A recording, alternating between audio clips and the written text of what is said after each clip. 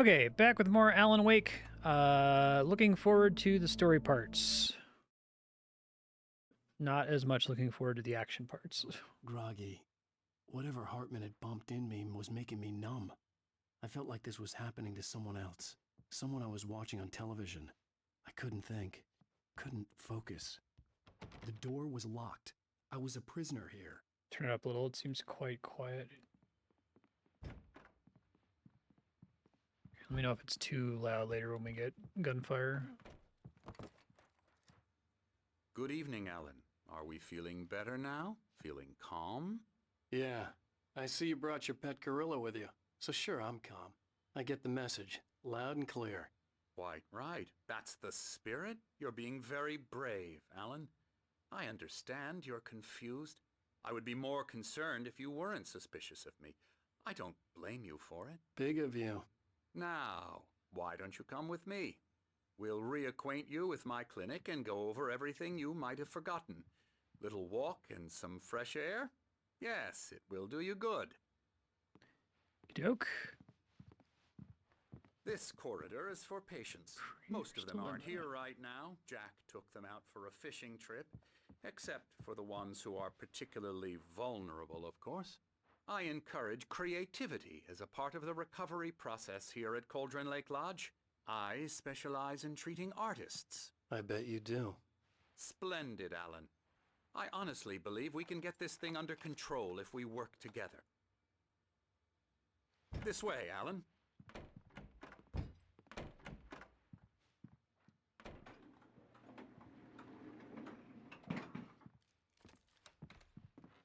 Very pretty. Now, Alan, from past experience with you, I know I need to get right into the heart of the matter as quickly as I can after an episode. So I'm just going to say this. Hey, sir.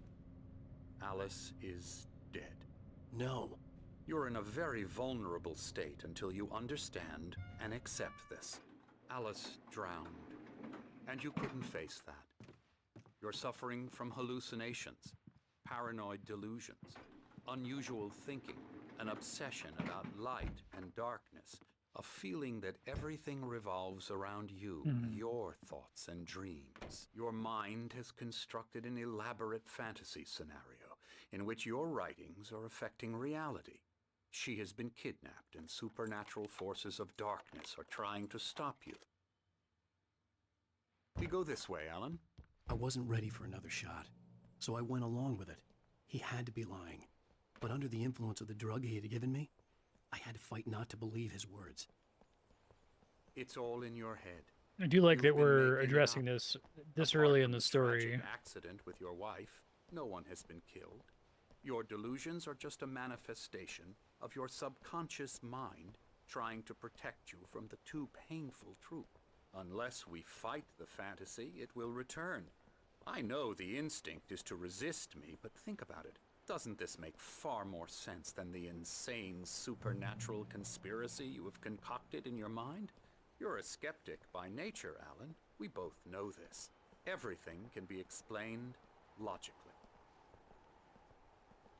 Ominous giant sundial.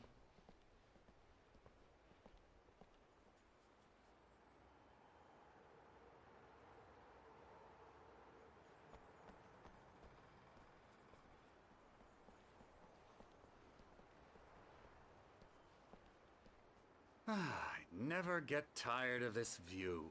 Very inspiring, isn't it? Cauldron Lake spread below us. I could see Mirror Peak on the other side of the lake. I thought I could make out the spot where Diver's Isle had been when I arrived with Alice. Now there was nothing but waves. It seems there's a storm coming. Funny, I don't recall there being a mention of that in the weather forecast. Well, no matter. This way. Follow me. Alan, what I'm telling you is good news. Right now we're in control. Every time you have a relapse, it gets more and more difficult to resurface from the dark depths of your imagination. Not surprising, considering your profession. Imagination is what you work with. After all your nightmares, this should come as an immense relief to you. If it doesn't, why is that? Because I'm lying? or because you don't want to admit that you're not well. It's very natural for you to think of me as your enemy. It's part of the illness. I let him After talk. all, Hartman I'm the one obviously trying loved to his bring own you voice. out of the world His you've words echoed constructed for madly yourself. inside my head. But I can't I dug my do it nails by into the myself. palms of my hands to stay You need focused. to work with me. Once you accept Occurred to me that you like can begin sequences the like this journey are so towards your common, recovery. right? Where it's like a walk and Come on, talk where let's go inside. you technically have the freedom to run around everywhere while the person's talking, but you're really incentivized to like play your part in the story. I feel like you could do something cool and meta with that if you were playing with it deliberately. It's almost the same as just having a cutscene, right? This is greatly preferable to me to the action stuff, so. Here's the entrance to the office wing. That's for staff only. You were impressed by my trophies when you first arrived here. I do love to hunt. The great outdoors, man versus Probably a bad nature. sign. It's wonderful stuff. Pretty damn wonderful, yeah.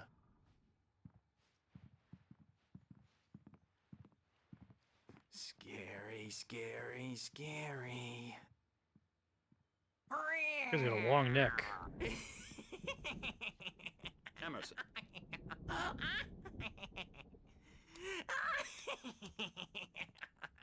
I'm a real bad dream, mister. You should be afraid of me. Don't want to run into me in the night, that's for sure. please, Emerson. Mr. Wake is confused enough as it is. Yeah, you'd like me to go away so you won't be scared. But you can't just decide what kind of dream you have or when you have it. Emerson, Okay, sorry. Boo. that's Emerson. We're actually making some progress with him, I'm happy to say. He works on video Elbow games. strike. It's trash, of course, but it does involve Get him some to the head. small creative effort, which makes him receptive to my therapeutic methods. No kidding.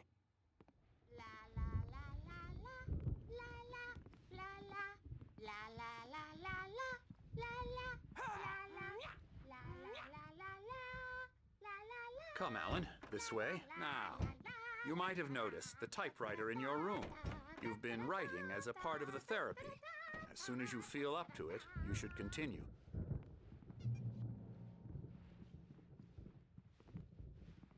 Welcome to Cauldron Lake Lodge. Schedule visits, okay.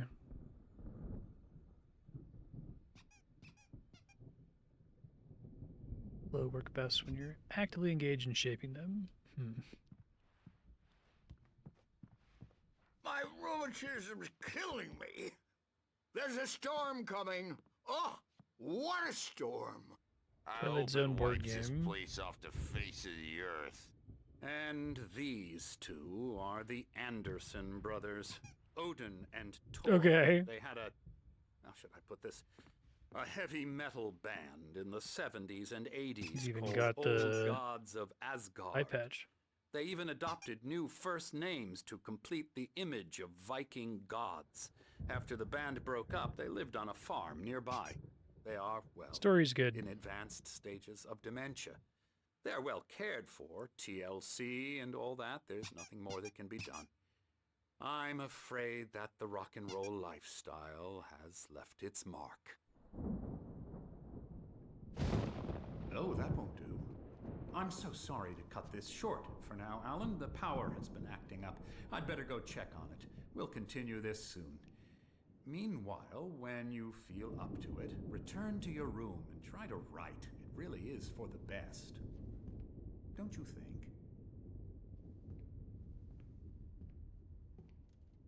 I'd like to bash his head in with a hammer. Oh, he'd love to fish out our secrets, but he has no clue. He's not crazy enough. Not crazy like us, Sonny. Yeah! Being crazy's a requirement, Sonny. Who else could understand the world when it's like this? It takes crazy to know crazy. That's the sanest thing I've heard in a while. Say, you're all right, Tom. Hey, we like him, don't we, bro? He's got to go to the farm. The Anderson Farm. Valhalla!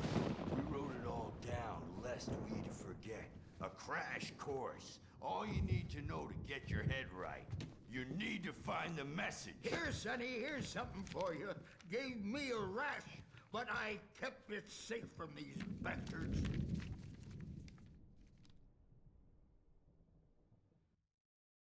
Zane could feel the poems, taking form, shaping things. As he experimented, he imagined he could almost feel the power surging through the keys of the typewriter. It exhilarated him. But there was fear, too. If not for his young assistant Emil, he would have given it up. But Emil convinced him otherwise. He, too, had a way with words. Do you like that we're doing the My head was clearing up, or according to Hartman, I was sinking back into missing the slash fantasy. dead I was character haunts the convinced he was narrative lying to thing? me about everything. Crazy or not, the Andersons made more sense.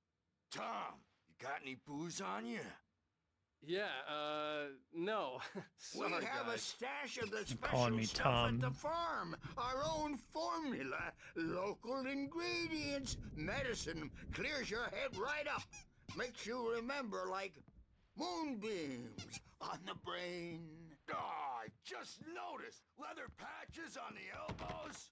That's not very rock and roll. Tom just lost is all.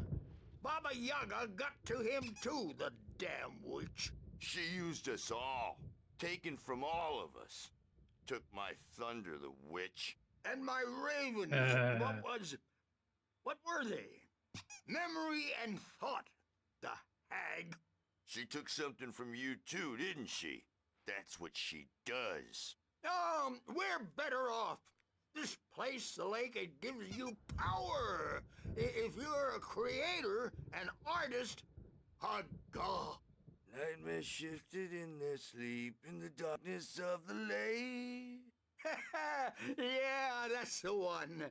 She makes sure it comes out twisted and wrong. Just ask the lamp lady. She knows what happened to that other rider. She's been using you, boy, and you let her. You went and opened the door for her, didn't you? Now, it was already open a crack. And whose fault is that? We're morally corrupt, disease-ridden, old and stupid. Doesn't mean he had to open it all the way, goddammit.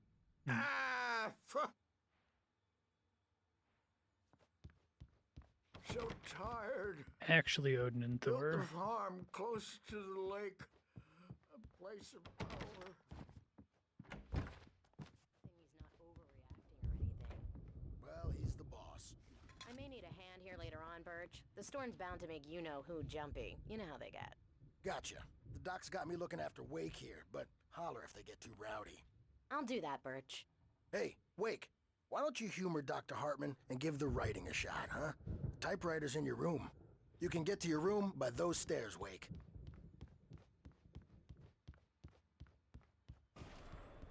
Something's wrong. I'm not myself. It's hard to think that there's a shadow inside my head. I can only focus on writing. Everything else is a blur. I'm trapped in this cabin. Have been for days, but it's always dark outside. My editor is real. I saw her again. She's not human. It's not human. A dark presence is wearing the old woman's face. She was covered in clinging shadows. There's a hole in her chest where her heart should be. Good. Big fan. I think I've made a horrible mistake. I don't think I'm any closer to saving Alice. It's been lying to me, using me to get the story it wants, and the story will come true. AlanWake.com/tag3. What the fuck? Okay, go to it's Sam Lake. Go to AlanWake.com/tag3. What the fuck?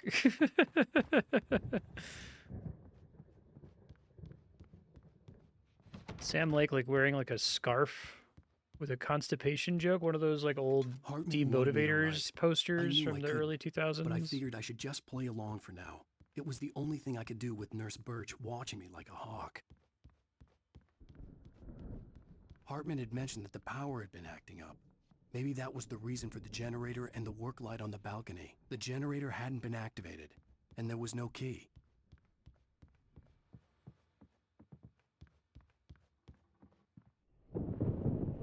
The white glare of the blank page in front of me hurt my eyes. My hands began to shake uncontrollably. Everybody, calm down. Put that down. Bert, I need help. Hey, Wake, you stay here. I'm gonna go see what's up. You just keep doing what you're doing. Be cool, okay?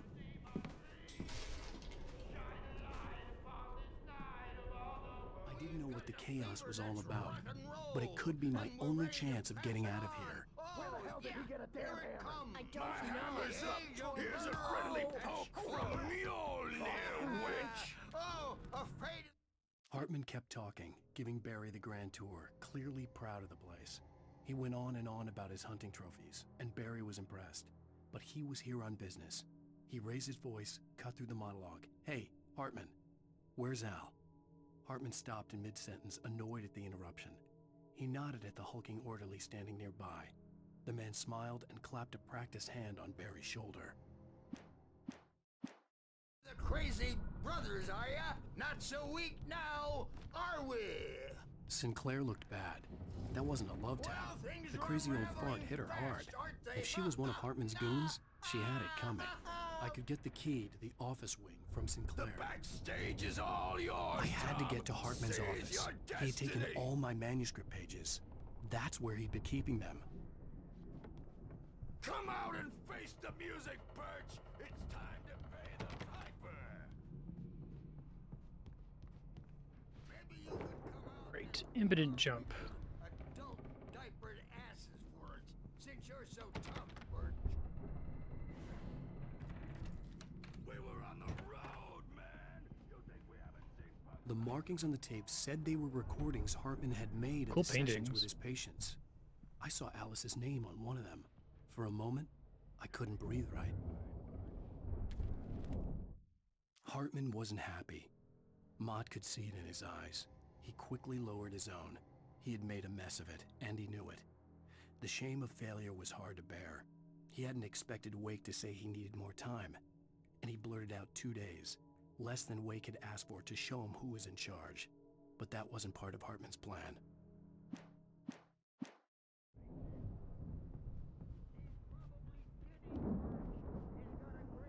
Now, Mrs. Wake, can you tell me about Alan's problems? He's more and more out of control all the time. The parties, he's so angry all the time. He's getting violent. Do you mean with you? No, not with me. No, never. Sometimes I almost wish Alan would take a swing at me, because at least that'd lead to a conversation he couldn't just march out of. But no. Alan doesn't really sleep. And the work, well, he's not writing at all. He sits there for hours and just gets more and more frustrated. And I can't talk to him. Yes. Tell me, Mrs. Wake. What would you say to him if he'd listen? I don't know. I want to say, I look at you, and it's not you. Just some stranger who resembles you. Looking out from behind your eyes, and I don't like that guy much. And now it's all gonna go to hell. But you don't ever say this. No. I've tried, but he's not listening. He's too deep in his own problems, always going on about something else. I'm so afraid I'm gonna lose him, and we're not even talking anymore. He doesn't let me in anymore. He just keeps me in the dark. I'm so alone here, even when he's home. Please help me, Doctor, because I'm at my wit's end. Well, if you can just get him here, I'll absolutely do my very best. Yeah, but Doctor, you need to be careful with him. He's not just going to listen to you and cooperate. He's the most stubborn man I've ever met. Well, I'll be sure to bear that in mind. Hearing her voice, what she was saying made me happy and sick and guilty all at once. Worst of all, I recognized the words. The phone call from her. It had been a cut-up of this. Just a recording.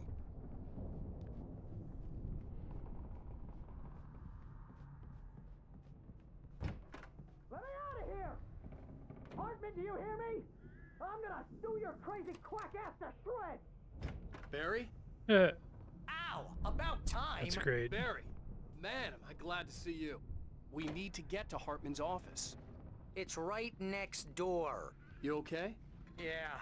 I mean, no!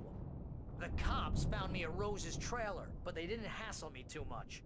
I'm obviously a victim in this. So and weird I to him standing demanded to be behind the treated as cutout. I such, really like it. Or else I'd sue their asses. Speaking of asses, that vet gave me a real hard time, but I had no clue where you were. That guy's crazy, Al.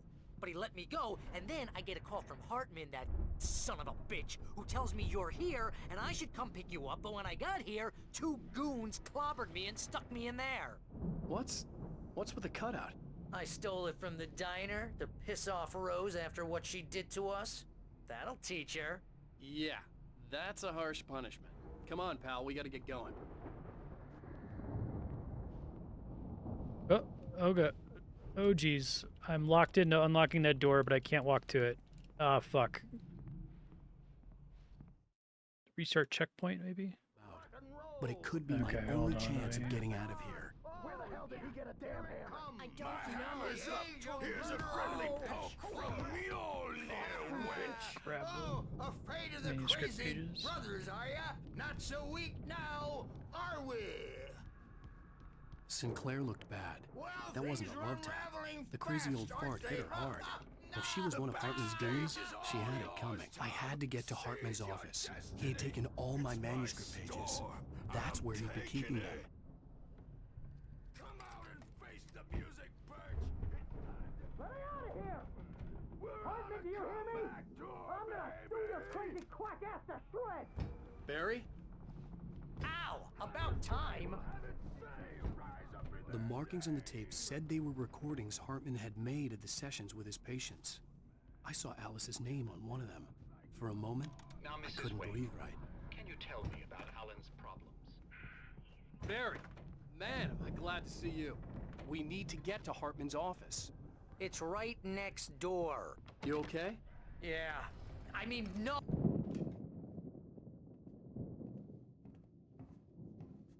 These were all the pages I had on me. And more.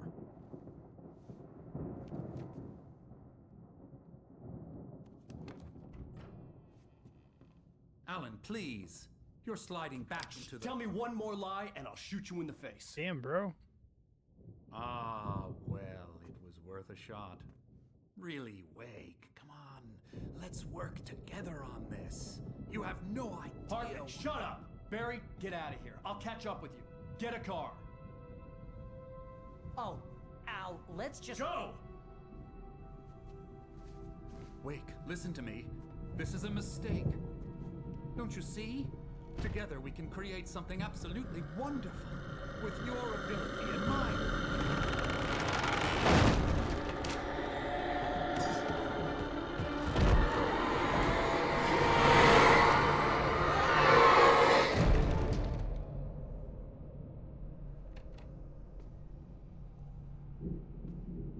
Sound effects still peaking pretty loud, but let me know if it's fine.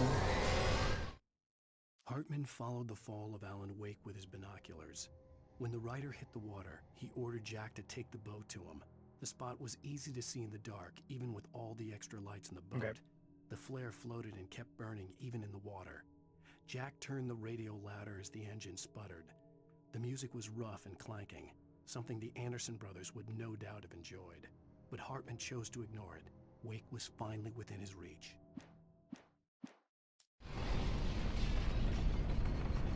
The dark presence would be on me in a moment. I had to find a way out. That's cool. Little shadow people.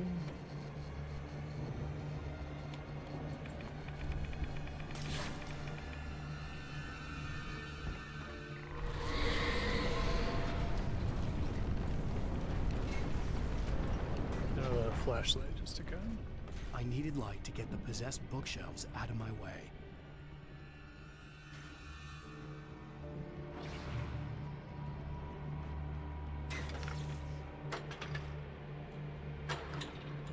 I feel like they showed us the generator earlier.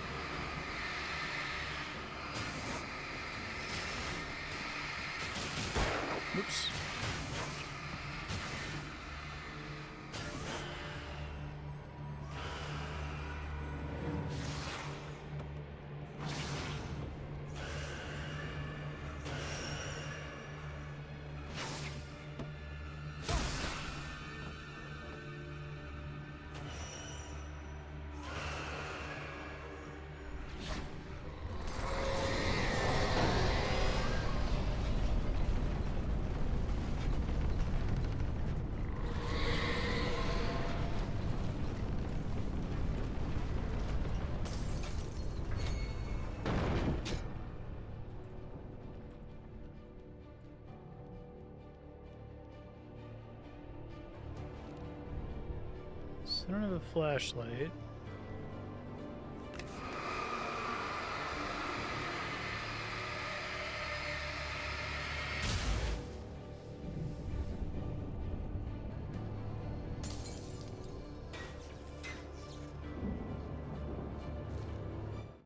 Hartman knew he was no creator. He had no ambitions on that front. And he certainly didn't want to end up like every artist he had worked with here, damaged in ways that were hard to describe, or worse.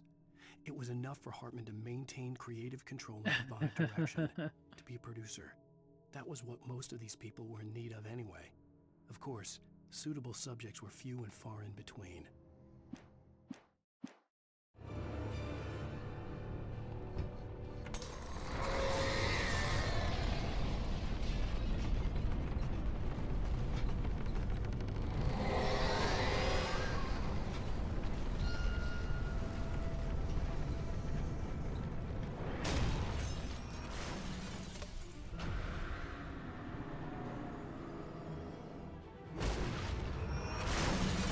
Room.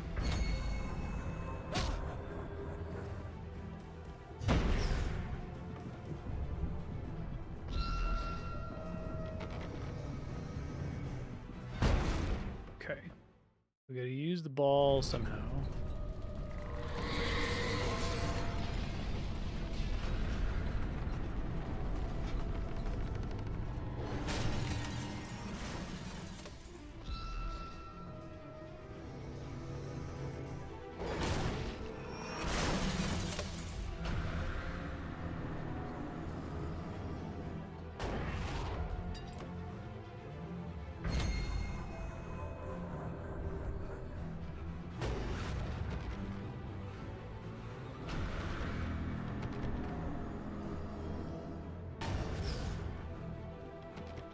Back in here as far as I can tell. I have to use this to open this door. Trying to teach me a second ago.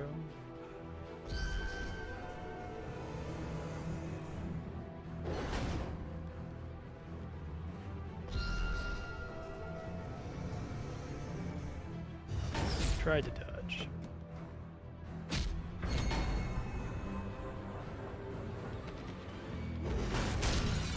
That does work, that's cool. Job of setting that up. I'm here. Give me the flashlight. I found the car, but the gate's locked. You're gonna have to go through the hedge maze over there. Barry, I don't have a light. Take this, Al. Oh God! Look at the house, Al! Look out! Whoa.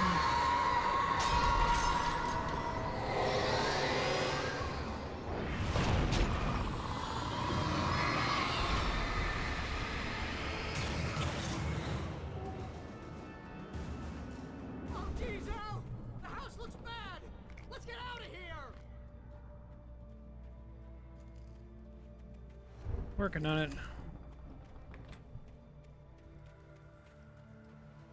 Al, hurry up! I can hear those evil guys moving around. Those evil guys.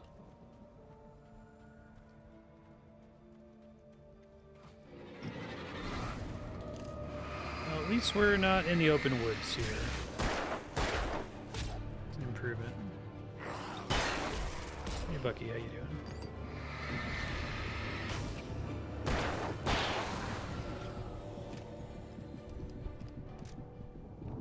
Trust Emil.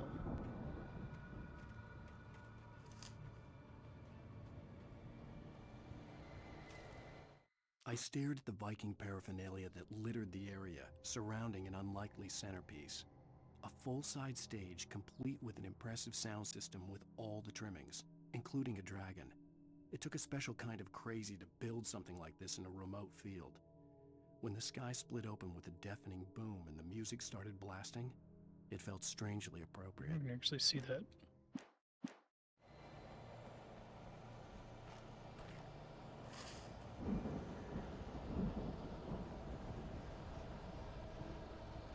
Al, be careful! I can see them moving around! They're coming for you!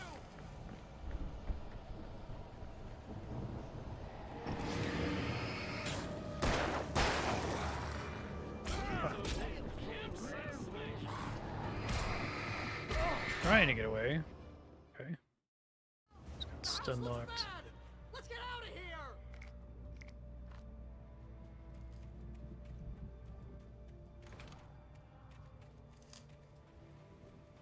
Al, hurry up!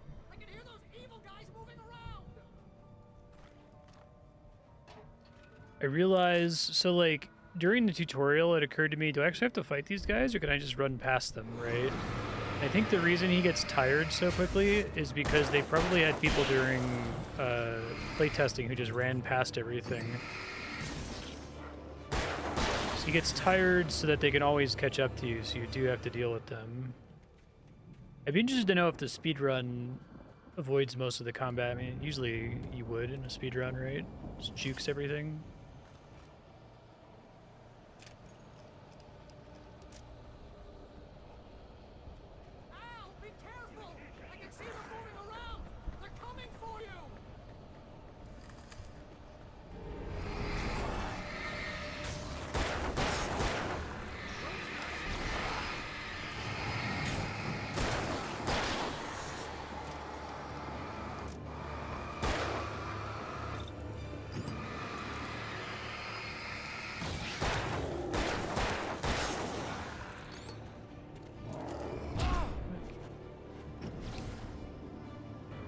Yeah.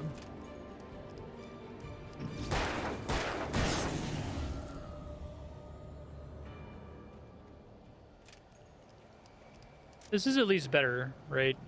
That was my main complaint earlier, that there were a bunch of back-to-back combat sequences that were just in the open woods that were essentially completely degenerate with each other. But you can do slightly more interesting things when you're in like a hedge maze or something. The channel, we turn it off. We don't want any fighting. It makes people mad.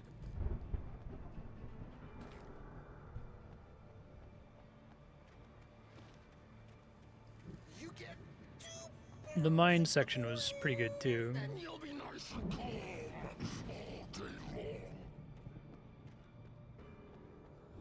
long. You get 3 bells in the evening. And then you sleep like a baby.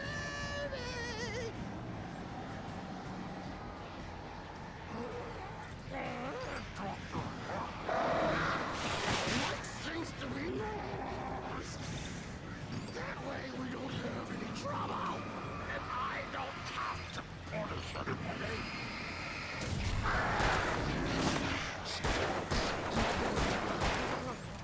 We're all friends.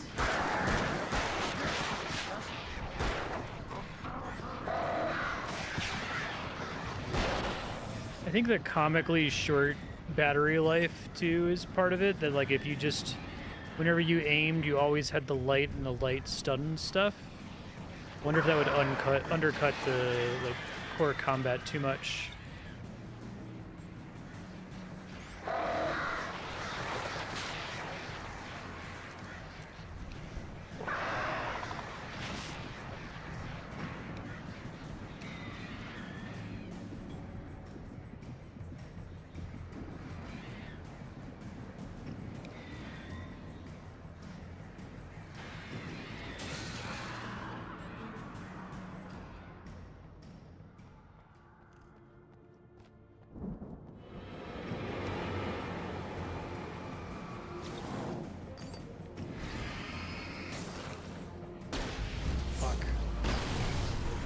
Auto-equip that, that's a waste.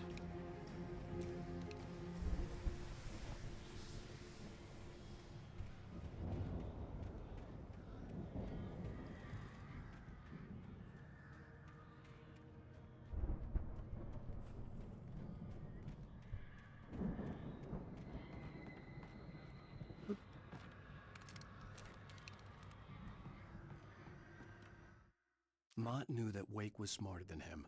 Wake had more money, a beautiful wife, everything. And Hartman said Wake was important. That made him better than Mott. But Mott was calling the shots now. He'd expected Wake to whimper and grovel, but instead, he seemed willing to fight. Mott knew he'd gotten under Wake's skin. If only Mott actually had his wife.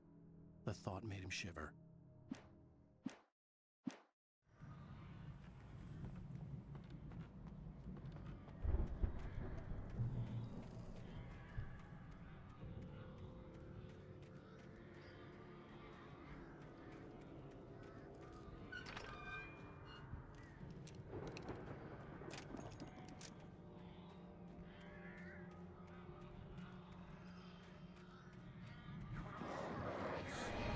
That's cool. It's a little jump scare set piece.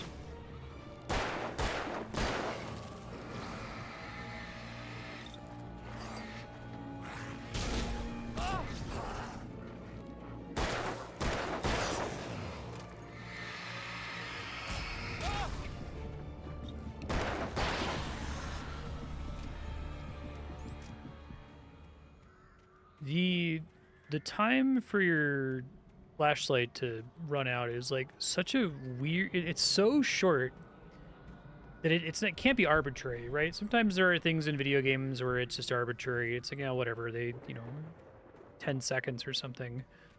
But here it like drains. It's almost like a full battery drain for each enemy that you reveal if you're focusing it on them, which suggests to me that the battery drain rate is the result of like lots of testing, trying to get it to exactly where the combat didn't feel like completely trivialized with everything just being perma-stunned all the time.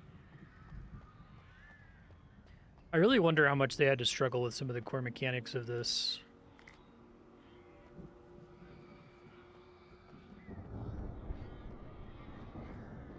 Because a lot of the like ideas on paper are really good. Like, okay, you know, there's a story about light and darkness, and so when you're in the light, you regenerate health, and when you're in the darkness, they're enemies, and you have to make the enemies vulnerable by shining a light on them.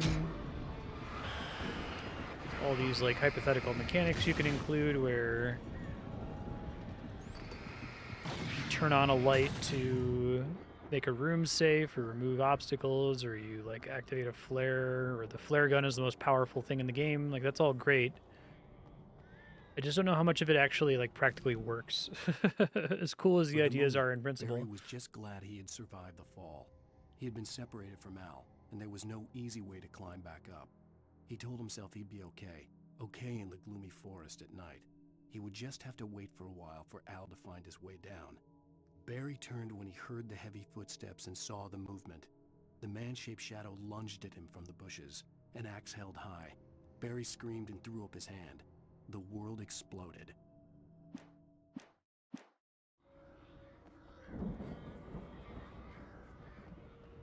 Yeah. And maybe that direction doesn't exist. I mean, maybe once you write that down on paper, you know, you use the flashlight to stun enemies.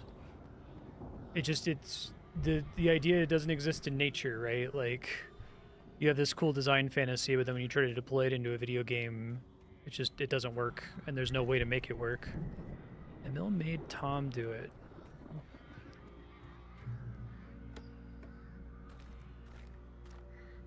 And it's like they didn't have that problem with Max Payne, because, you know, if your premise for Max Payne mechanically is you run around and shoot guys and you have this like bullet time dodge, like that works. It works conceptually and it immediately works mechanically. I mean, I guess they could have fucked it up and like implemented it really poorly, where you only get to use it very rarely or something, but it feels like the rate at which you get bullet time is perfect in that game. We'll see if Alan Wake 2 is basically the same idea, or if it completely changes the core concept.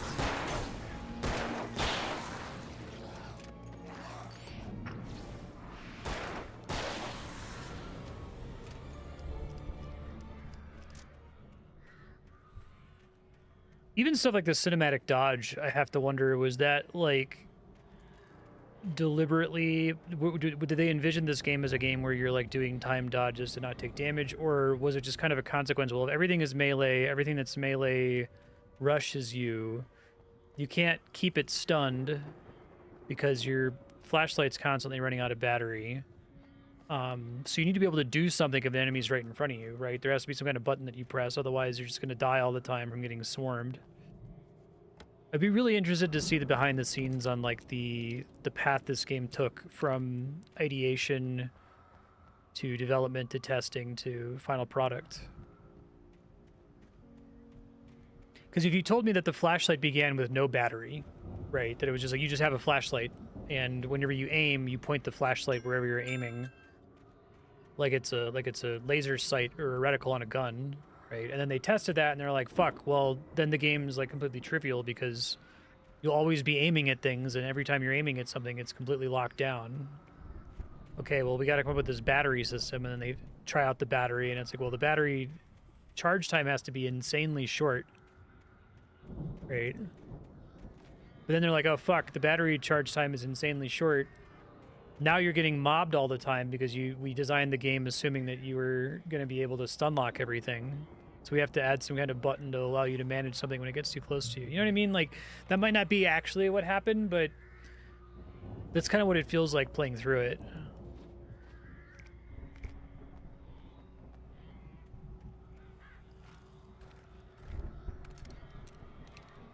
This is a very interesting game. Like, I clearly I'm enjoying the story, and I'm cool to kind of suffer through the lame action sequences, but trying to understand why the action stuff doesn't work, I think, is really helpful and instructive to understanding why other games, especially Max Payne, do, you know.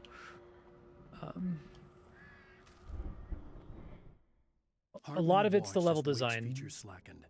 The man was bullheaded, no doubt. Even lying on the bed, he'd almost broken Hartman's nose the second time. But with a little time, he could break Wake down, give him proper direction. Wake was easily the most promising subject he had had. Well, since Tom, really. Sleep well, Alan, Hartman whispered with a smile. Let me take care of you. He sniffed hard to clear his throbbing nose, swallowed blood, and barely tasted it.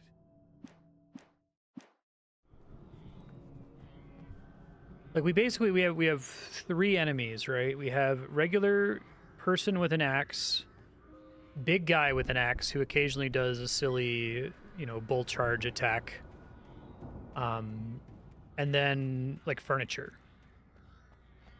Physics objects that get thrown at you. I think the first 2 aren't, like, suitably different from each other, really. The heavy just has about twice as much light health and gun health.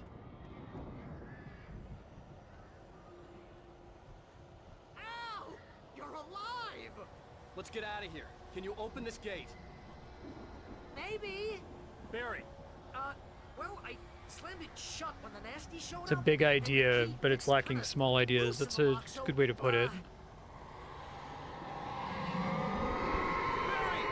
I'll find it. Don't worry about it. Yeah, it's kind of the 90s-S problem I talk about, but it's not level design. Usually when I talk about the 90s-S, I'm talking about level design, right? I'm like, hey, you know, what if we make a level in the shape of a 90s-Fs? Maybe that's a level. But here, instead of it being for the level design, it's just for the core mechanic. Like, maybe this is a game mechanic. It's like, well, it might be, but...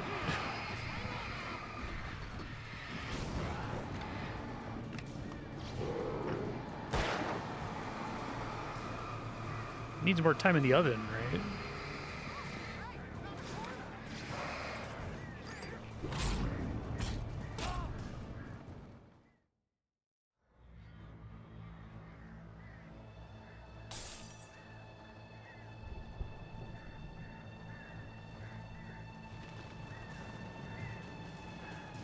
This game probably could have been served by being much more significantly horror themed for the action sequences instead of being kind of action-y.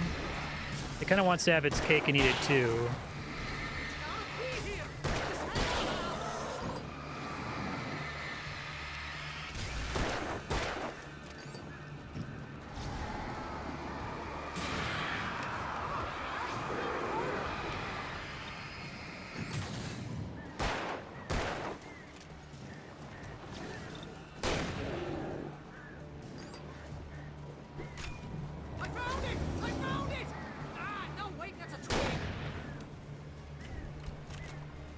That'd be good.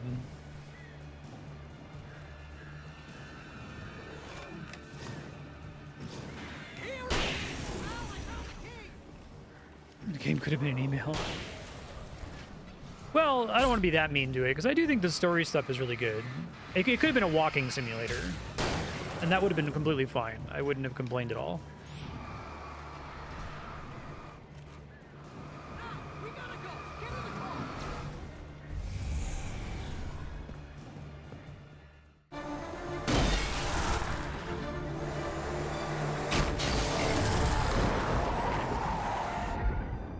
Al, please tell me we're headed for the nearest cut out in your the back now is living great. Bright Falls. Come back soon sign. We're going to the Anderson farm. I knew you were gonna say something like that. You know what? You owe me big time for this. When this is through, if we make it, I don't care what anybody says, I'm done with darkness. You're gonna buy me a tanning bed as a gift, and I'm gonna live in it. This game is after Resident Evil 4, right? Yeah, for sure. That's GameCube.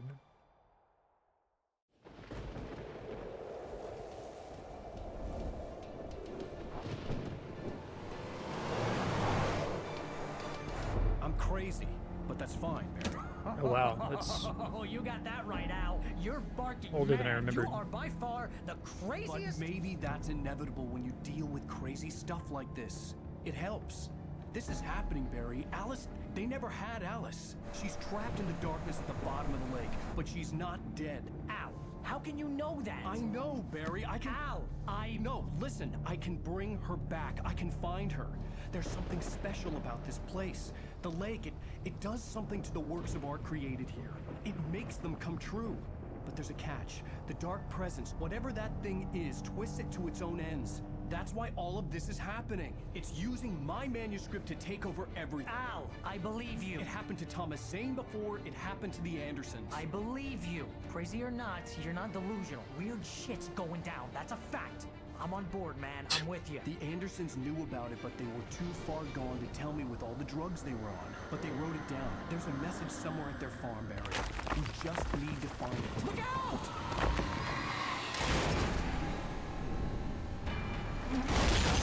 shit.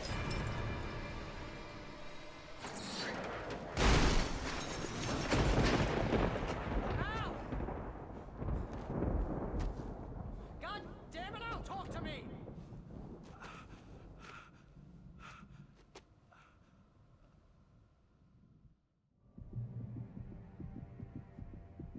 I had lost my gun in the crash. Oh, fuck. Barry was nowhere to be seen. And my flashlight. Barry! Okay, well that's Barry! good. I don't want to have either. Man, you're okay! Jeez, it's good to hear Best your part of the game voice. is when I don't have I my was gun trying or to my get out of the flashlight. car, but the ground gave way. Man, what a drop! Yeah. Don't worry, your cutout is fine. Forget that. Are you okay? I hit some bushes, didn't get a scratch. There's no way you can climb down though. It's like a sheer wall. Really, really interested if when this was an open world survival game, like what were all these big open places? What was it like? You were like trying to get food, Barry, are you all right? I'm good, Al. I'm great. forage for Guess berries. you never messed with anyone from New York City before, huh? You're gonna have to find your way around to the farm, Al. I'll be waiting. All right. Barry, Down it. just wait for me, okay? Al, I'm not staying here. It's suicide. I'm going to the farm. I'm gonna go ahead and secure the area. You can catch up. Don't worry about it. I'm on the case. Now he's a Rambo. This would turn into a disaster if I didn't catch up with Barry.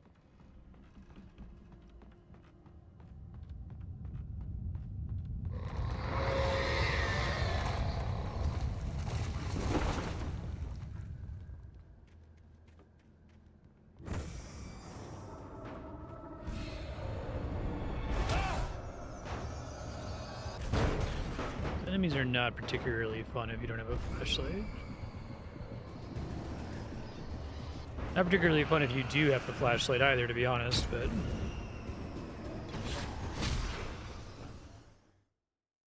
He's a Rambo.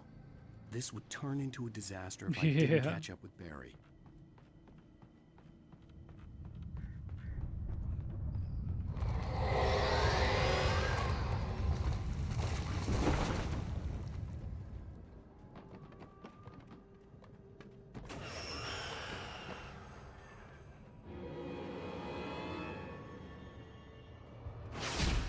I'm peeking into the alternate reality where they didn't get quite as far into their prototype for the game being open world survival, and so didn't have as many assets that they felt like they needed to salvage, or that they just built the game from the ground up to be more like this, you know.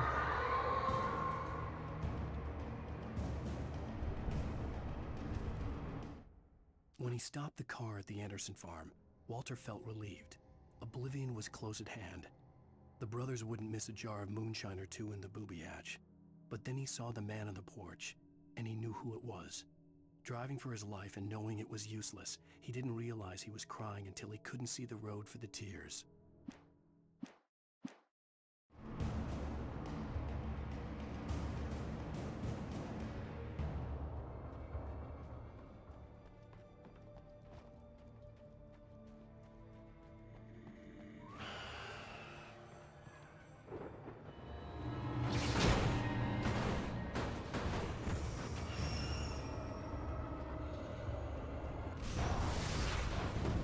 As if it just is like part of our mini kind of woodland open world outdoor zones. It's interesting to feel like you kind of have to work backwards from the assets that you have to make your game instead of like having a plan for your game and then designing the assets specifically for that. I feel like I've played other games that have had that problem where the levels seem to have been made disconnected from like the progression of the story. Well, this is what we got, so... Shadows crawled over the gate. I needed a light to destroy them to get through. Shut up, Alan. Like, yeah. It sucks that all of his inner monologue is, like, purely expository. And usually for stuff that you don't need to get that for, right? I feel like Agent Max Payne Nightingale has almost stared none at of the that. passed out rider. The man was sleeping off. All of the one hell monologue a is night. cool, noir shit. Nightingale felt a stab of envy at Wake's oblivion, but he had a job to do. He put the gun to Wake's head and almost became a murderer. His hand shook and his throat felt tight and dry. Biting his teeth, he tried again to pull the trigger. Evil He Cooper. lost the nerve. Wake stirred. Nightingale would have to settle for an arrest. The shittiest FBI agent of all time.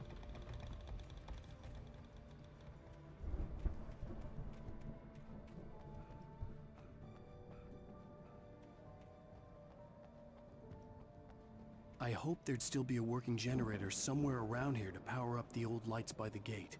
Yeah, man, the big green light tipped me off to that. I think the excessive expositive dialogue stuff would be less bad if it, like, waited a little bit longer, right? But it sounds like it happens immediately every single time instead of letting you be lost for a few minutes.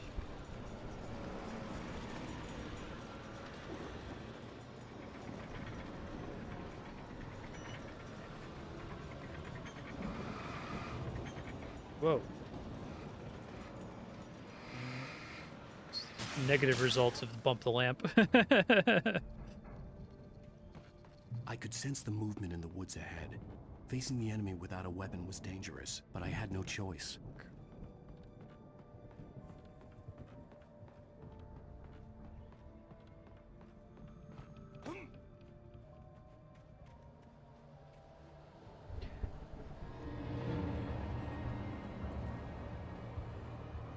Omega-3 fatty acids are good for your heart.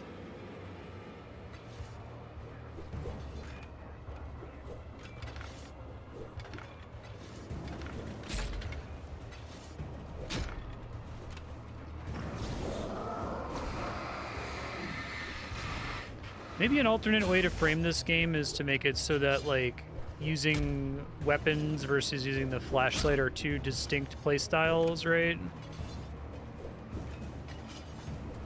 Probably doesn't work either, but they don't really synergize with each other is the problem. They kind of need to, though. I could sense the movement in the woods ahead. Facing the enemy without a weapon was dangerous, but I had no choice.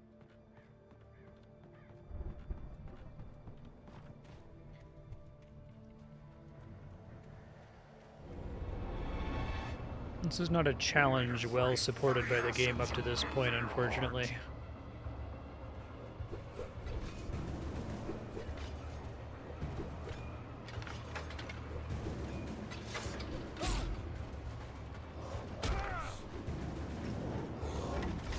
Just trying to pick up the batteries here.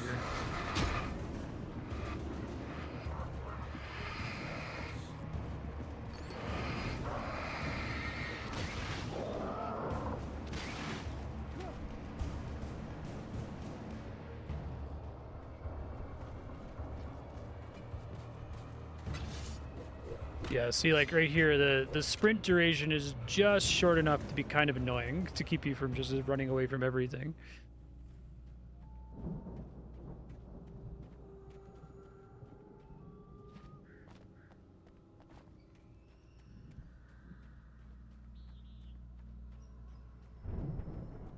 The point of that generator even is. A car was driving away from the farm, headed in the same general direction as I was. For all I knew, it was Barry, caught in the consequences of leaping before looking.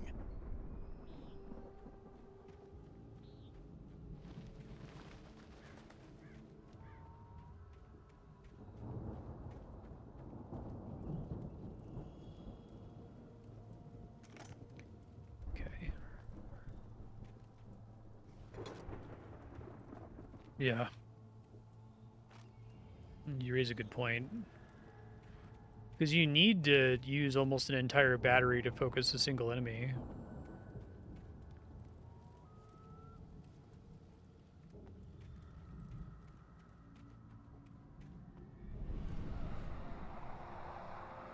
The car was heading for the cabin up ahead.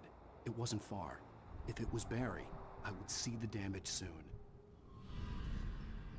I feel like Splinter Cell is a game that's about the lighting engine, right? It's about, you know, trying to manipulate light in order to not be detected. And so there's small ideas, like you were saying,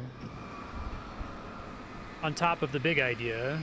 Small ideas are like, okay, well, here's like a hallway where there's some lights that you have to shoot out in order for the computer to not see you. You know what I mean?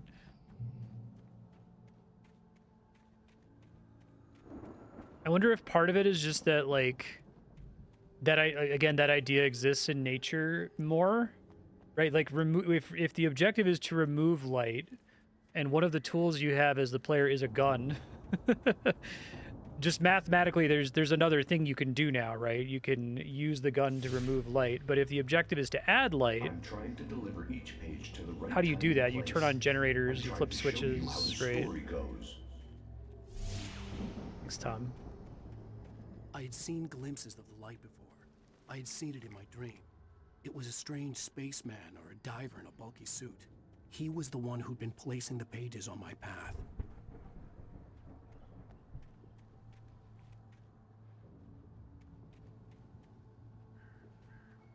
Bullets do nothing against darkness. Light does nothing against cleansed enemies. There's no fallback if you run out of ammo.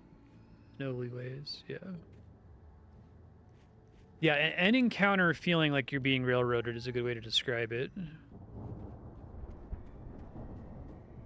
It's okay for there to be like one right strategy or something. Like every game doesn't need to let the player come up with their own play style, but it is kind of hard to articulate like why each encounter just feels dull and kind of tedious. Because like it works fine. It's not like it's like glitchy or something. The storm raged on as the Anderson brothers walked unsteadily away from the clinic with the other Works patients does as not well, equal fun, I knowing guess. that this time they wouldn't return. The darkness around them seethed with horrors, but Tor and Odin were unafraid. Their eyes glinted with guile. They knew every secret path, and there was blood on their hands. They had fought these shades before. Do you like the Anderson brothers?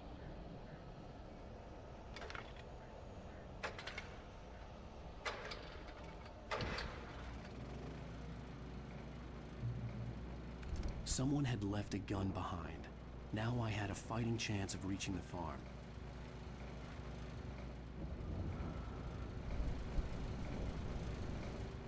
Taken or filled with darkness.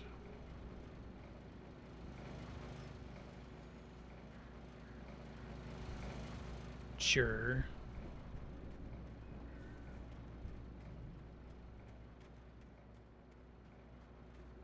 I have a lot of empathy for Remedy because, like, I had stuff like this happen, you know, trying to make an encounter in Dungeons and Dragons, for instance, right? Like, you have this fantasy in your mind of like, oh, it's really cool, like, you've got this light and the enemies are weak to light itself. Then you go and you try it out and it, like, just doesn't work and it's kind of a bummer. That was such a cool idea, though.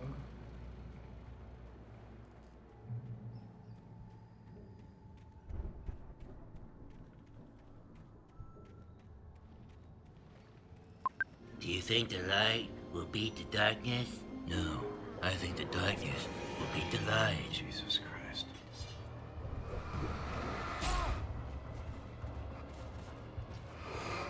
Come on.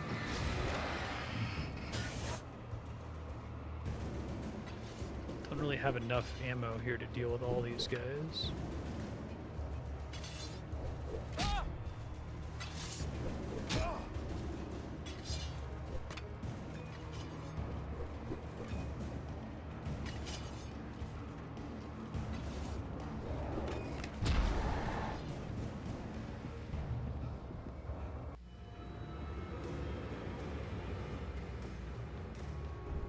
I could see the car, but there was no sight of the driver. Back indoors, thank goodness. Anybody here? Barry!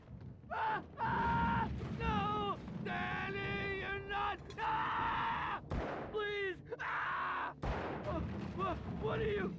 Ah! No! Don't! I'm sorry! Ah! Ah!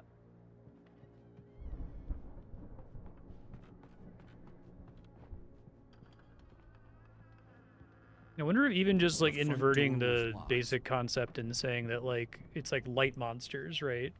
And they're weak against the darkness, and you need to be in the dark. Might work better as a horror concept too, right? Because it's like if you're only able to be successful in the dark as opposed to the light. I guess you have to drop the whole flashlight concept then. Also kind of fits because they're like trying to do this thing with Alan Wake that he's got this like temper and this anger and he's not really a good person.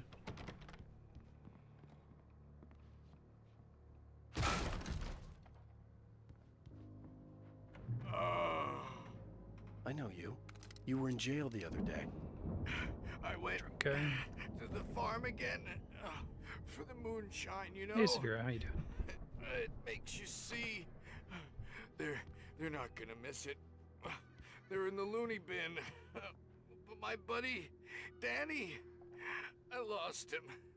Something's gone wrong with him. It's not him. You all right? Like a real bad follow-up to a real good movie. Where the best friend's suddenly the bad guy.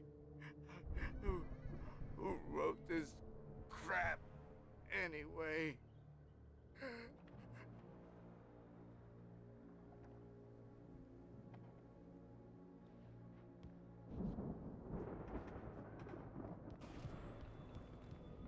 I've run through every possible course in my head.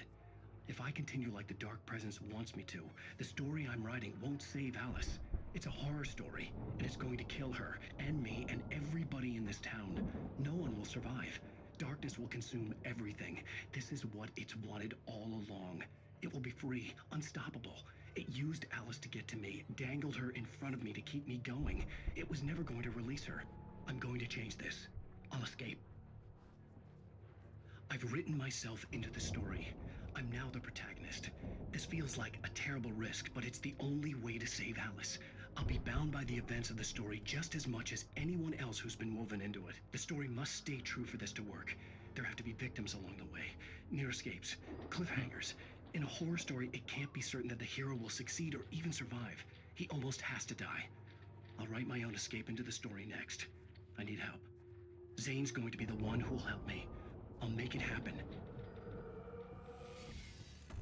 We're here imagining the inverse Alan Wake, where darkness is the thing that you want, and all the enemies are like light enemies, and just like how much design space opens up from that concept. You just picture like an enemy that has, you know, a little ball of light on like his arm or something, and if you shoot the light, then it goes away. No longer is buffing the enemies nearby. I just think there's not anything to do with this, right? You point the light at a thing and stun it, and that's it. It's...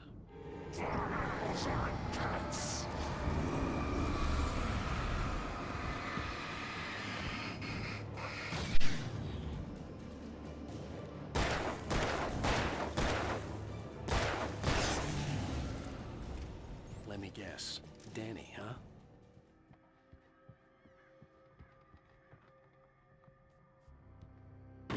was still a good distance away. Yep. I'd need a car to get there fast. Amazing driving sequence. If Barry wasn't up here, he was probably in trouble down at the farm. For a moment, I felt bad for doubting him. After all, I'd made it this far myself. But Barry was Barry.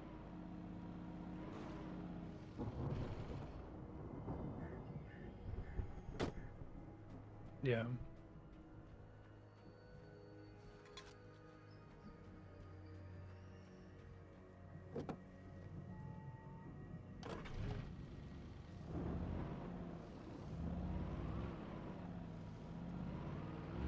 Or you need to have like a magical ability to produce light, right?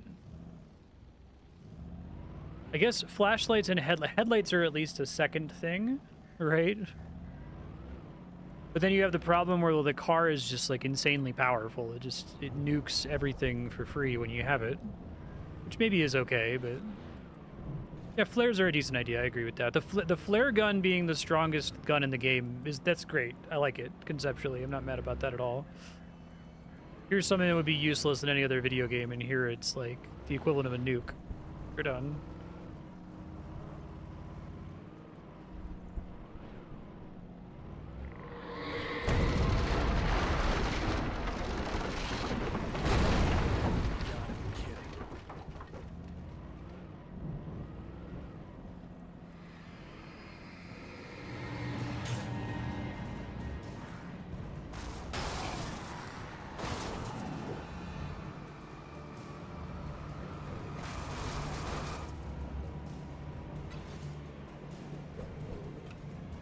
Yeah. That would lean more towards a kind of survival horror focus, where it's like you're trying to lay traps.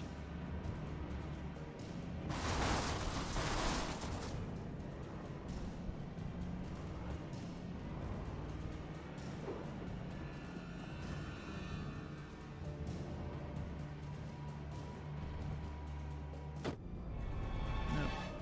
I want to deal with that guy. Yeah, exactly. It's funny that they even bother. They're like, why would there be flashbang grenades with the utility company? Just shut up. You don't have to justify it. It's fine.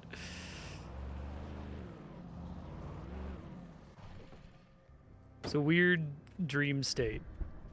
When you're in a dream, you don't question things all the time. They just happen and you roll with it. I don't think they suitably use the strengths associated with that, which is kind of unfortunate. It's just like revel in the fact that you don't have to explain anything because everything is like a dream, right? Funny because it has that opening quote from Stephen King about not explaining stuff.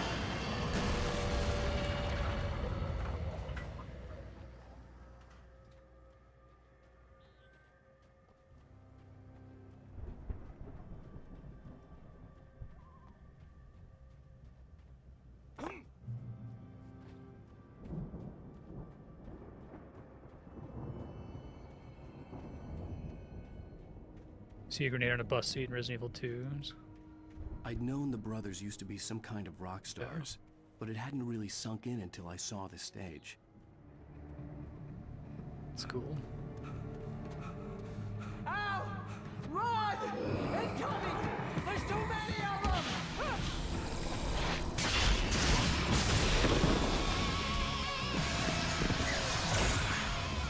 God damn.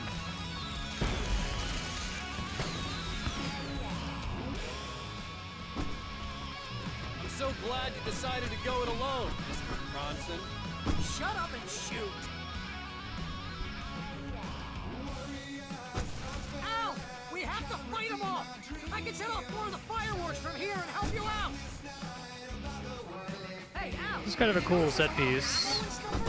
This place is stopped! Al, hold on! I'll try to get the stage lights on!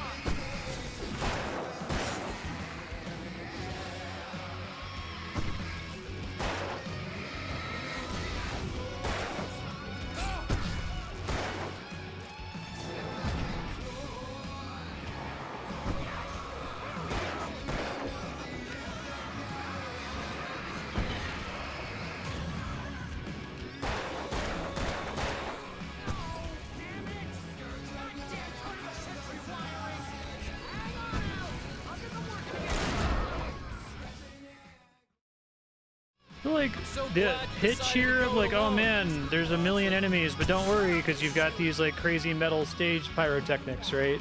Cool idea. Also think it kind of doesn't work though. This should make me feel really powerful, I think, and it kind of does it. It's sort of the same mechanics where I'm constantly getting trapped by stuff I can't see.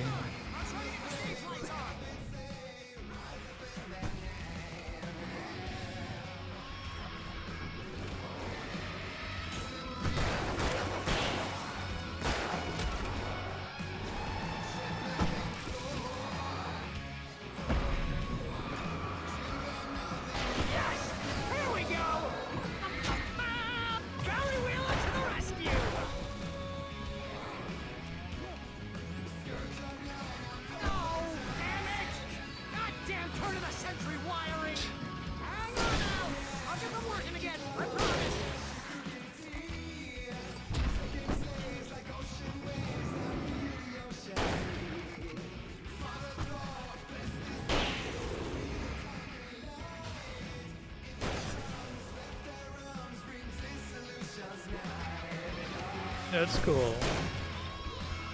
That part's good.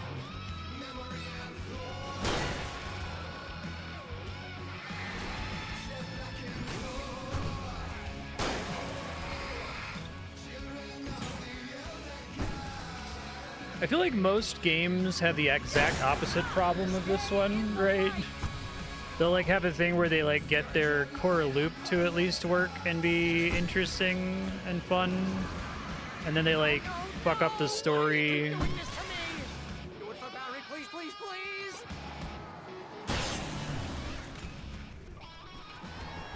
Indirect means.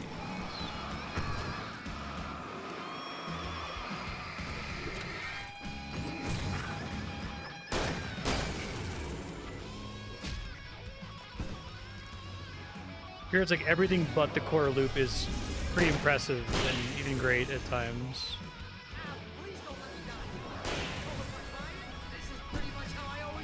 Yeah, power fantasy level design, but disempowering mechanics. Right? That only makes sense to me if I'm right and that this core system went through a whole bunch of iterations where they kept being like, oh, this is too powerful, we have to like nerf it. It's like, well, you nerfed it too much now. Now it like is neither exciting and empowering, nor is it particularly scary, right? It's just kind of tedious.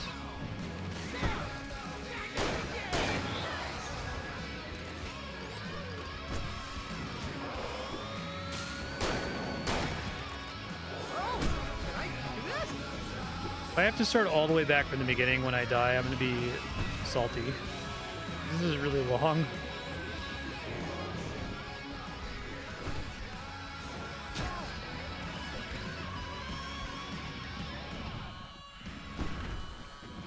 God damn it. Oh, I thought I died there. Out of batteries.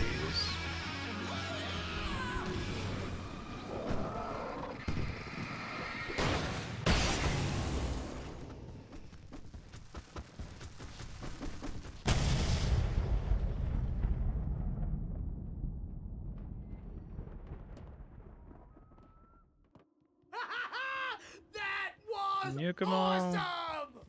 Bright Falls, rock and roll Or a capital of bunch America. of flashbangs, that would have been pretty helpful.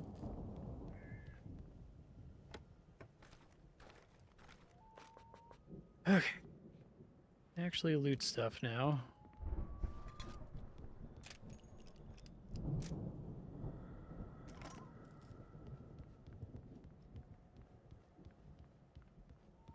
Hey, Al! This way to the farm!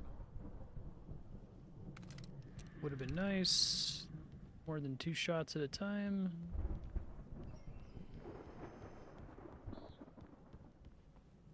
I feel like they needed to give me like time to prepare if they wanted to give me all that loot, because you just don't have time to like pick stuff up.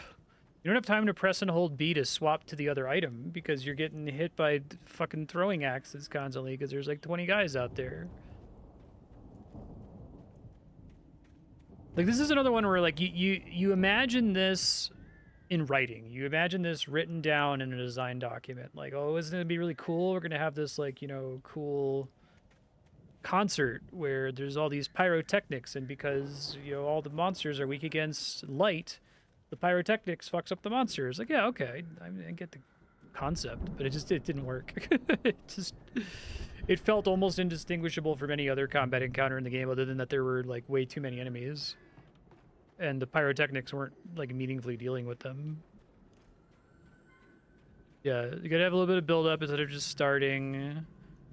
You gotta like put the player in control of the big powerful tool that you have. See, bestseller? No reason to worry. Your cutout's good as new, right where I left it. I'll come It's back so for it once we have the place goofy. secured. Yeah, that's been my biggest worry all this time. We need to get this thing moved out of the way. This is as far as I got before they ambushed me.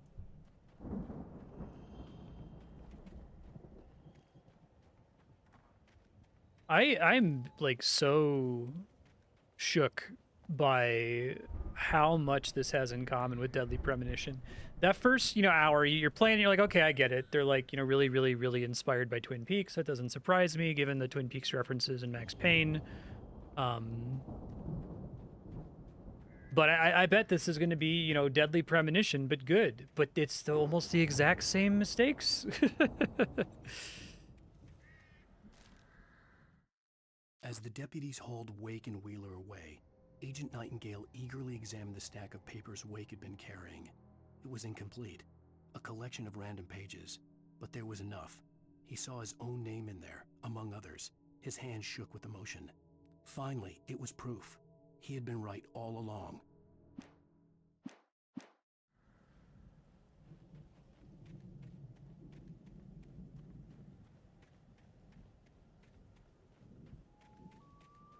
Who's Lila is probably the best, like, explicitly Twin Peaksy game I've played, because, like, the core thing you do in that game is,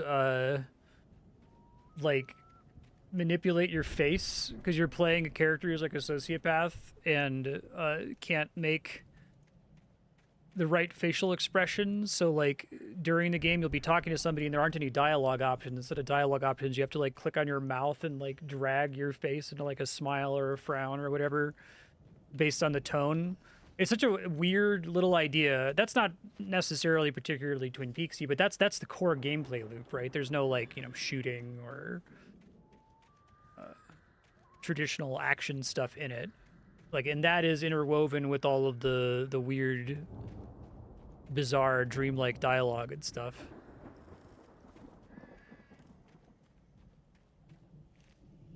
I think this game needed to get really weird with it, is what I'm saying. Hey,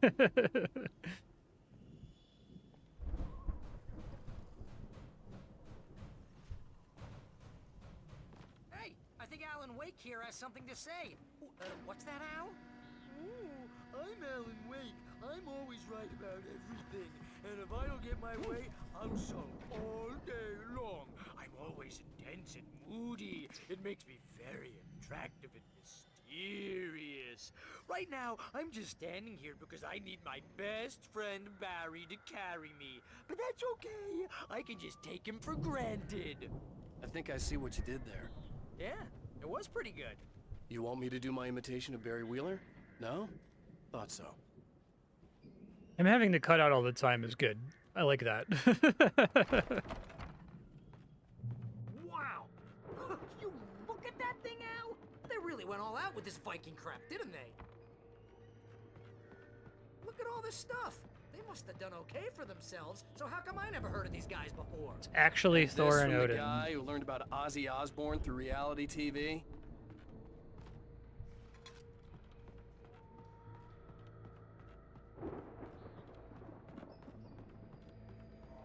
Buy a turkey yet? No.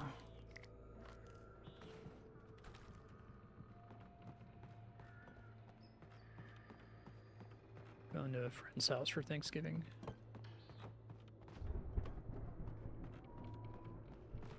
Don't think I've ever bought a turkey.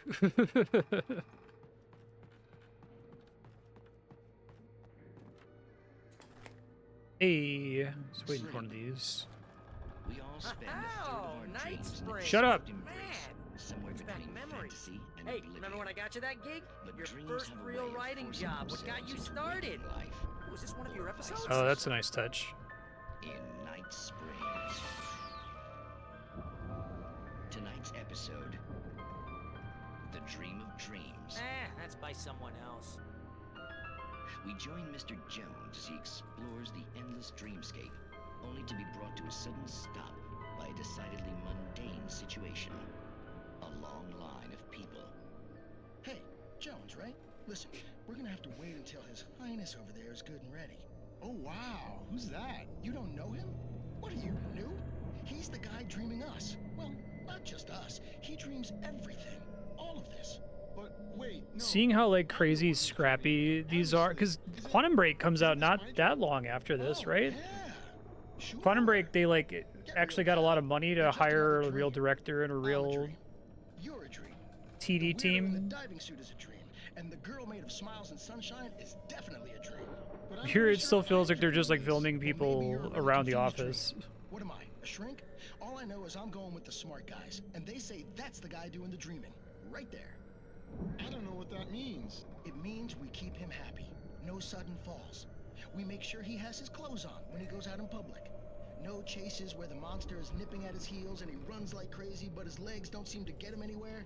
None of that. Because if he wakes up in a cold sweat... Yeah, precisely. So we wait till he wants to move on. Keep things nice and calm. Hey, something's happening here. Yeah? What's that? What? Can't you hear that? Oh, God help us, it's an alarm clock. Oh, it's you, isn't it? Please, man, I got a wife and kids. Please don't wake. Pretty good.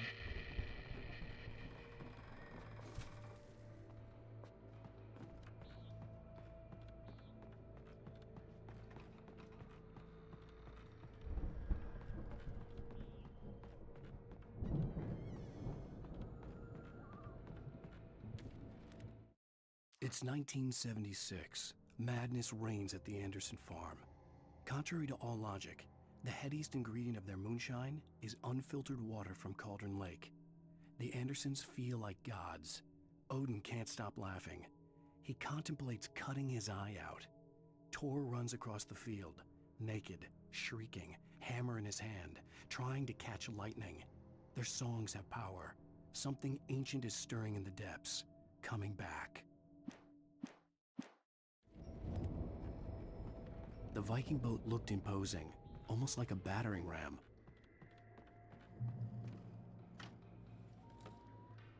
Use the Viking boat as a battering ram.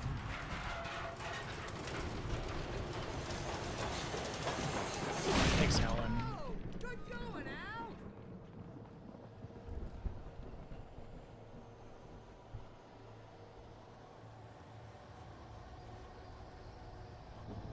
Ragnarok tour.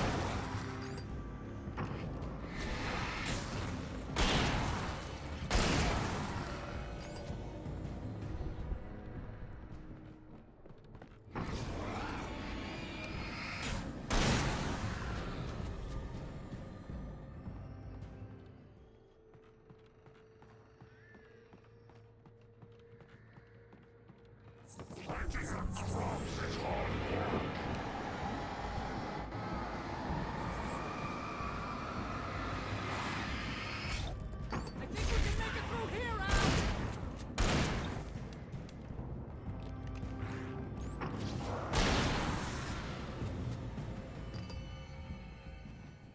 Okay.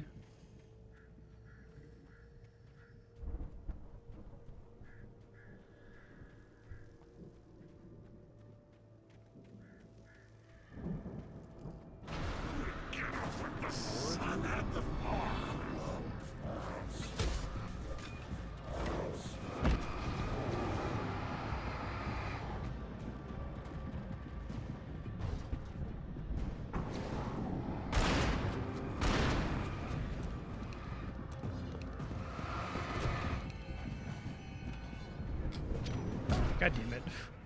Thing, I can't explain how it works, but I think what's going on, like I said, is that every like 2 seconds there's a check to see if there's currently a flashbang grenade on the ground. So sometimes you drop it like a frame before that check and it activates instantly.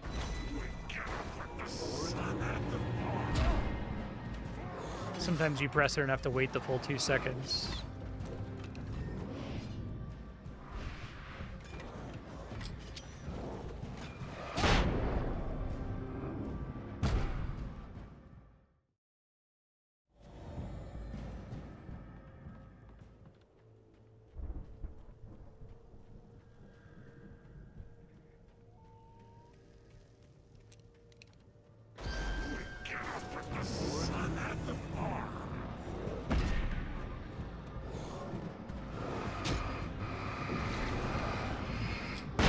That time it just instantly popped.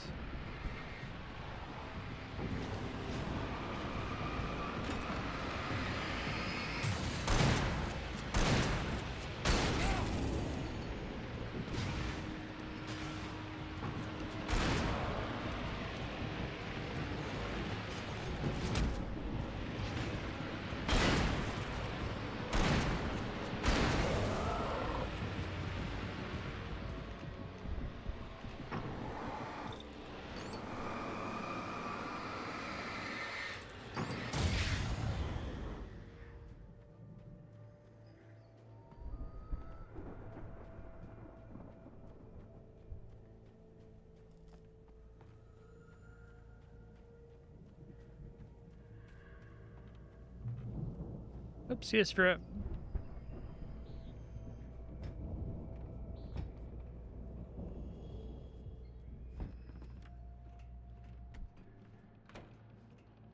Wow! Those geezers had quite a production going on. Ooh, you know what, Al? If we make it through this alive, I'm gonna start representing them. Yep, sell this stuff online, maybe get a reality show going, release a new single. Good luck with that, pal.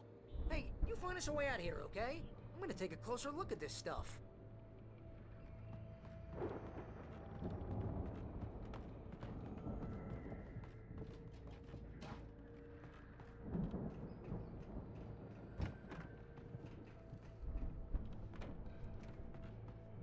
Interact with here.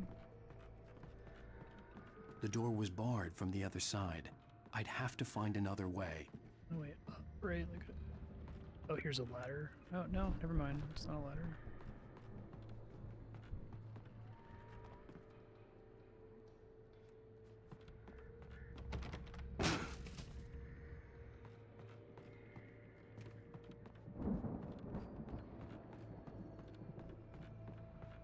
Be careful, Al!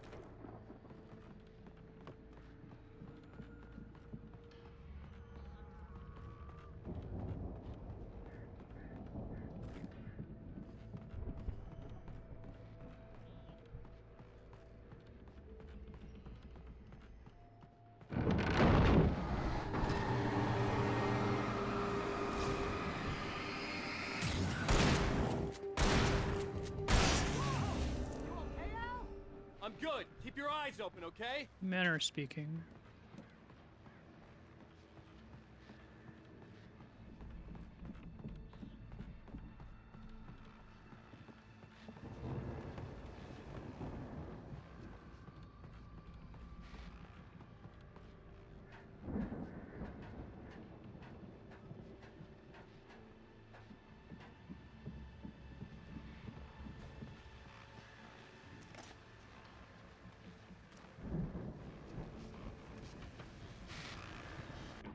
As you regular listeners know, I tend to work through the night, but I'm not the only one.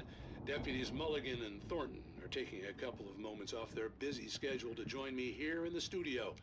Boys, how busy are you now? Deerfest is almost here, isn't it? I bet that keeps you in business. Pretty busy, yeah.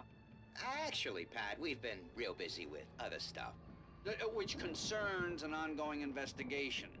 We can't talk about that, Thornton. I wasn't gonna say anything. I was just saying we got, other irons to fry.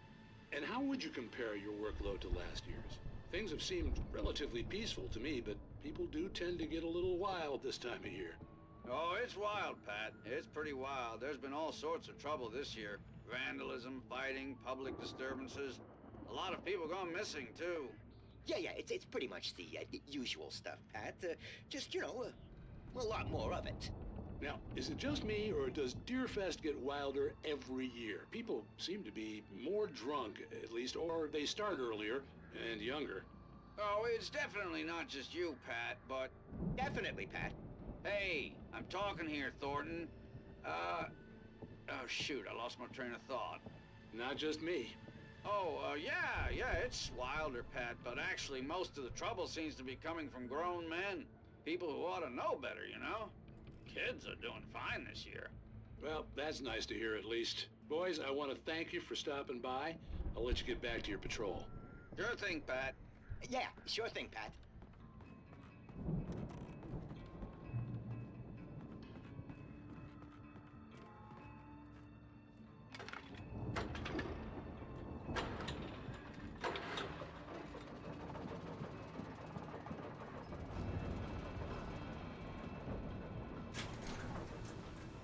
I could see the building that had to be the Andersons' home on the other side of the field. It wasn't far now. I wasn't worried about trusting the ramblings of two burned-out geriatric wrecks. They had the goods.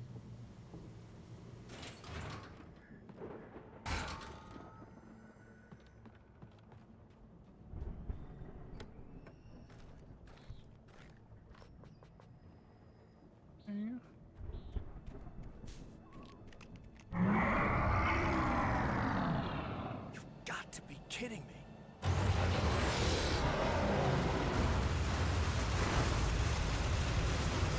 Okay.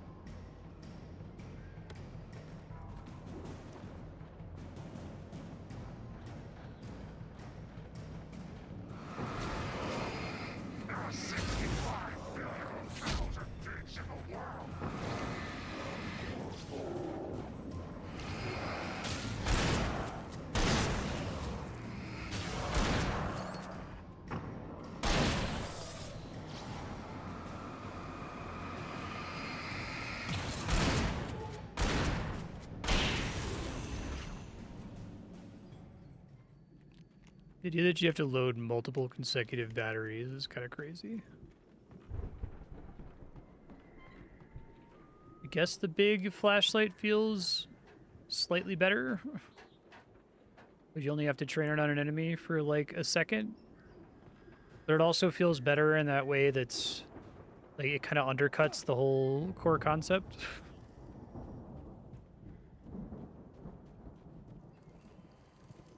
Now it's almost the same as just having a regular. I had to find a key to get Barry out. Yeah, Can't it's you me. shoot that? Hang on. Okay. I'll try to find a key to get the door open. I love that he both had inner monologue and outer dialogue about opening the door. Hey, what's the holdup? Come on, this place is all dusty. You know I got my allergies.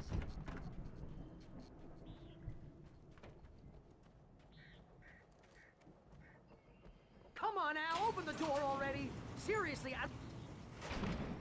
Hey, let's go, man. Like, the comparison to Deadly Premonition is obvious because of, like, you know, some of the Twin Peaks borderline plagiarism stuff, like the pot lady in that one and the lamp lady in this one. But also, I think the core experience of playing the game, the only other game I've played that's even kind of like this is Deadly Premonition, where it's like you're in the action sequences and you're like, I just can't wait for this to be over. Like, get me back to the goofy whistle song, right? Like, at least Deadly Premonition has the... It's like, it's so bad at times that it's like fun because of how bad it is. Hearing Francis York Morgan being like, good shooting. Nice. Great. Nice shot. Hey, I think that's the farm on the other side of the field. We're almost there. This farm is a crazy place for crazy people. We should feel right at home then. This game, the tone is kind of weird. I think it's like, I think it needs to be quirkier. It needs to be weirder. You can be quirky and weird and still kind of have scary horror stuff. I mean, Lord knows that's like David Lynch's. That's like his whole thing. It's quirky and weird and also fucking horrifying at the same time. But I don't know if they really have the tone down because I think they wanted like take it pretty seriously. Like Alan Wake is a pretty serious character.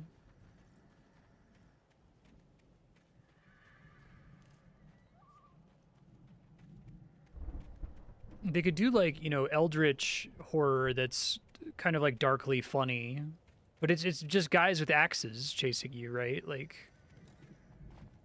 I feel like even, runaway farm equipment coming to life and chasing you is kind of darkly funny or could be darkly funny, right? But they play it straight every time. And it I don't know, it doesn't really work.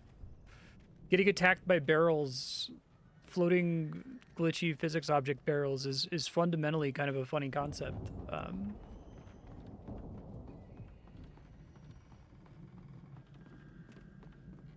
Nightmares are funny. They can be funny because of how like absurd shit is. The lights are out. Yeah. Guess we better check the fuse box. Deadly Premonition's combat, I theorize that it was all added after the fact. That they've made the game without basically any combat, and people were mad, and it was like a last-ditch effort to redeem the game, so to speak. Because then, like, they tried to market it as a horror game, which is hilarious. The box art for it is the funniest fucking thing I've ever seen. But yeah, you get into combat in there, and you have infinite ammo, and you just sit there and you, like, unload bullets into these zombies who never represent any kind of threat, right? It's, like, completely trivial. And the whole time you're playing, you're like, I just can't wait for this to be over so I can get back to the good part. The power downstairs was out, but I was sure I could fix that at the fuse box. Here, they're, like, trying to make me work a little bit harder. They don't give me infinite ammo, right? The enemies actually are a threat, sort of. But I'd almost rather it just be completely trivial, that it just be, you have infinite flashlight battery, and as long as you're training your flashlight on stuff, it's just perma-stunned, Come on, Al, let's get the lights on, huh?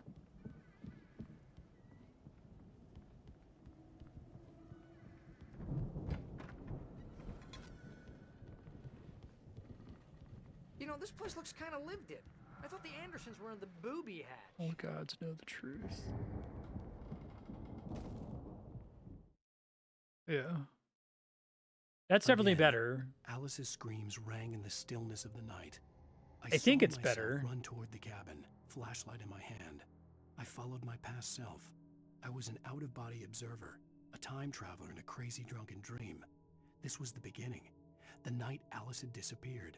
The mystery of what had happened during the missing week was about to reveal itself. I like that stuff better in the tutorial because the tutorial was more heavily leaning into like the nightmare dream surreal stuff, right? Where like you load in and there's a big brick wall behind you, right? And then you're running through this like impossible environment with like weird floating islands and shit.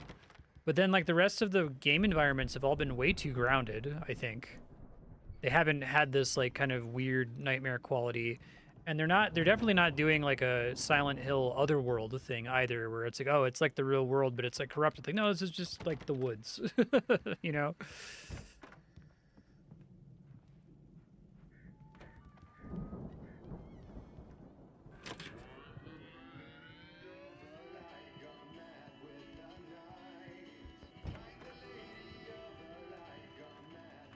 Can you hear that, Al? Music? Of course. We need to find where it's coming from. That's the message the Andersons talked about. That's the whole reason we're here. Lady of the Light? Oh, that's gotta be what's-her-face, the crazy lamp lady from the town. Cynthia Weaver. Right. Talking about her. Must be.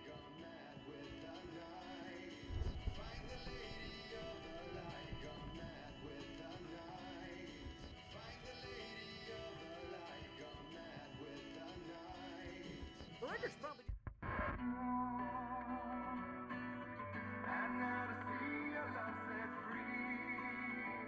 They do a thing where they like do a Silent Hill style transition from the normal world to the spooky world, but it's like barely different. It's just it's nighttime now. Is the spooky world. Okay. We need to find Cynthia Weaver. We'll stay here for the night and head back to town as soon as it gets light. Hey, Al. Lots of hours before dawn. Might as well get some rest. And by rest, I mean drunk. Come on, Barry, this is... Yeah, what the hell?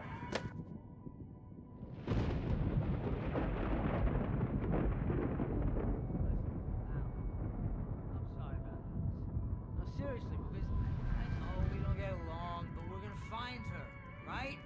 Even though you're a crazy bastard, I'm gonna stick by you, no matter what, ever, Al. Sure, like a brother. I'm a writer, goddammit. Correct.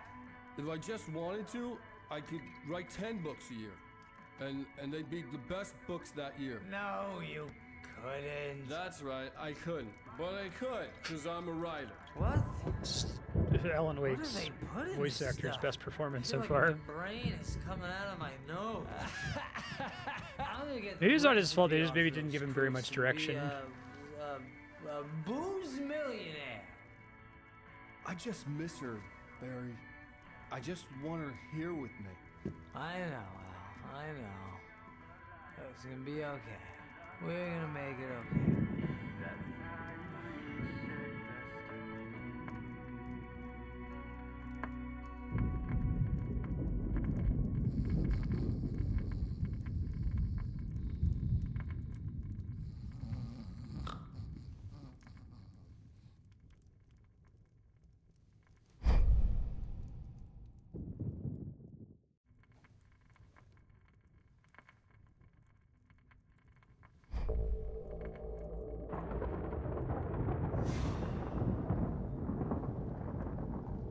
That's me.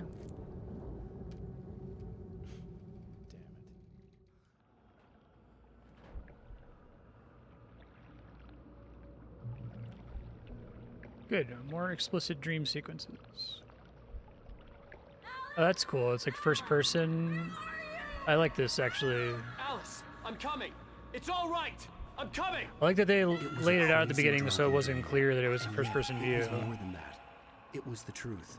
A suppressed memory unearthed by the Andersons' moonshine. I was there, an out-of-body observer. This was the night Alice and I had arrived at Bright Shut the Falls, fuck the up, night Alan. Alice Just had let me disappeared. experience the I had nightmare a chance to part. find out what had Shut happened. up. I remembered being surprised to see the I'm gonna cabin make dark. Alice would an have never turned the lights alternate off. cut of Alan Wake that just silences 95% of his monologue, which is crazy from the devs who made Max Payne. Yeah, I almost can't think of a developer who is better suited to have the character I talk to remembered himself thinking, constantly. I caught a glimpse of her form underwater, sinking into the darkness. Diving after her was the last vague memory I had of that night. After that, The idea of next thing I could spawning in remember right was waking behind up in the behind normal, wheel of like, the over-the-shoulder view, but and actually finding you're the first pages person of the watching manuscript. yourself, and you, like, take a second to, like, acclimate and realize that, oh, I'm observing myself, is really good, and it's, like, completely undercut by I couldn't his find her in all duration. that blackness. I must have thought she drowned.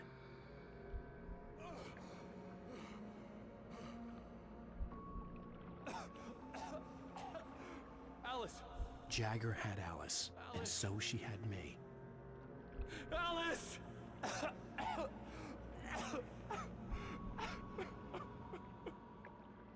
I'd been easy prey.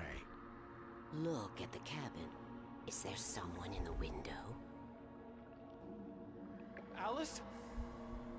Maybe she didn't drown after all. Maybe she's inside. Alice! Yes.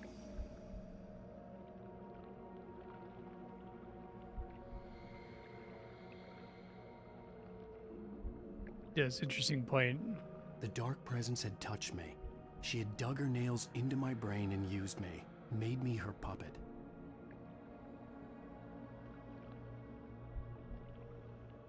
She must be here somewhere. Maybe upstairs. It's definitely one of the in better study. sequences in the game. I think they had the opportunity to do a lot of weird You can apologize. fuck shit like this. You Max Payne laugh has a at lot of the it. whole thing together and put it behind you.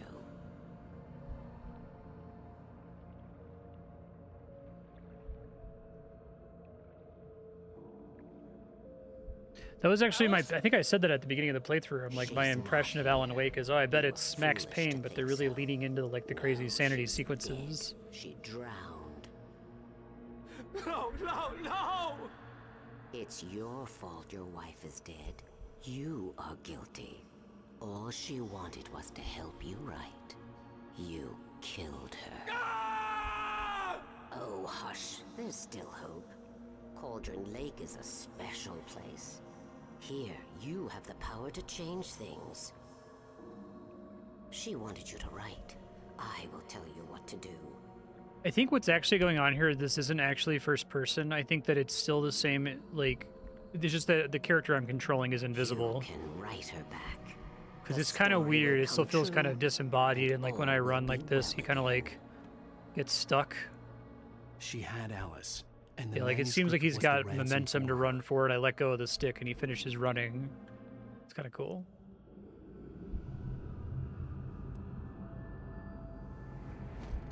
Yes. All right. I'll fix it. I'll bring her back.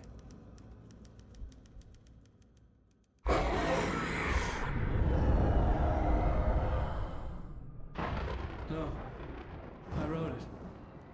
I remembered it all now. In the dark, I'd written for days, a week, almost a complete manuscript of a novel entitled Departure. Jagger had been my editor, whispering in my ear, making sure that the unfolding story would make her more and more powerful. I thought I was saving Alice. Even with the cobweb she put in my head, some part of me had been aware enough to write my escape into the story, to bring a light into the cabin to release me before I could finish, to interrupt the horror story before the ending, where darkness consumed everything and everyone. Zane was weak and far away, but I had written him into the story, and his light had been enough to set me free. It isn't here now. I'm here because it was written. I brought the light to set you free. You must hurry. You will know I'm here. It will be back soon. It stole the skin of my barber a long time ago. The light in the diver's suit's a pretty cool image.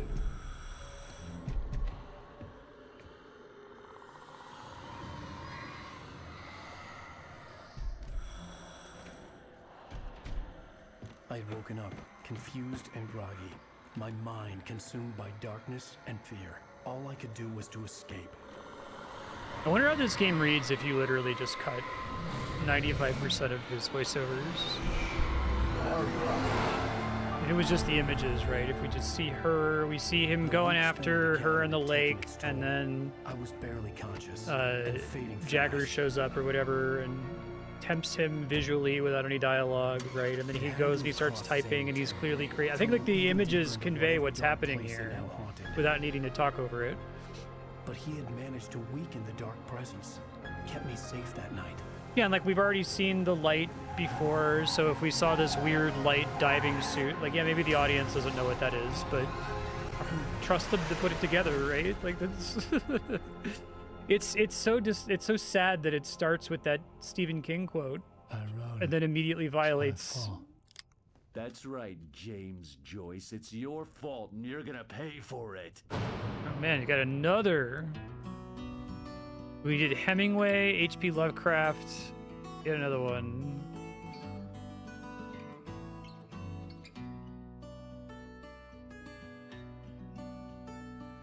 There's an old town road with mystery of Tom the poet and his muse, and a magic lake which gave a light to the words the poet used. Now the muse she was his happiness, and he rhymed about her grace, and told the stories of treasures deep beneath the blackened waves. Looking up lyrics, hold on. Till in the stillness of wonder, still in its misty crown, the muse she went down to the lake, and in the waves she drowned.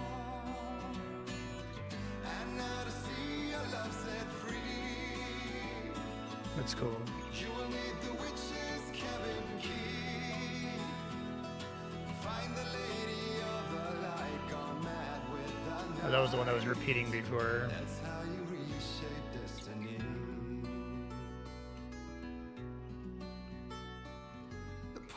came down to the lake to call out to his The song's actually really good. I like it. There was no answer, he was overcome with fear. He searched in vain for his treasure lost, and too soon the night would fall, and only his own echo would wail back as his call. And when he swore to bring back his love by stories he'd create, nightmares shifted in their sleep in the darkness of the lake.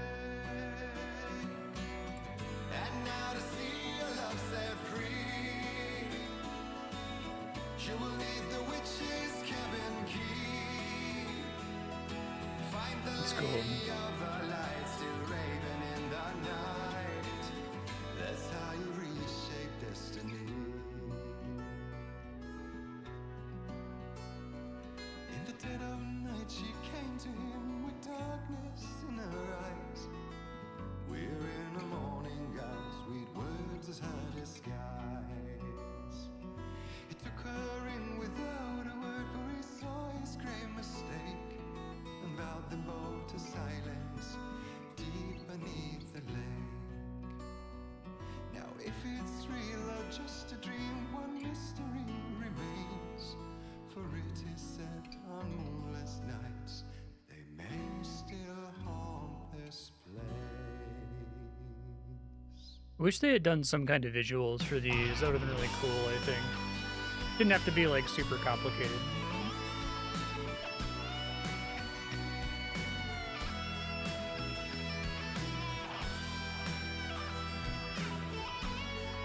They were originally envisioning releasing it as different episodes. That it would make sense to have credits for each of these, I guess, but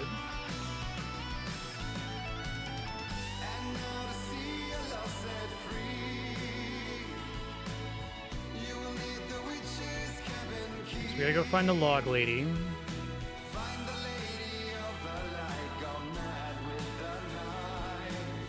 That's how you reshape destiny.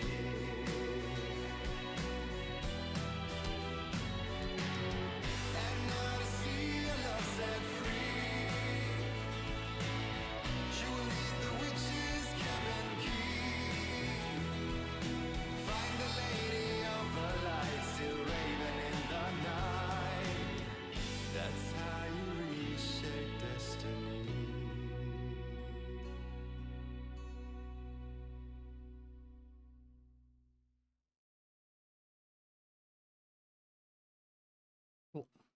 Previously on Good Alan song. Wake, I liked it. under the influence of the Dark Presence, I wrote a horror story that is coming true. Jagger had been my editor, making sure that the unfolding story would make her more and more powerful. Some part of me had been aware enough to write my escape into the story. Together we can create something absolutely wonderful. The lake, it does something to the works of art created here. It makes them come true. My mom gave me this old light switch. Yeah. Alice is being kept in a dark prison. I need to find Cynthia Weaver to fix this. It would all work for me so much better if there was quite a bit less dialogue over it. Well, we're expecting a record crowd from the neighboring counties. Naturally, we hope to break the record set by last year's Moose Fest in our neighboring town, Watery. Ladies and gentlemen, some people have asked me, what's the big deal about Deer Fest? And I think that this sums it up. It's about friendship and community. We've got a great party coming up, but let's try to hold it in until tomorrow and get through the night in one piece, all right? I have it. Someone will come for it when the time is right. Thomas said so. He wrote it. The key is insurance. It's my job to keep it safe. Safe in the light. Always in the light. Best cupcakes. It's not pies. All the manuscript pages were gone. The FBI agent had taken them. I think my tongue just took a crap in my mouth. Ugh. Oh, wait, we're in jail now? Al. Al, this is not good. That about sums it up.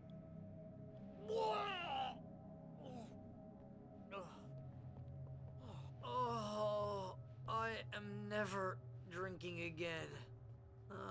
I need to talk to Weaver. She's the one in the song. The Lady of the Light.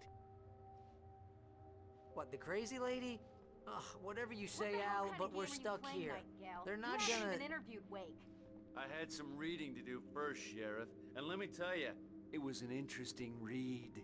Well, I've got you now, Raymond Chandler. How many of those It's do you all got, here. man? All That's like the 6. evidence, including conspiracy to murder a federal agent. There's no way you're walking out of here. You hear me in there? 2 in 1 Bret Easton line. Ellis? Huh? Agent Nightingale, I want to talk to your superior. Do you think he does this to Don't want everybody? me, Sheriff. I wanted my...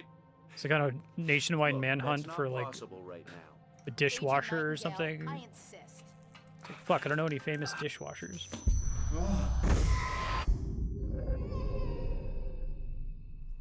Wake, what's wrong? Lady, are you stupid? It's a trick. It's an obvious trick. Okay, I've had enough of this crap. Wake, I'm gonna trust you with this. You're joking. Agent Nightingale, your opinion would matter more if you were sober and if I actually believed you were here on official business. Whoa! Get back in the cell, Stephen King. The only way you're leaving this place is over. You're doing my it too dead. much, man. Wait a minute.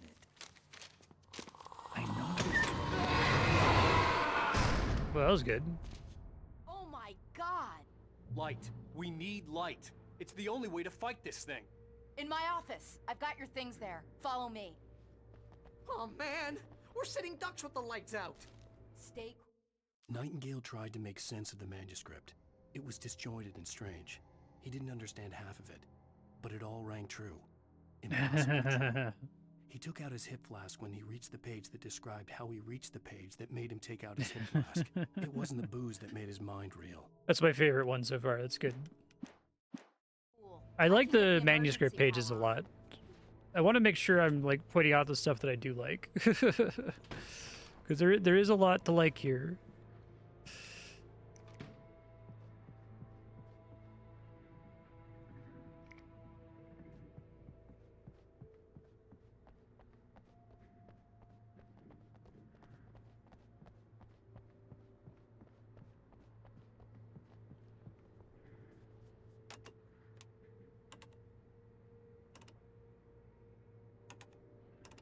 Whoa, God damn it.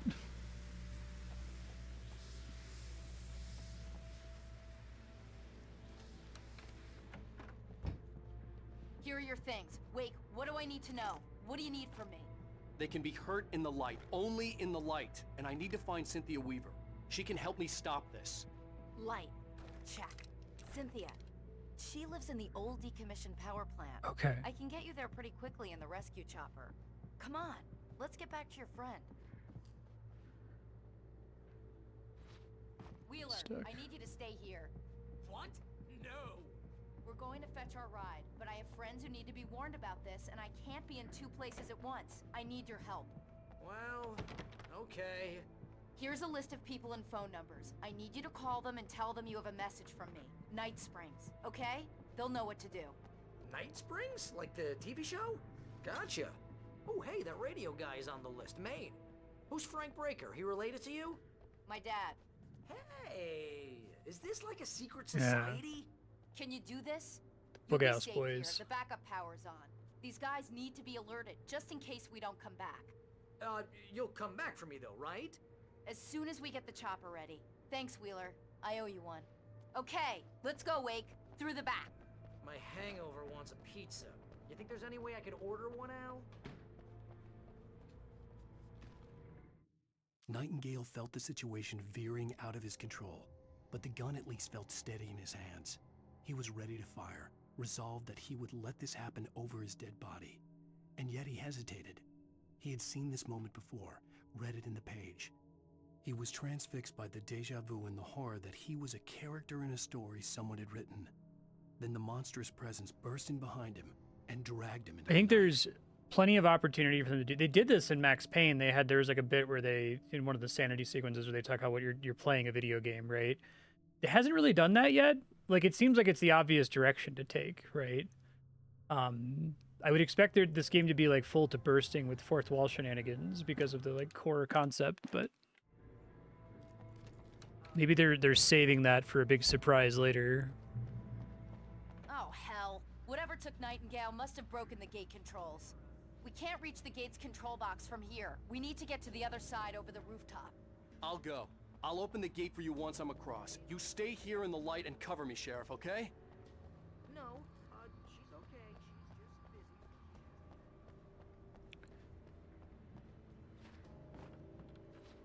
busy.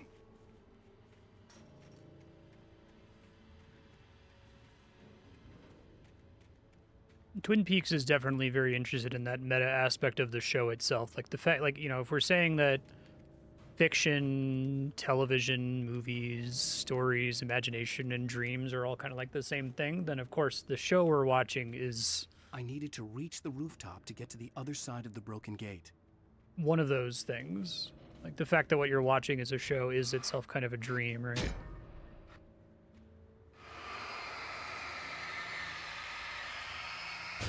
So if we're like, oh, you know, this is a story that Wake wrote, and like characters in the story are realizing that they're characters in the story, like you think you would immediately jump to, well, that's like what the video game is, right? But they seem to be like keeping that off limits at the moment. If they're gonna get into it eventually, it would seem like a waste to not get into it eventually. Light, you can hurt them. I think they've underutilized the light-only graffiti. There's a couple parts where it's really cool. Because they've done a thing where, like, that secret society that we're saying she's a member of is the one that put all the, like, item caches everywhere that you can find with the little lamp logo.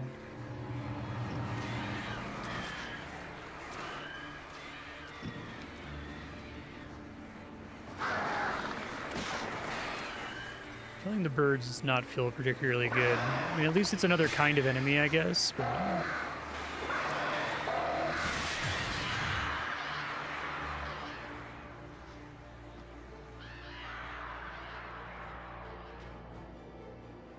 Hey, Sheriff!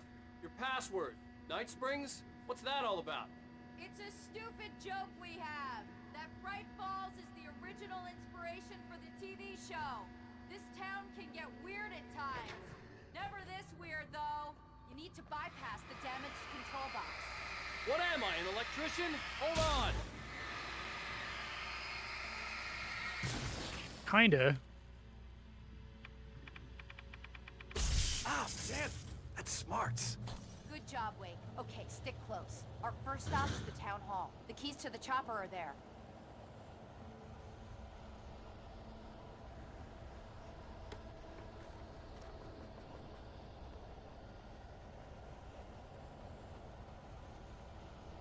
Got a perp over here. Shift may cause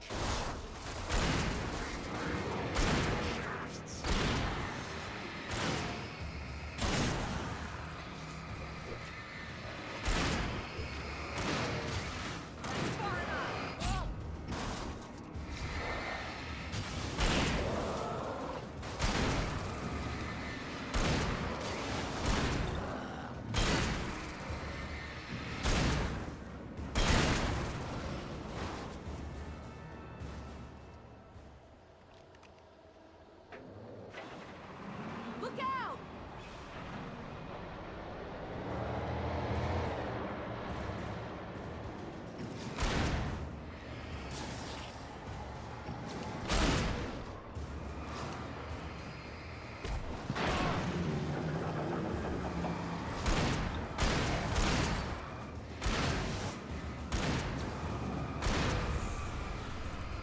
Keep hitting us!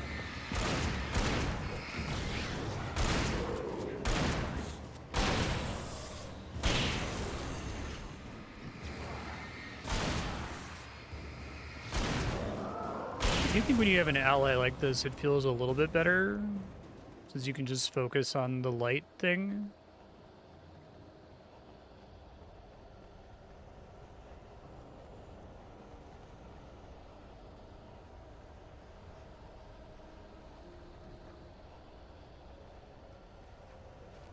Triple D's.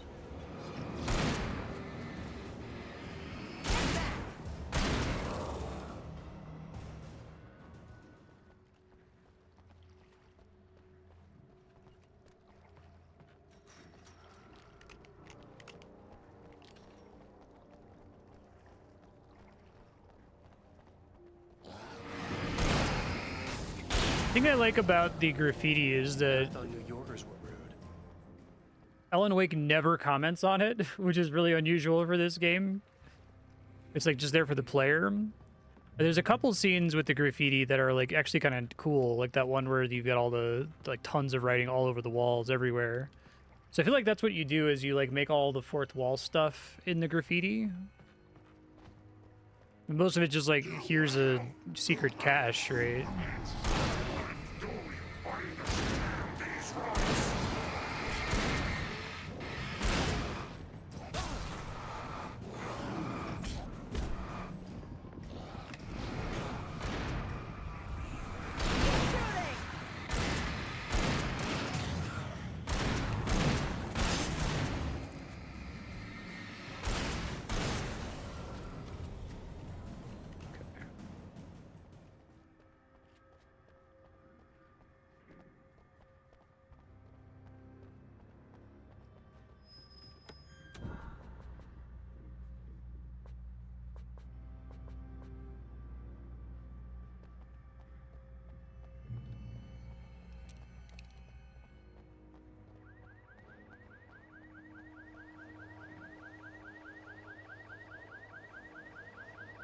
I didn't realize that the reason I really like the graffiti is because Alan Wake never talks about it.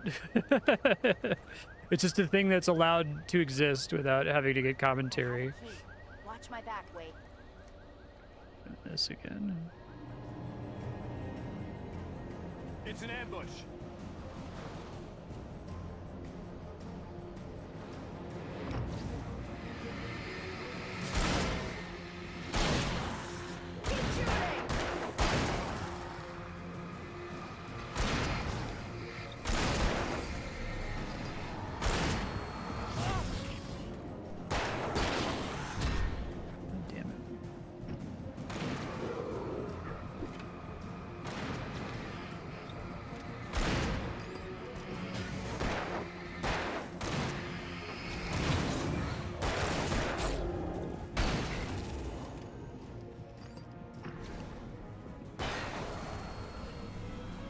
We good? No, we're not.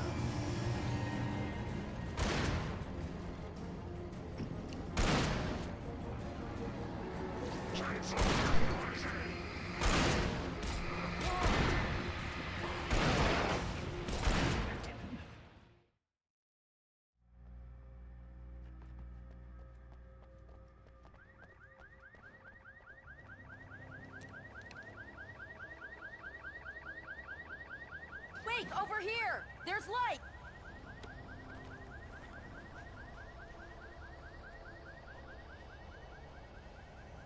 I have a key. Watch my back, Wake. The big thing is you just always want to be in a corner, I think. Because the way the light works.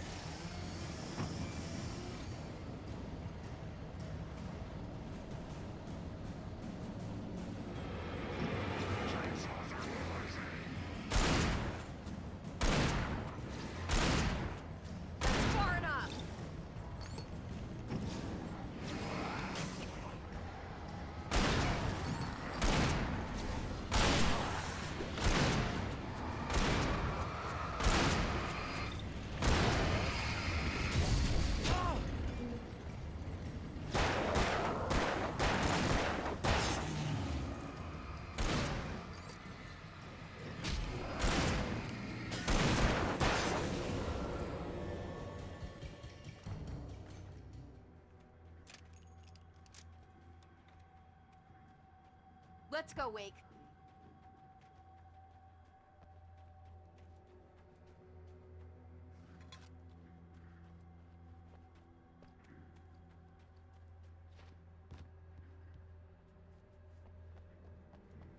Hold on, and get these flares and shit.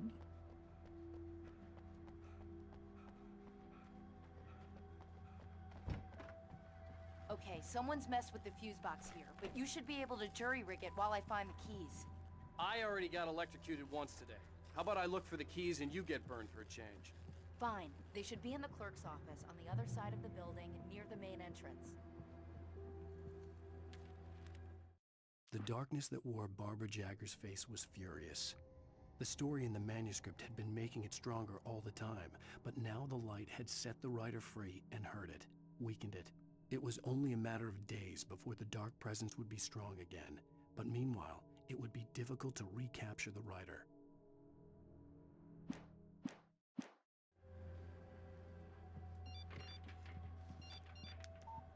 The message was from Barry. He was getting worried at the station. He wanted us to hurry. Like when they did the bit in here. In Twin Peaks, it's a big deer head on the table, and here it was the big fish.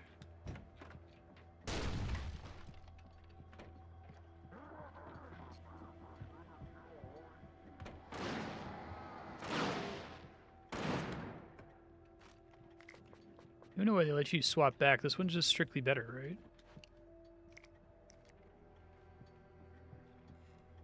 Okay, Sheriff, I got the keys.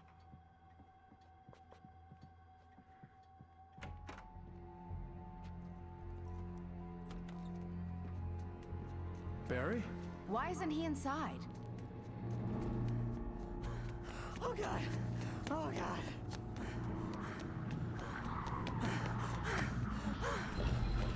Barry! Look out! Barry, move!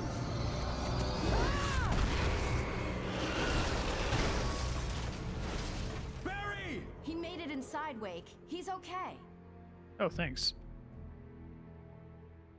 I was stressed that he wasn't. Come on, Wake. Let's go around. We can meet him in the back.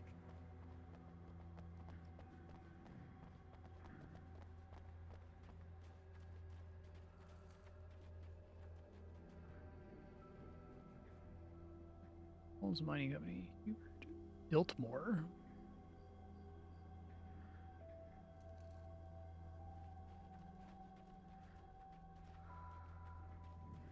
Trust no one in the dark.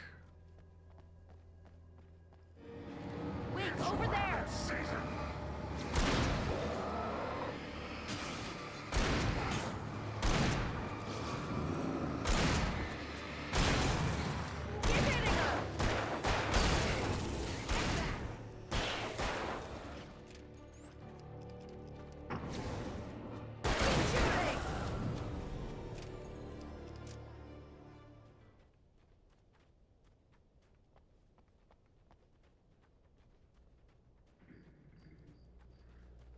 We can make it through the bookstore. Wheeler should be waiting for us in the backyard. Keep the hell down or I'll call the sheriff. Oh, hi, Doc. I've got it. Don't worry about it.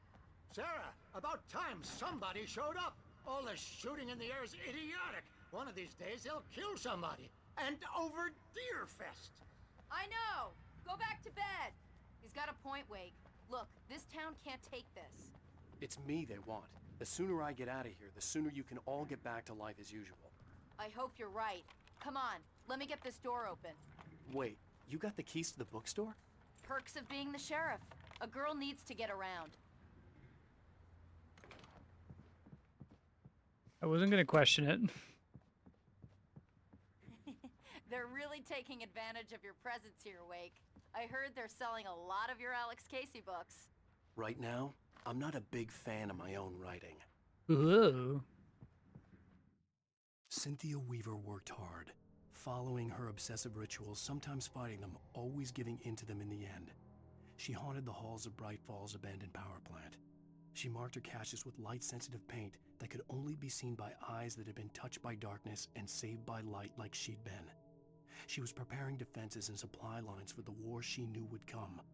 The war between the forces of light and darkness. I think another kind of issue with this game is that because we talked about how the core mechanics make sense on paper but don't really deploy super well. I think the same is true honestly for the story idea, because if your story concept is that Alan Wake is like writing a story and the story that he's writing is becoming true and creative works are becoming true, great idea. Again, you pitch that to me, I'm like, sure, fucking go for it.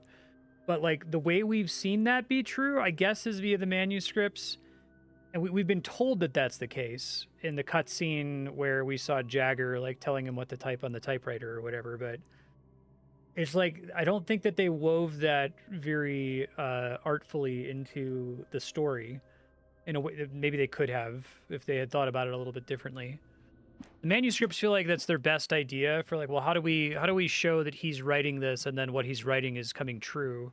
Well, I guess you'll find some optional pickups around that are read in his voice as though he's writing a thing that's about to happen. I honestly don't know how you do that differently. I feel like to do that, the game would have to be in a completely fucking different genre, right? It would have to be like a visual novel or a walking simulator or something where you're like participating in the writing. You do like those scenes in, what is it, Life is Strange 2, where you've got the character who like sketches, and like you don't do the whole sketching process. They like show him pull open his sketchbook and then you just kind of move the left stick back and forth to simulate him doing the sketching and he fills it in. So you feel like you're sketching even though you're not really, right? I don't see Barry. Really interested to see if Alan Wake 2 does that differently. That's where I think they could lean on the video gamey fourth wall stuff a little bit more, like represent that this is a story he's writing by being a little bit more willing to fuck around with the fourth wall and fuck around with video gamey stuff. Like you could put weird messages on the UI, right? Places that are not supposed to be diegetic. You could do storytelling stuff. Even the like objective text in the top left corner, go to the church, you could fuck with that, We've seen plenty of games do that. It's not like that's a new idea. It just seems like an obvious thing to do with the story that they're telling, and it's really weird that they're not.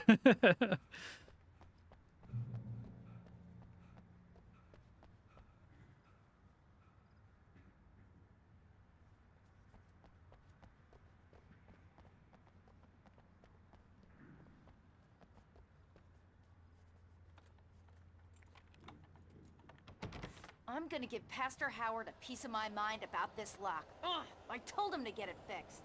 Here they come. Let's take a break.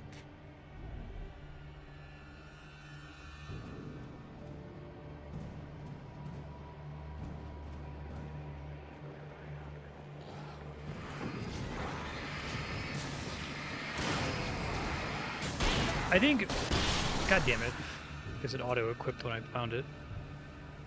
That could honestly maybe redeem the otherwise underwhelming combat, is if they did like a, what's the game, Eternal Darkness, right? That has all the crazy sanity effects that are happening all the time. If all of these encounters had some kind of unique sanity effect, I think that could be cool.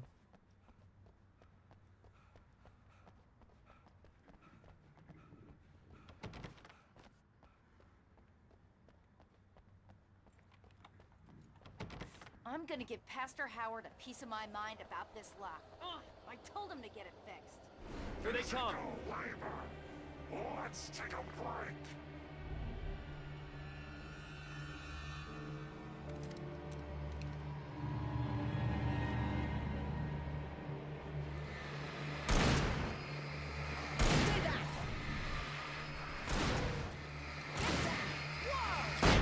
Nope, instant pop there.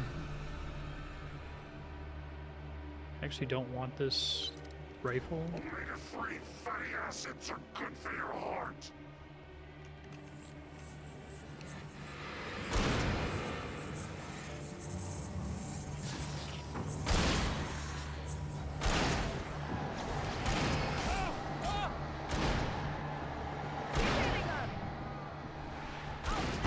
Another instant pop was nice.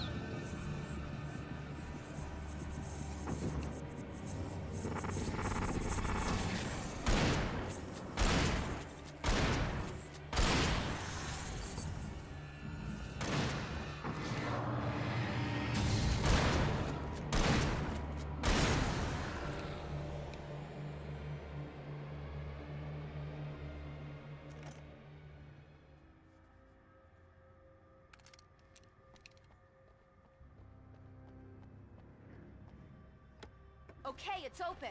Let's go, Wake.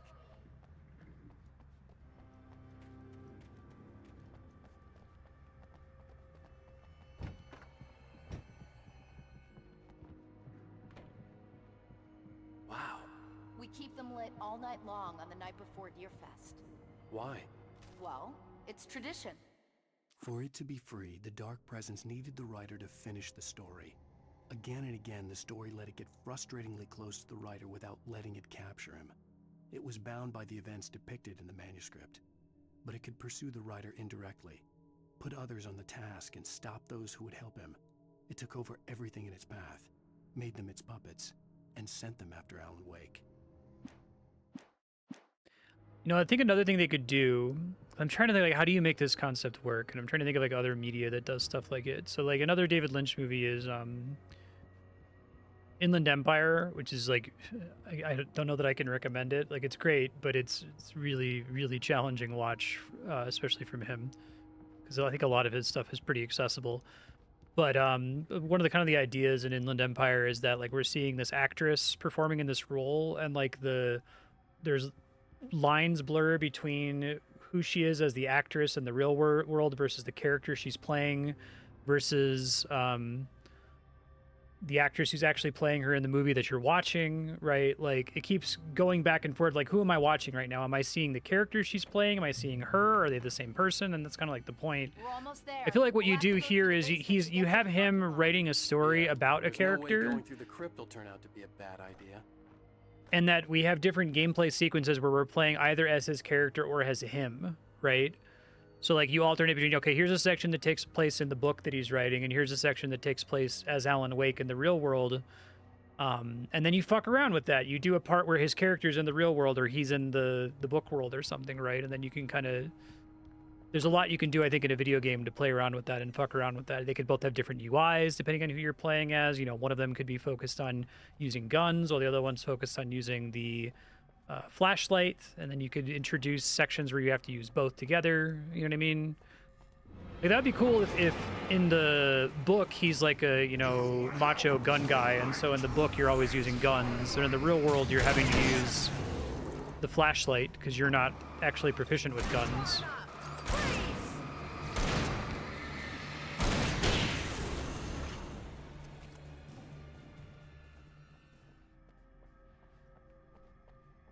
Yeah, exactly. Like, there's a lot of ways you can make something like that work. But here I think they're just depending on he's writing this story and the stuff he's writing is coming to life.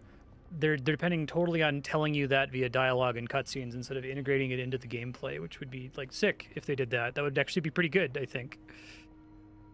Because then you could start fucking around all the time with just, like, you know, what's real and what's the story, and also what's the video game that you're playing. You have at least 3 layers to play around with, right?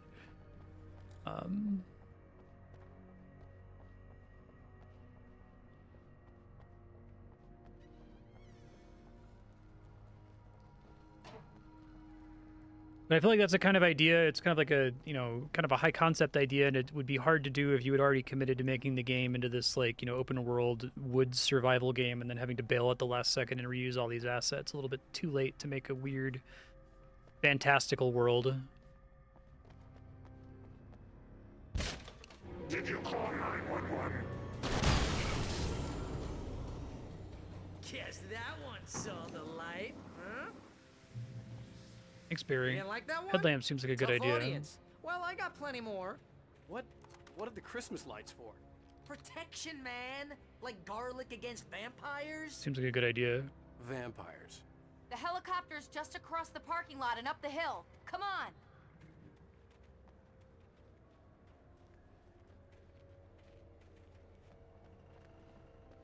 Be a good way to get really fucking weird with it, though.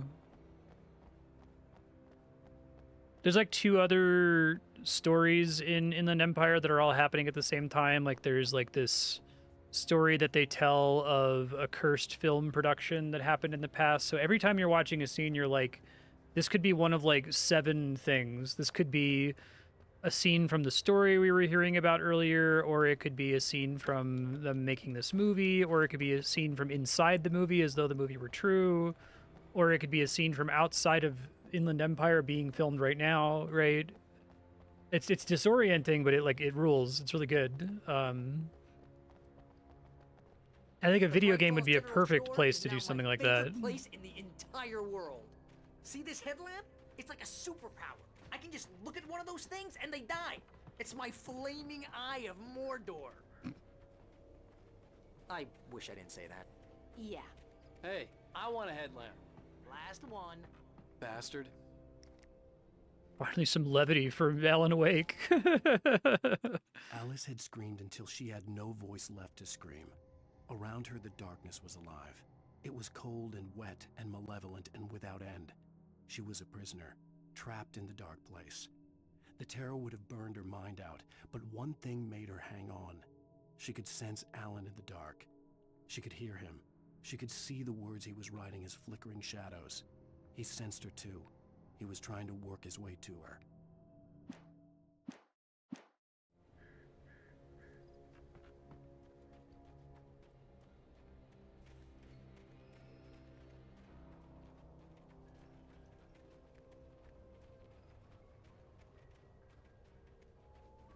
When someone throws a damn school bus at your head and you're about to take a helicopter ride with someone who may or may not have a pilot's license, you're cleared for departure to Night Springs. Thanks, Barry. No offense, Sheriff.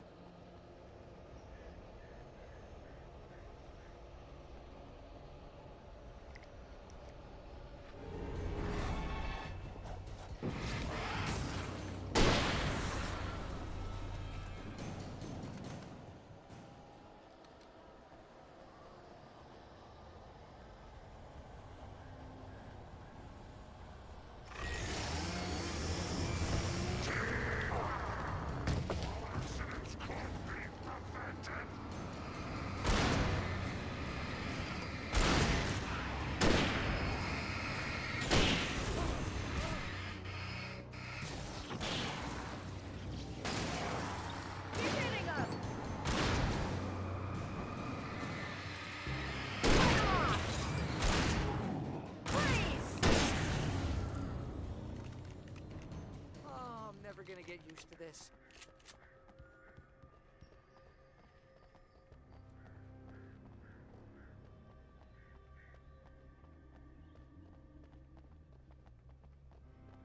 The helicopter's just up ahead. I'll need a while to prep for takeoff. Don't take too long. I want to get out of here.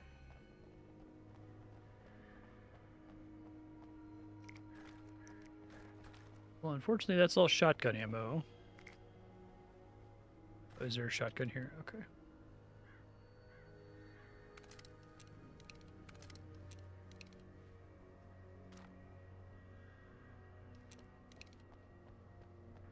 I'm not looking forward to this section. They're giving me so many items. I feel like this is another big last stand sequence.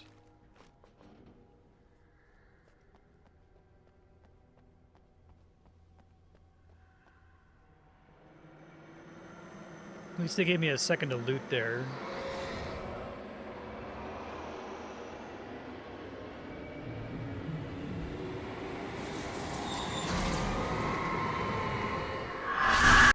You will never get her back. That's spooky.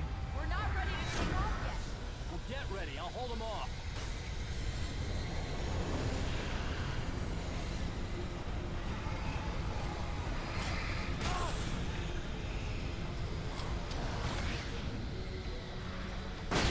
Long wait.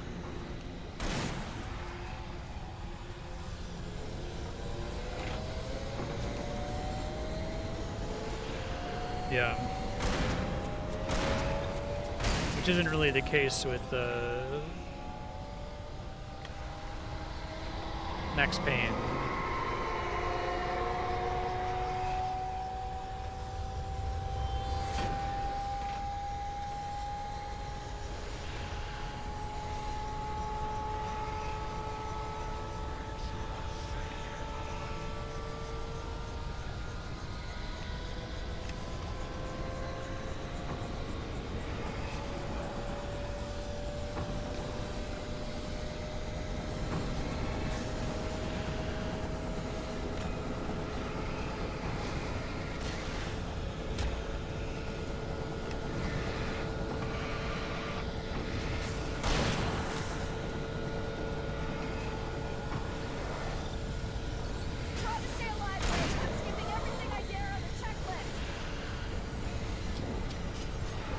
It's the safety checklist.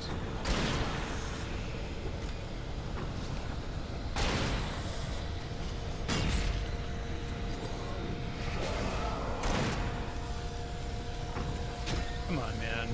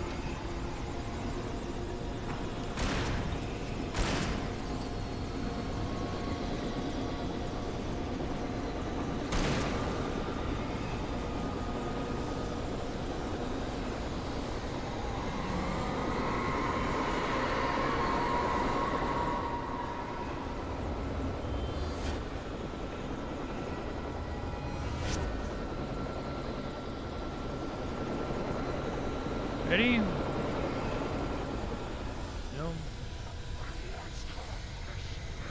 Wait! We're leaving! Get a move on!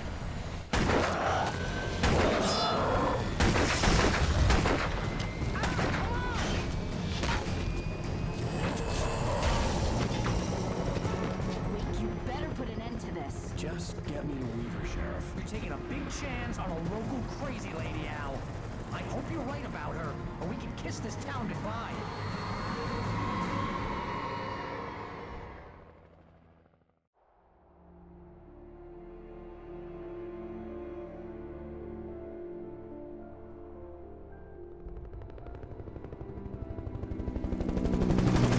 I hope you know how to deal with this, Wake.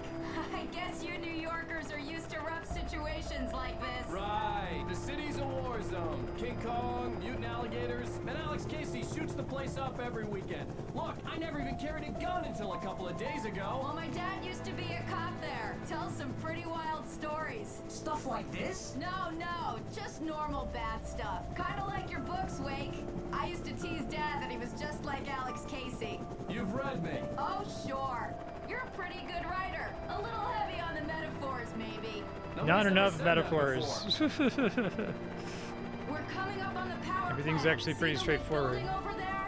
And that's the dam further up the river. I can't land here. I'll take her down the road across the river. Just get me there, Sheriff.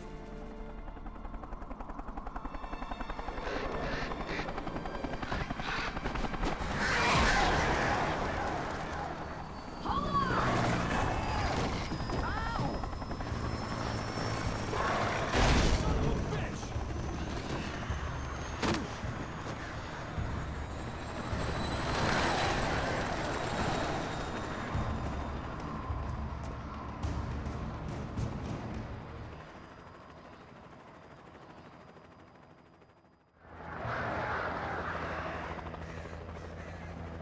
Wait, we're gonna have to shake these things. We'll meet up at the plants.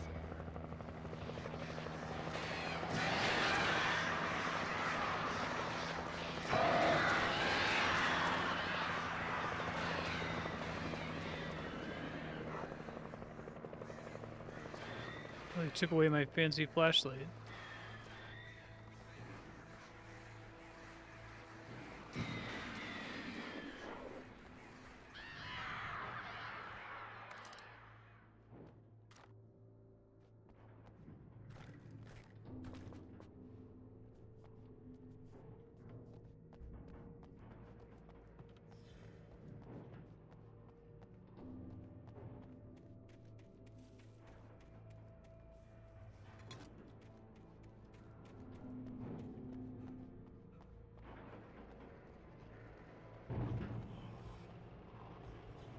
Darkness wears her face.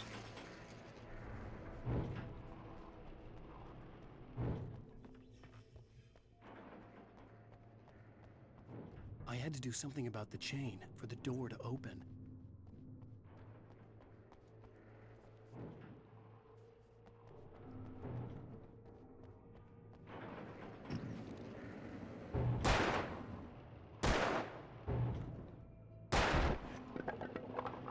never ask you to do that in this game.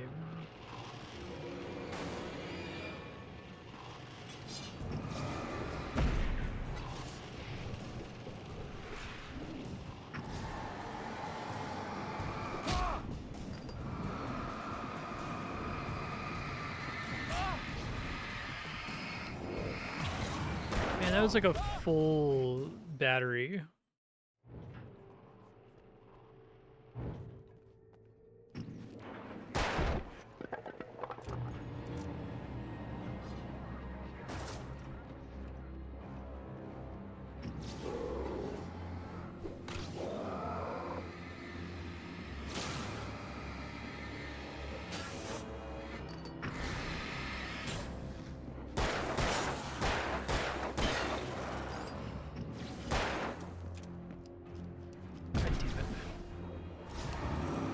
I knew he was there too.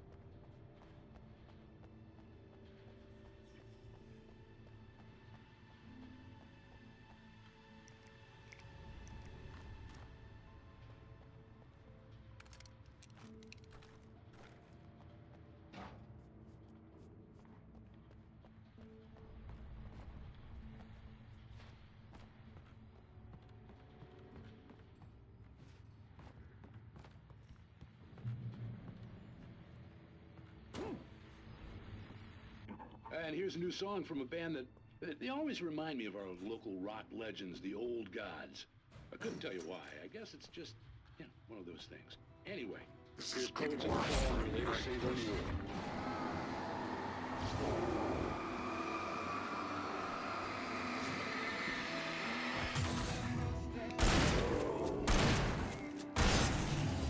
Inside joke about the fact that they technically performed that track.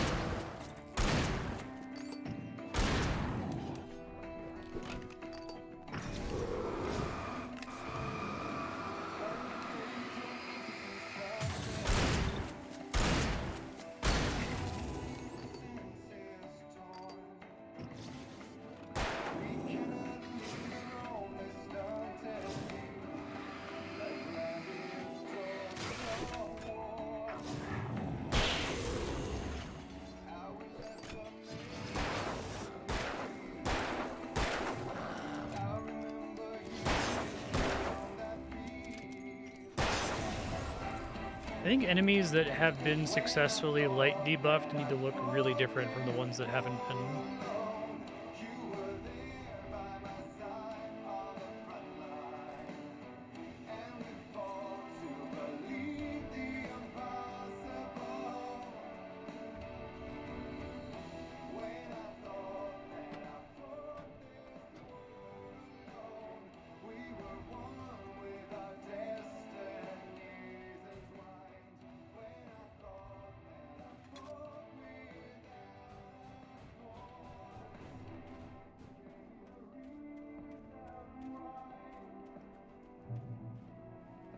Mm-hmm. pitch black armor and then they look like humans or The something. power plant glowed in the night. It was close, but I had to find a way across.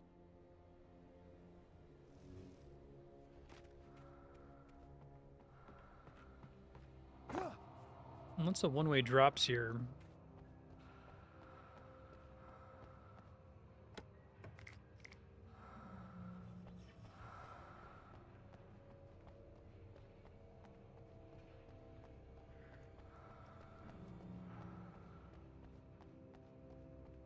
The more I imagine the version of this game where the basic idea is that we're constantly alternating between playing as Alan Wake versus playing as a character he's writing, just sounds so much better to me. It sounds like there's so much more you could do with it, even with this like really simplistic combat system.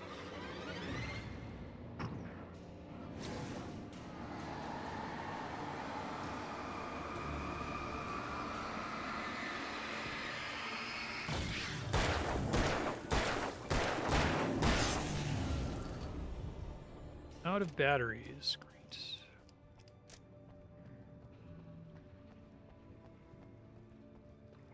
Don't think I've run out of batteries before.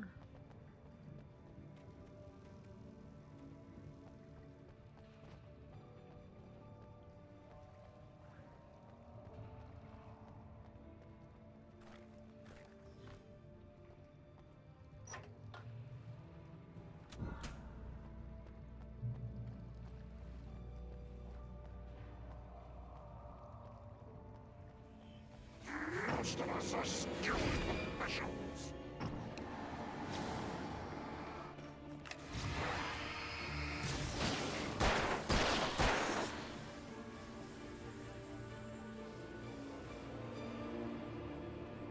Sapped.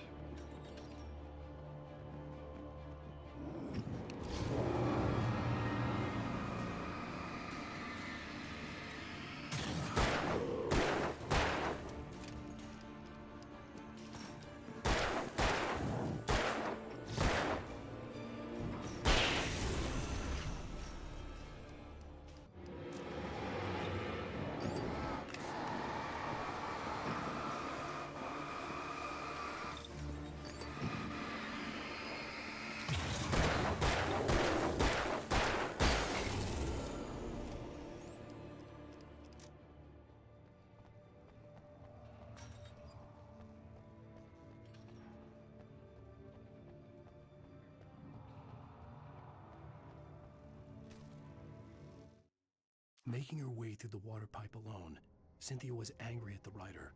Foolish young man, taking unnecessary risks. And the way he broke the rules. Didn't he understand what was at stake? Since the terrible days in the 70s, she hadn't wavered once, as hard as it had been.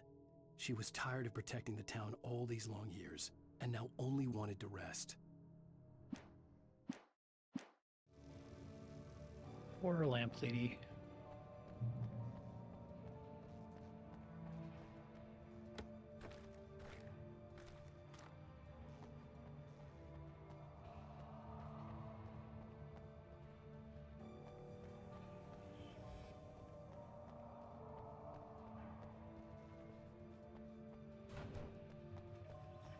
Could do a movie, and there have certainly been movies about like character writing fiction and the fiction becoming real and interacting with reality, but I feel like video games are such a great place to do that because like the main thing that governs your ability to interact with the game is rules.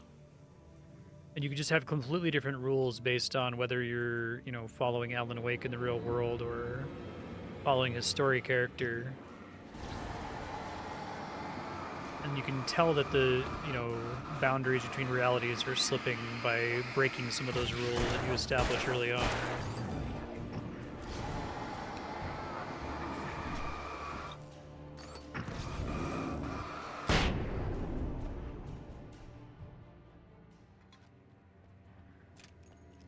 Glad I used all the resources I did there.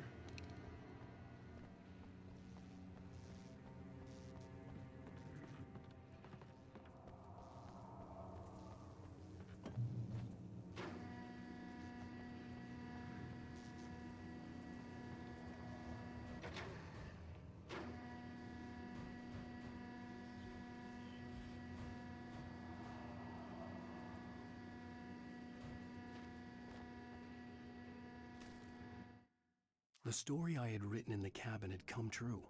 Touched by the dark presence, I had written a horror story, but the end was still missing.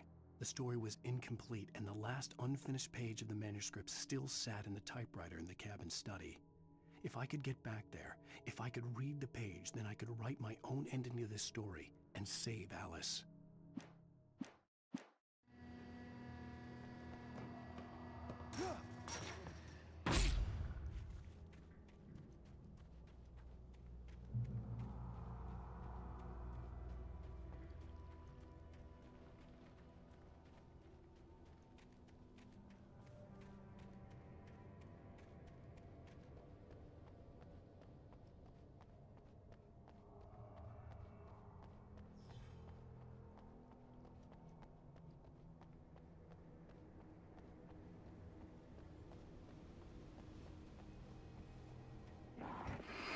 That was a nice little jump scare. I've had like 5 or 6 of those so far.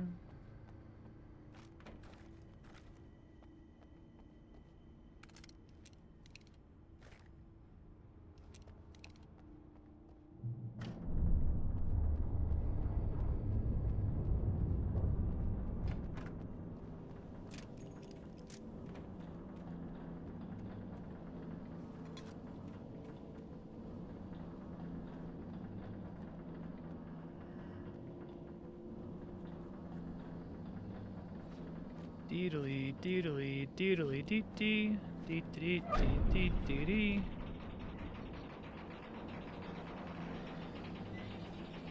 Da da da da da da da.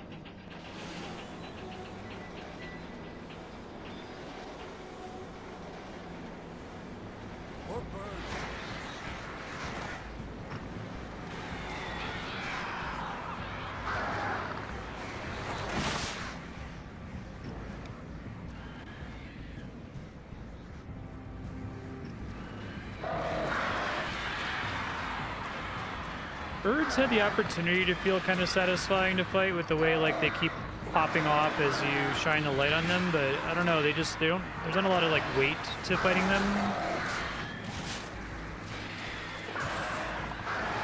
What's actually happening is like they're making it look like you're slowly damaging, like taking out one bird at a time, but it's really just an animation that's concealing the fact that you're slowly depleting a health bar, right? Let's go the other way.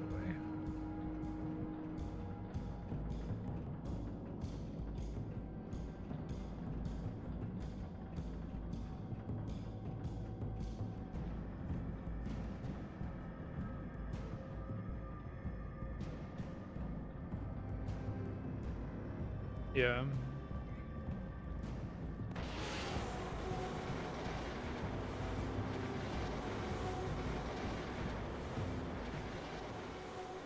I don't feel great.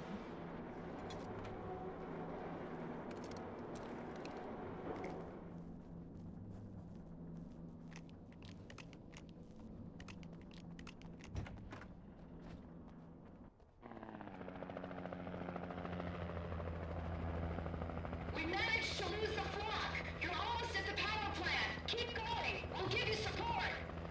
Thanks.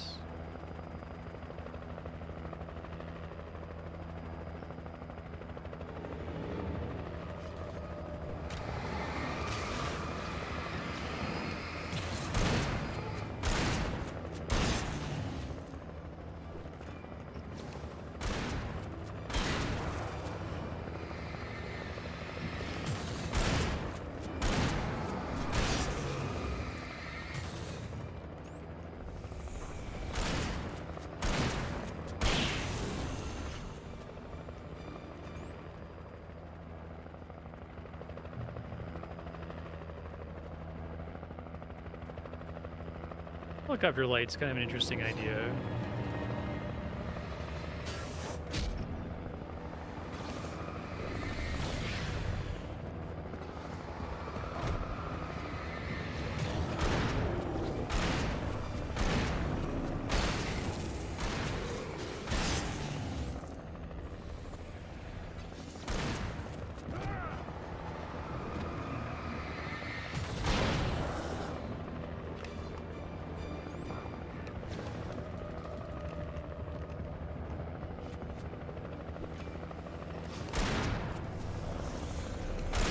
Doesn't regenerate my health here, though, it looks like.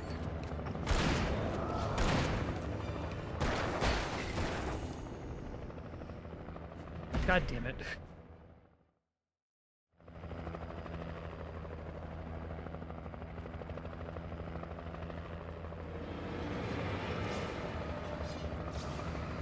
Yeah, it doesn't, like, they get revealed if they walk into it, but it doesn't, like, stun them when they're in it, like it does if I'm shining the light on them.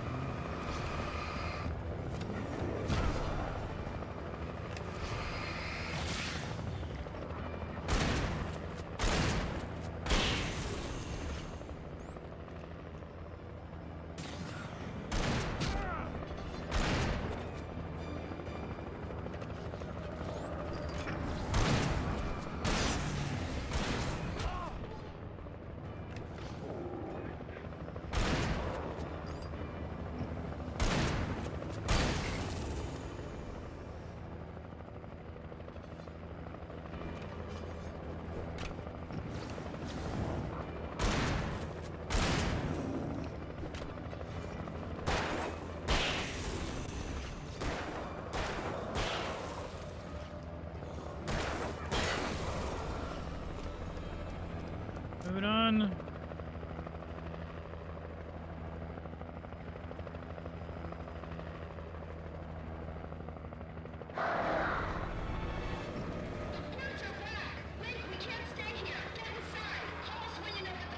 Alright.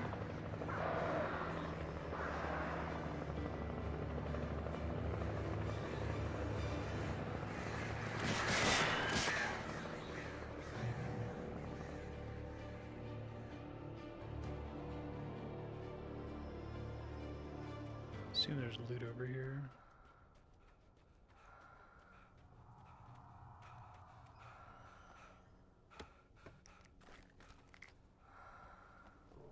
Hey, Marty. Are you a precious baby? He's yelling at me. Meow.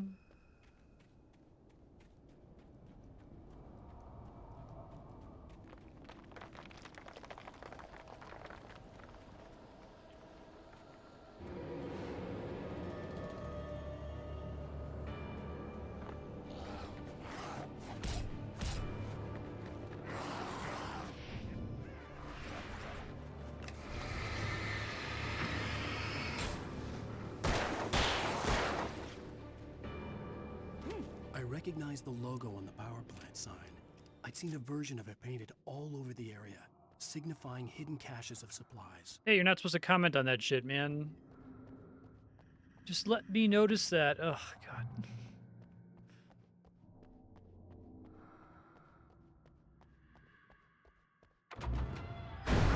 Hold it right there! Miss Weaver, Cynthia, I'm a friend. Prove it!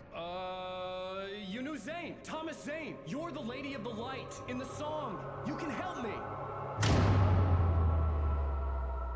About time.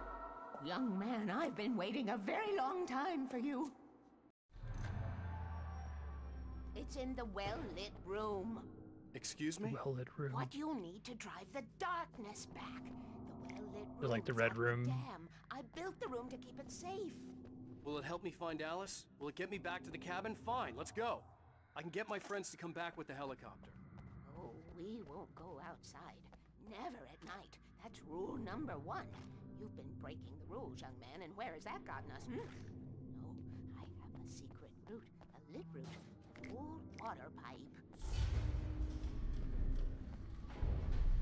Something was damaged at the transformer yard. It's draining all the reserve power. Without it, the pipe will go dark. The power to the yard must be cut.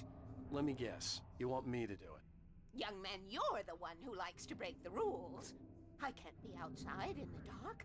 The kill switch is outside. Really glad that Catherine Coulson was able to be in Twin Peaks Season 3. She played a log lady. She died like a couple of weeks after filming. She was really sick.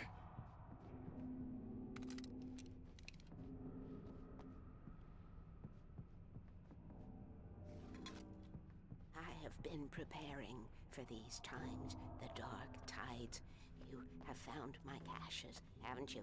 You can see the signs. Very few people can. Yes, please, take what you need. This is all for you, for the likes of us. We do Tom's work, don't we? Hurry! The switch is on the wall facing the shore.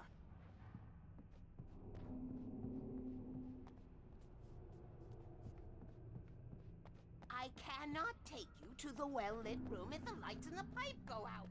You must go outside to use the emergency switch.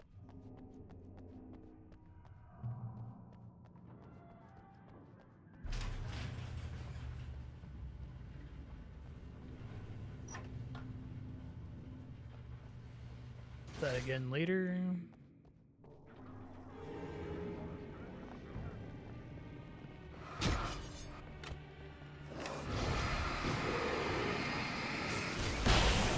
God damn it. I guess I have 6 shots on it, but...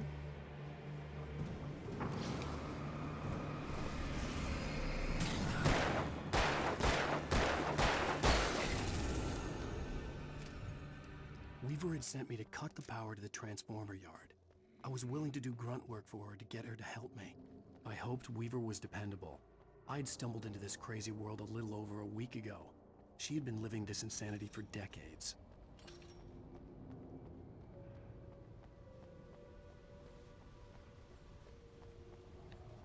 Never go out at night.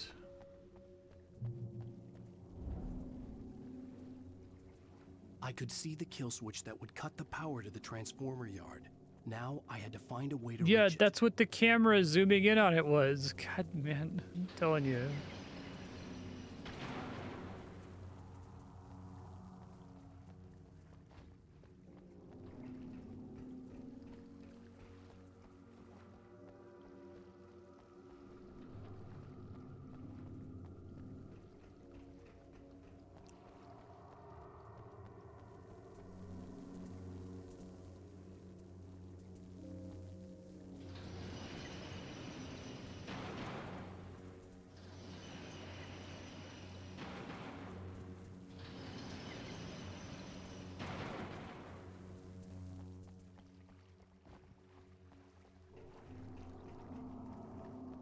The funniest one was when he had internal monologue about getting a key, and then almost immediately after said out loud that he had to get a key, and it's like, yeah, man, got it. Keep the lights on. Assumed that there was gonna be like a door here. It was then gonna be. This is. No, really. I thought it was going to be like take 2 of them to then open another path so that you only need one of the bridges to work. Okay. Maybe I just need to have all 3 bridges extended somehow.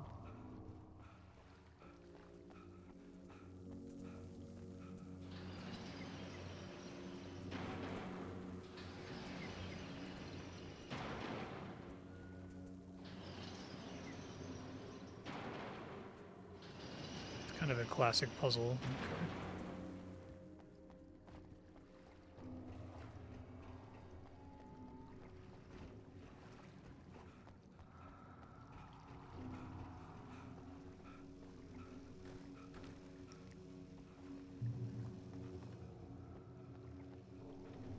Designs these things.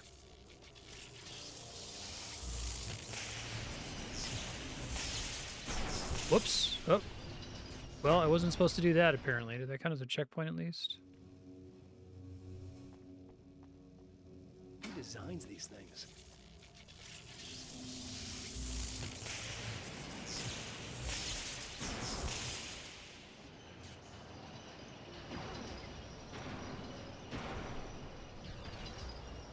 The transformer yard went dark and dead.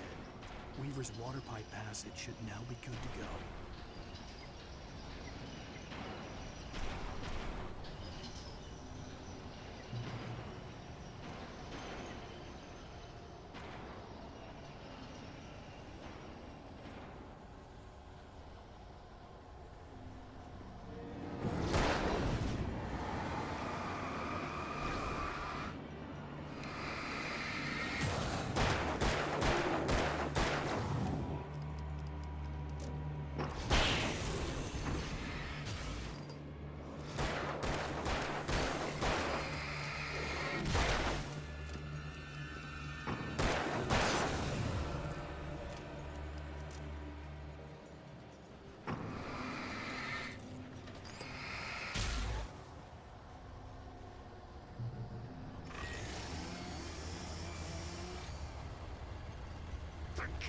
Close.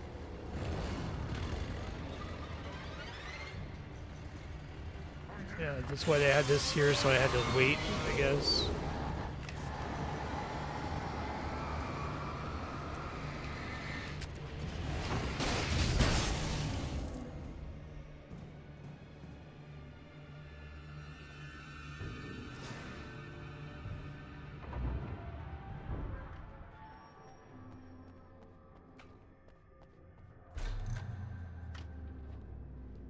Ready?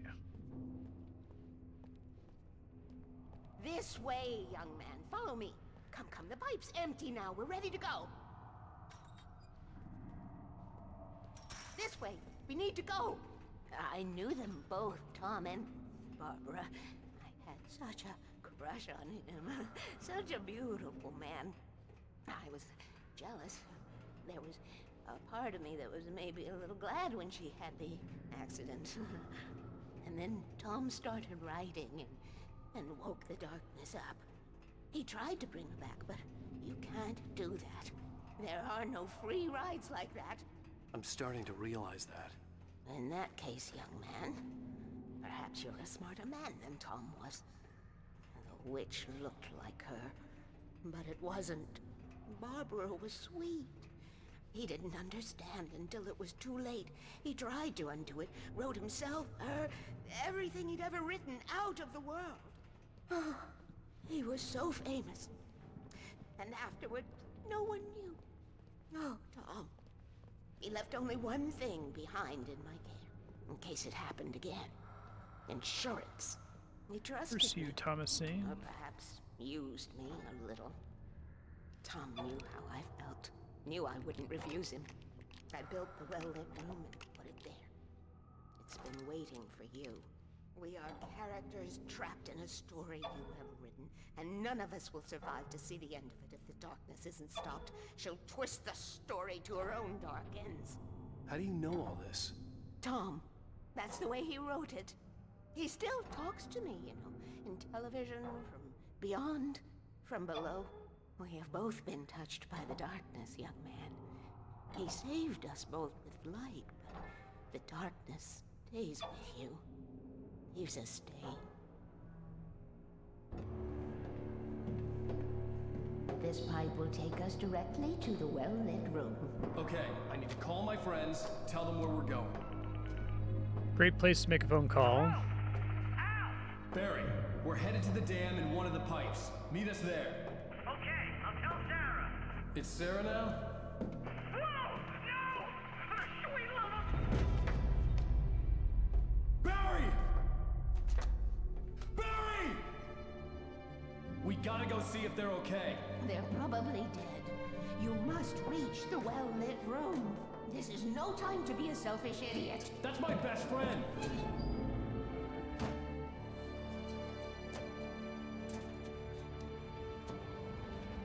Well, be a fool. I'll use the pipe. I'll meet you at the dam if you make it.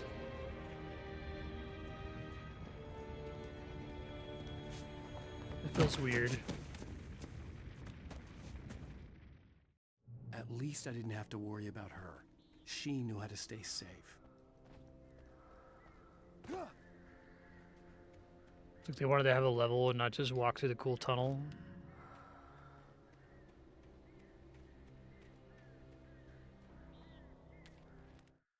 Sarah was almost starting to relax. Maybe they could turn this into a win yet. Suddenly, there was a piercing sound, like a table saw gone wild, as 100 birds made out of shadows swarmed into the rotor. The chopper bucked wildly and the board lit up, telling her what she already knew. They were going down. Barry Wheeler screamed next to her.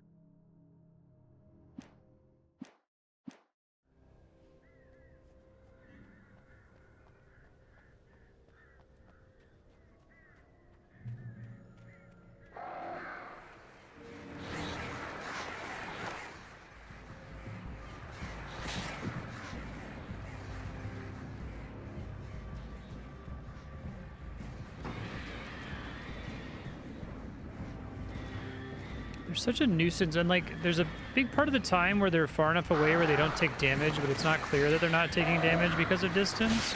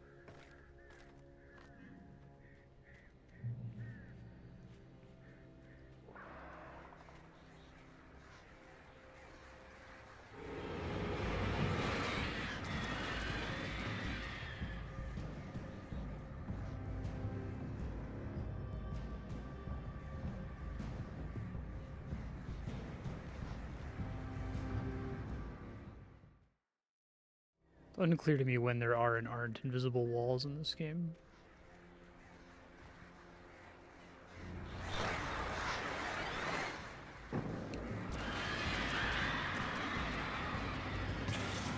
I wonder what governs... There's some kind of, like, it's a procedural effect. It tries to pause the game and pivot the camera to show you about a threat.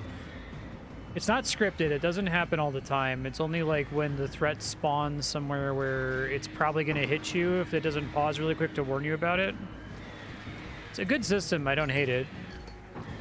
I wonder if that's another one of the things that they're like, shit, man, I feel like when you play this game, you're constantly getting hit by shit that just spawned behind you you don't know is there. That still happens sometimes. Like, that system is far from being foolproof.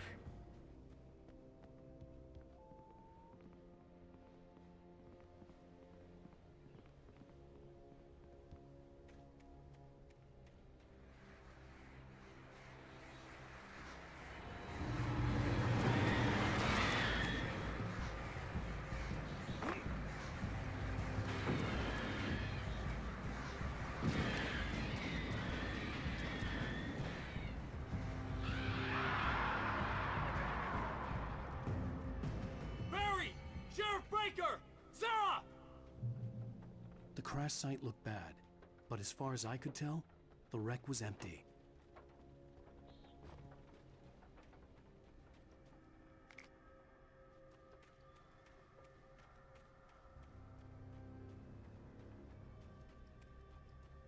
Well-lit room. Barry! Barry! Over here! Hang in there, I'm coming! Get back! Smack you, please!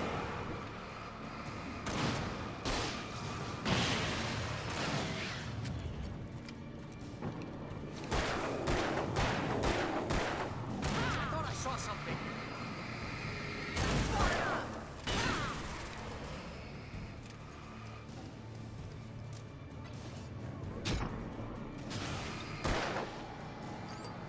Shooting! Light him off! Say that! Keep shooting!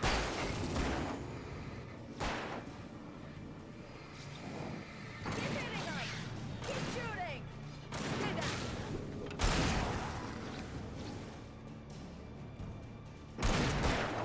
Hold it right there!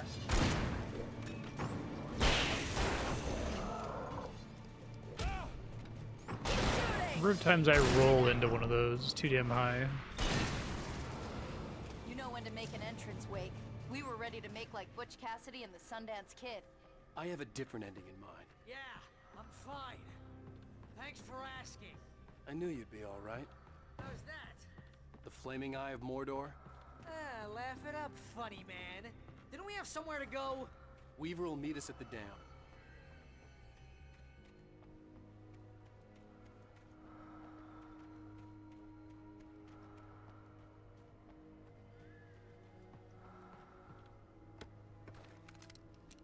Cool.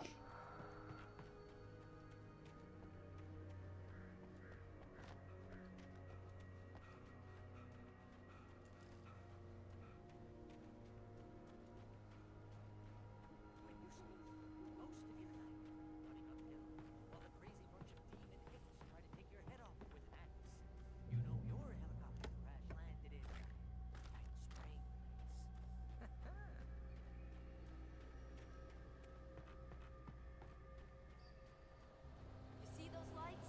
That's the elevator we need to take.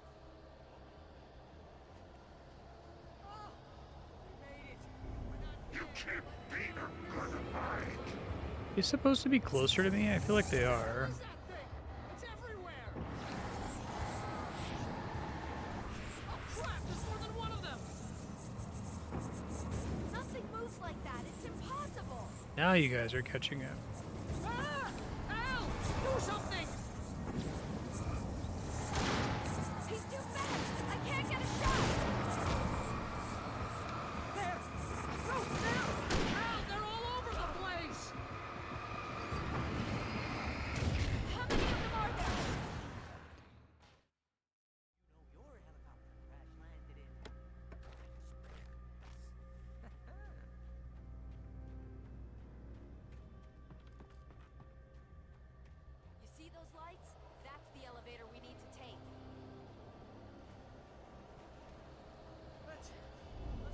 can't be or gonna hide. What the hell is that thing? It's everywhere! More than one of them! Nothing moves like that. It's impossible. That's the thing that's impossible. Ah! Al! Do something! He's too fast. I can't get a shot. There! No, there! Al, they're all over the place! How many of them are there? Where'd that one go? Ah, this can't be happening! Shit!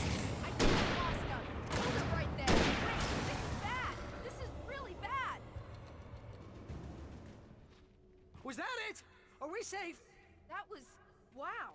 I think we're okay. Hey, Al, I got a bad feeling. Let's keep our eyes open.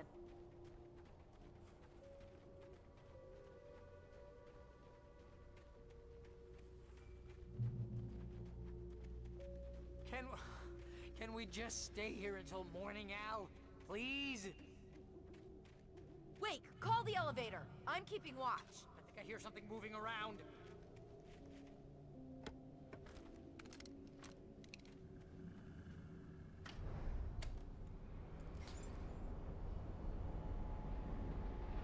Heads up! Here they come! Oh no! Oh no!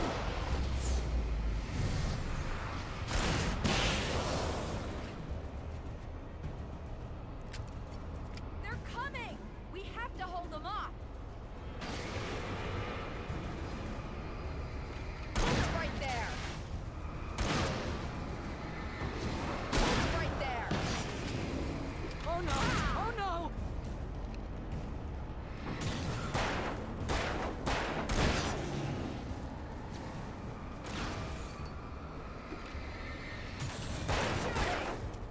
Swear this is the slowest elevator in the world! This is one of their only design ideas, I think, of like, okay, a character is picking a lock or starting a helicopter or Almost here, Wake. Just calling an hold on. elevator, right? Keep them off me! But like these encounters are barely different than a regular woods encounter, it feels like.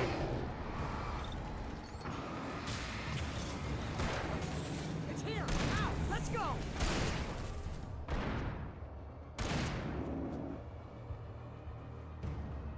Al? Yeah.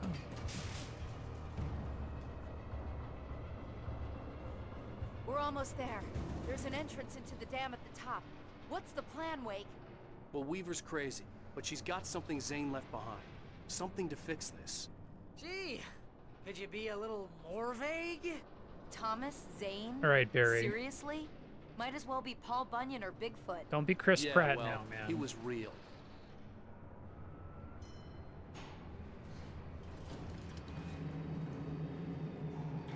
Let's be careful, okay? Oh, jeez, I hate this. Okay, Wake. There's a button over there that opens the door. I think something's broken. Hold the button down so we can get in.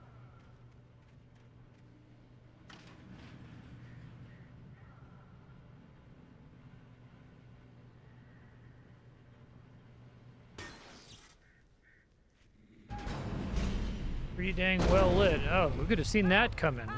What's going on? We can get to the dam through here. What's happening out there? You guys go ahead and find Weaver. She should be in the dam now. I'll have to make it alone through the top. Okay, Wake. Good luck. Don't get yourself killed. Al, please, be careful! I'll take good care of Barry, Wake. You just look after yourself.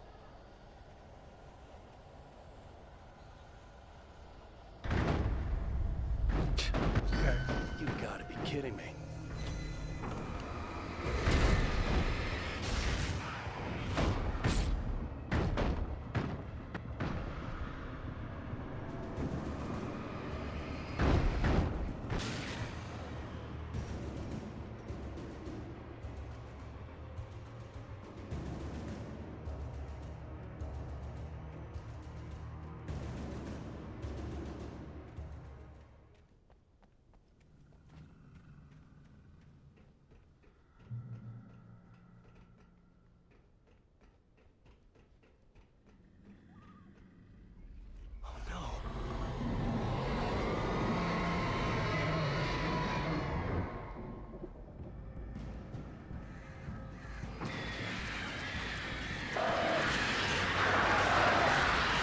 Every time it makes me deal with the birds, I'm like, oh, god damn it.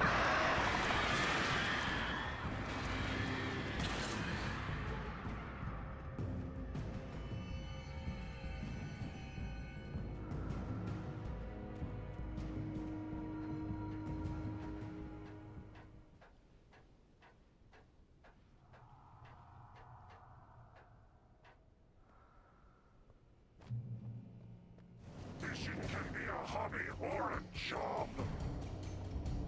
I was ridiculously outnumbered. The searchlight could even the odds.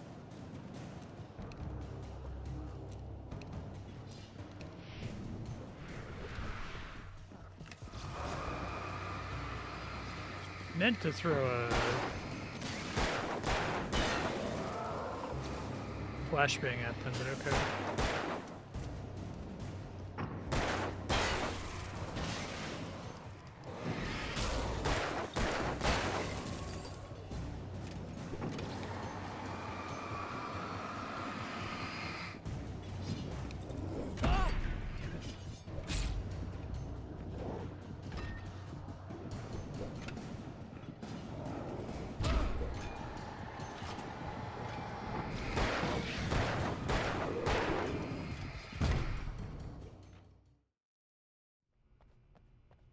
Fishing can be a hobby or a job.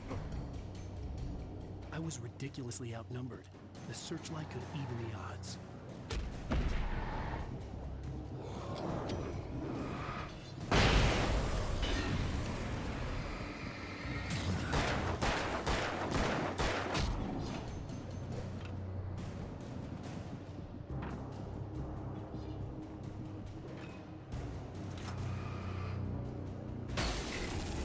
Straight up kill them? Okay.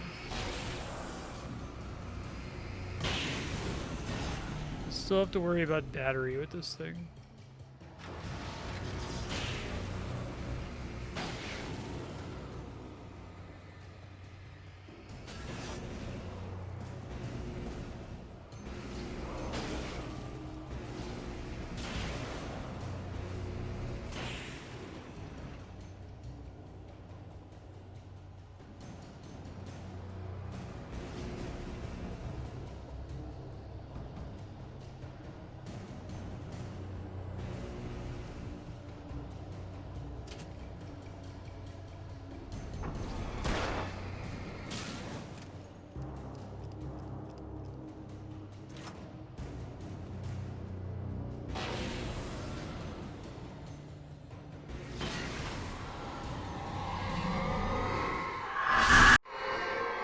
Good. Enough. You will go no further.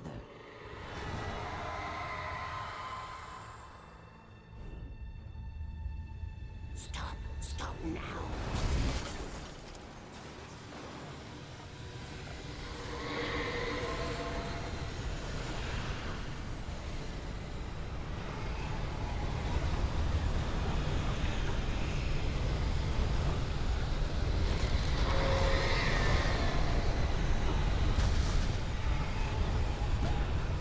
Okay, I see.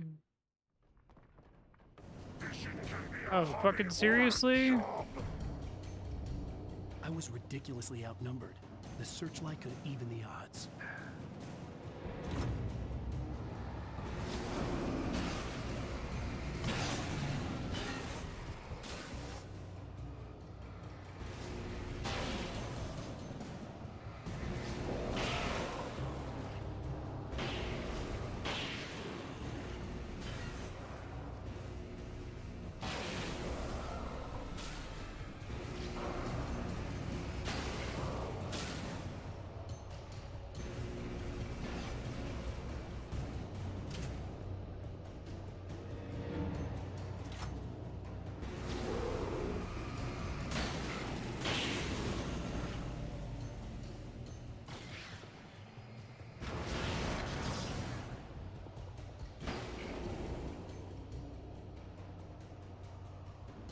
Not everybody. Someone else behind a car somewhere.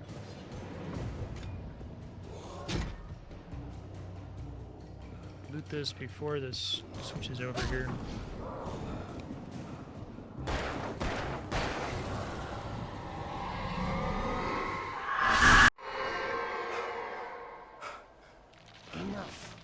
will go no further.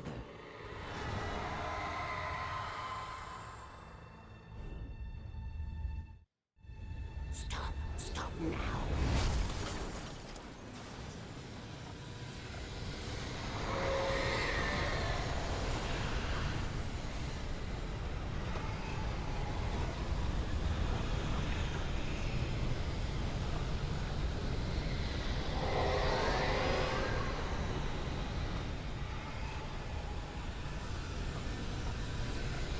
Thank you, light, drawing my attention.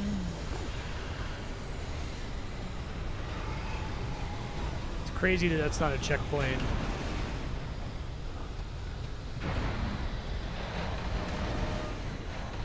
Oh my god, damn it. Okay, thank you. At least that's a checkpoint.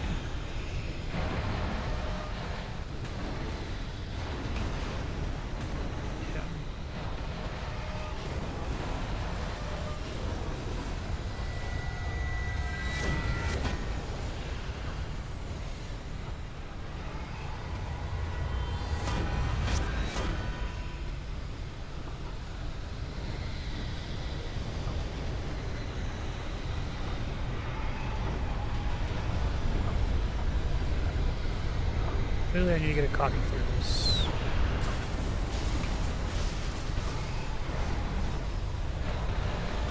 One of the couple times I actually had to jump there.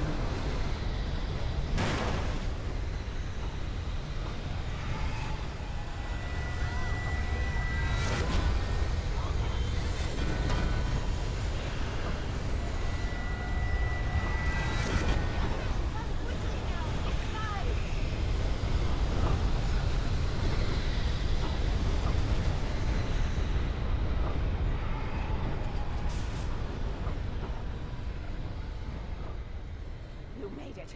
Well done. I'm glad I was wrong.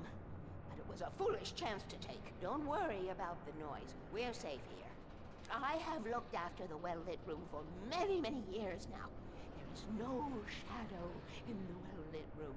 The power is fail-safe, and all the bulbs are numbered and changed regularly based on their make and model. Right.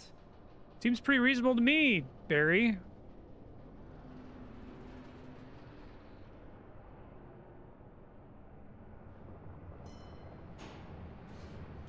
There's an old army base at Raincoat Point, north of here. It was active during the Second World War. They operated here back then. They must have built this. Yes, they did. It's my place now.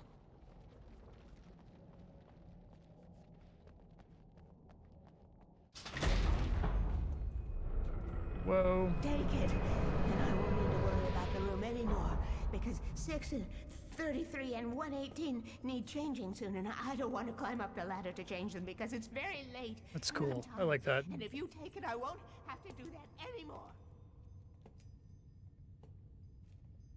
The page was autobiographical, a memory from my childhood. But I didn't write this. He's It was a page a written character by written by Thomas Zane. None of them were supposed to exist anymore. Alan, 7 years old, would fight sleep to the bitter end. That's good. When he did sleep, he soon woke up, screaming, the nightmares fresh in his mind. One evening, his mother, sitting by his bed, offered him an old light switch. She called it the clicker, and flicking the switch would turn on a magical light that would drive the beast away. To imbue the talisman with all possible power, she added that it had been given to her by Alan's father. Alan never knew him, and anything of his took on mythical proportions in his mind. With the clicker firmly in his hand, Alan finally slept like a baby. Now, almost 30 years later, Alan thought of this. As he stood on the rim of Cauldron Lake, the clicker This is in kind of his what I hand, was hoping for. He took a deep breath and jumped. My mind swirled. I'd given the clicker to Alice. They yet should it have put was the clicker here. in the story Zane earlier. had written it into existence in a story I had written. I can get to her now. I can finish That's some fucking Bill and Ted shit, though. Brackets complimentary.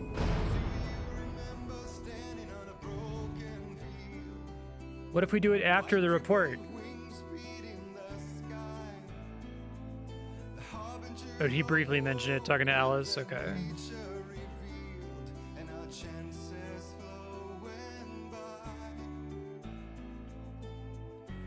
can't let the memory heal. I will remember you with me on that field. More Poets of the Fall. When I thought that I fought this war alone, you were there by my side on the front line. When I thought I'm gonna try these eye drops I got. you gave me a reason to try.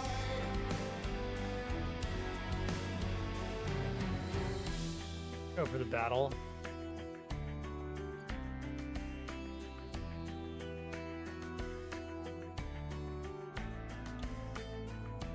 Turn the page, I need to see something new. For now, my innocence is torn. We cannot Wasn't written for the game. Music video is Alan Wake themed. It's cool. like rabid dogs of war.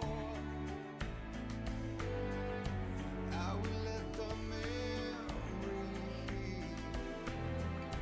I remember you with me on that field. When I thought that I fought this war alone, you were there by my side on the front line. And we fought to believe the impossible. When I thought that I fought this war alone, we were one with our destinies entwined. When I thought that I fought without a cause, you gave me the reason why.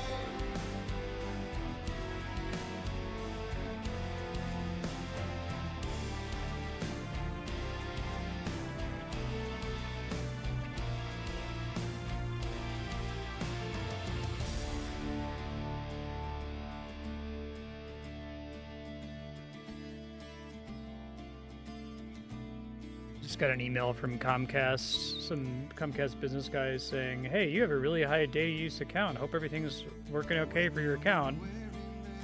Those motherfuckers got rid of unlimited data with Comcast Business. I'm just gonna die. Bones to break the fall. When the love in letters fade, it's like moving in slow motion. And we're all I'll have to call him tomorrow. if we arrive at all. And then we're caught up in the arms race, an involuntary addiction. And we're shedding every value our mothers thought. So will you please show me your real face? Draw the line in the horizon. 'Cause I only need your name to call the reasons why I fought.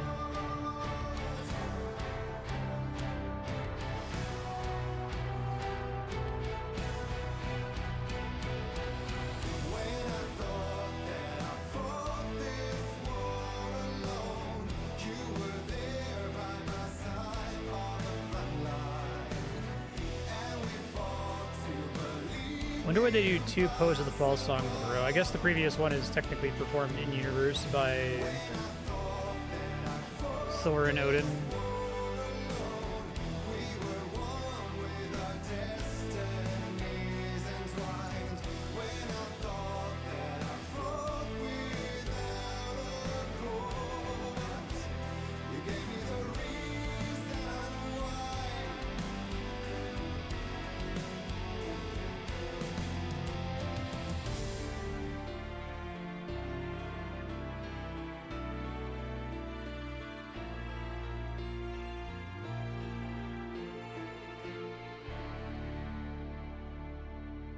Good song.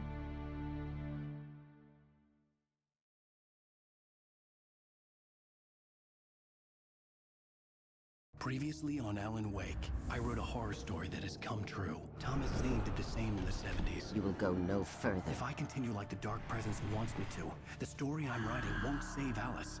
It's a horror story. No one will survive. You knew Zane! Thomas Zane! You're the Lady of the Light in the song! He left something behind to help me. The clicker. Alan thought of this as he stood on the rim of Cauldron Lake, the clicker in his hand. He took a deep breath and jumped. I can get to her now. I can finish this. 2 years ago.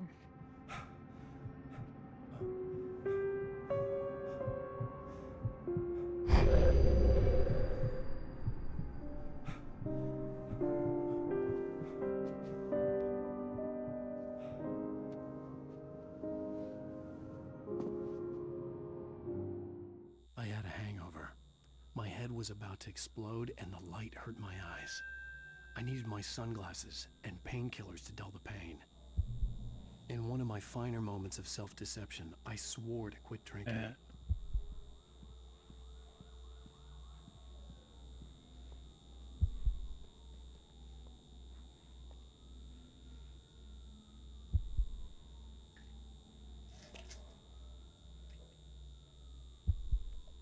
The pills worked fast.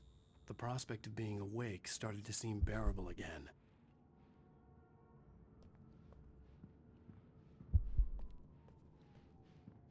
The lights were like needles in my eyes. I needed my sunglasses.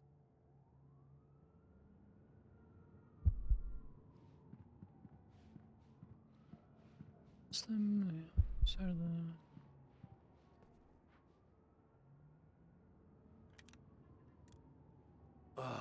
The sunglasses made the world look bearable.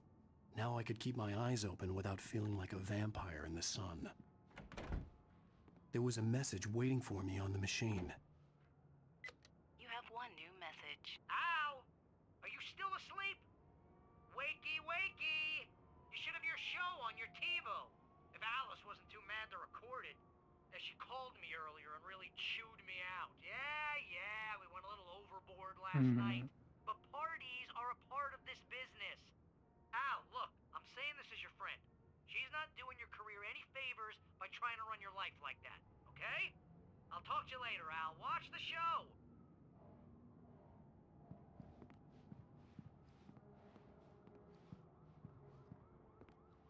Assume that's the same one from before in the apartment.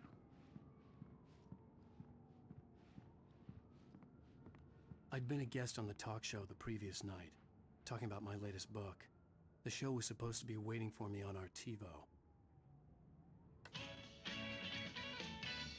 Ladies and gentlemen, welcome It's back fun. to the Harry Garrett Show. Thank you. Thank you, everybody.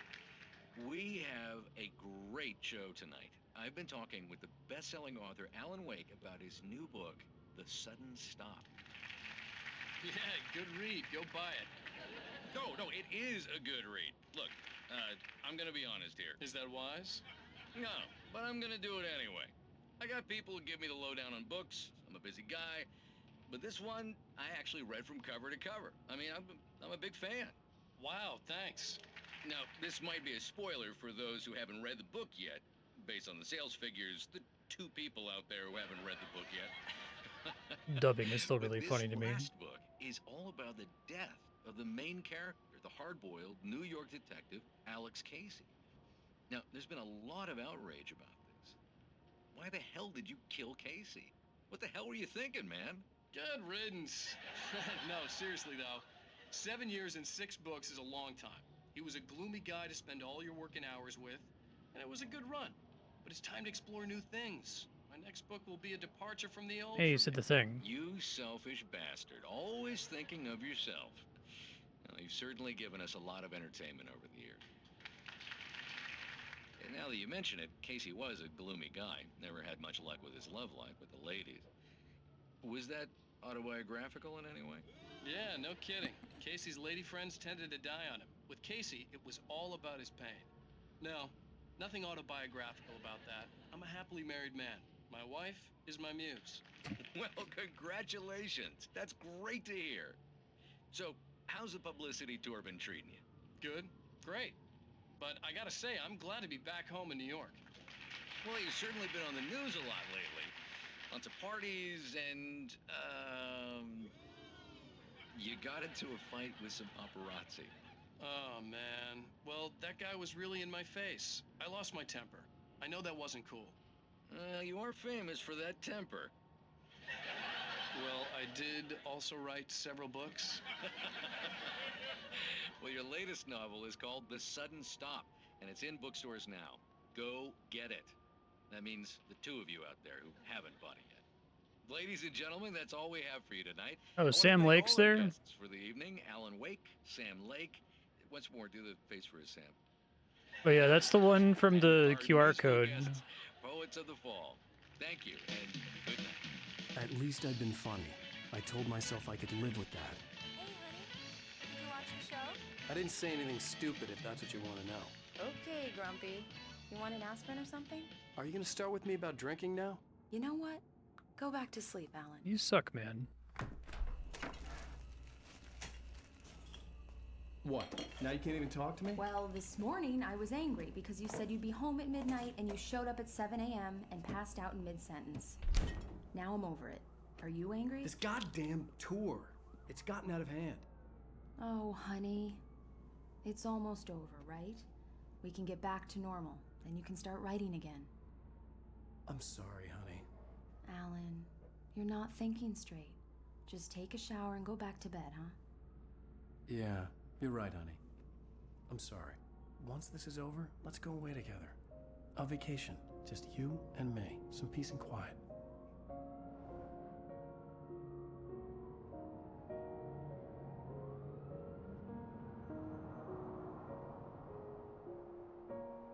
The present day. Okay. Somehow, the clicker was the key to the cabin. I had to return to Cauldron Lake to save Alice.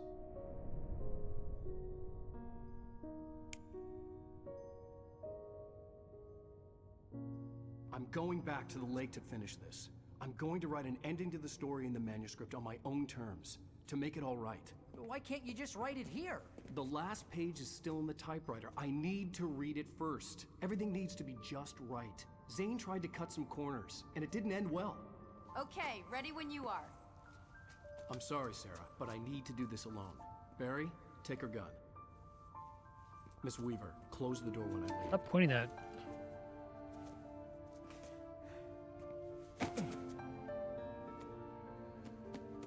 I like what they wanted to do with Barry. I don't know if they succeeded. See you later.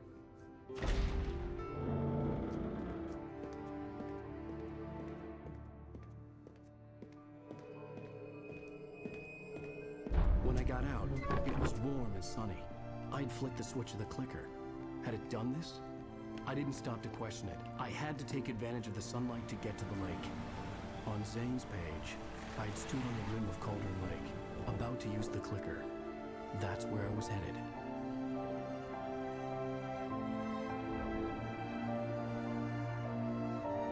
Gonna make me actually drive there.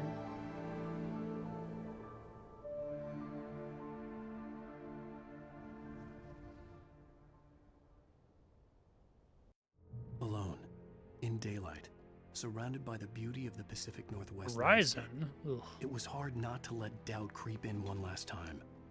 I could still chalk everything up to a dream, a delusion. I had enough imagination to make up something like this, having been in the cabin all this time, trapped in a story inside my head, gone mad from grief over Alice's death like Hartman had claimed. Oh, this looks like There the would be beginning. no way of knowing. I told myself it didn't really matter. My course was set.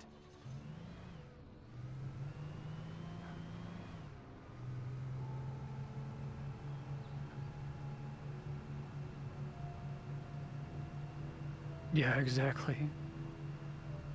They made all these maps. They come up with driving physics from when it was open world.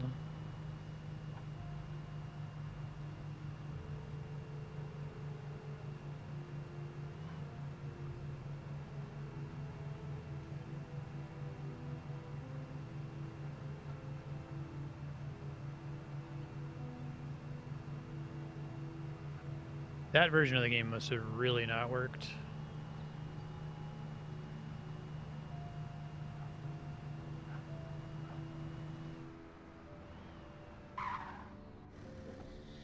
Alright.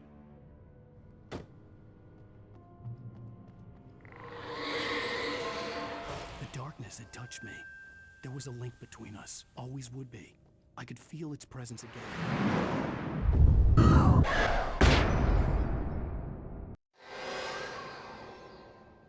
Oh, that'd be cool. It feels like a weird, like it felt like something was missing. I thought that was supposed to be like a holy shit. Thomas Zane wrote about this the whole time.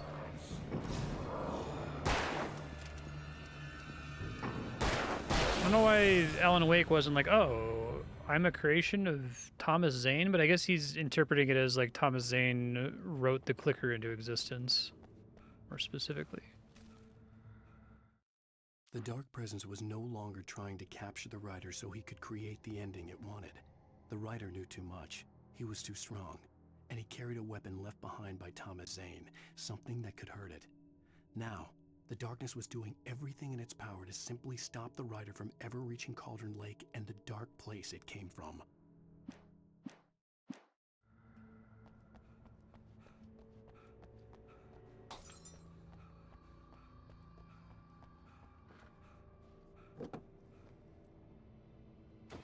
Press the clicker again.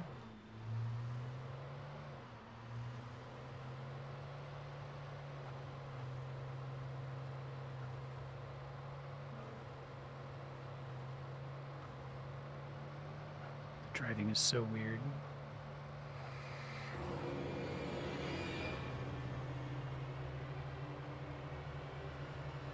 So it feels like you're wearing a car-shaped hat and still kind of just running around.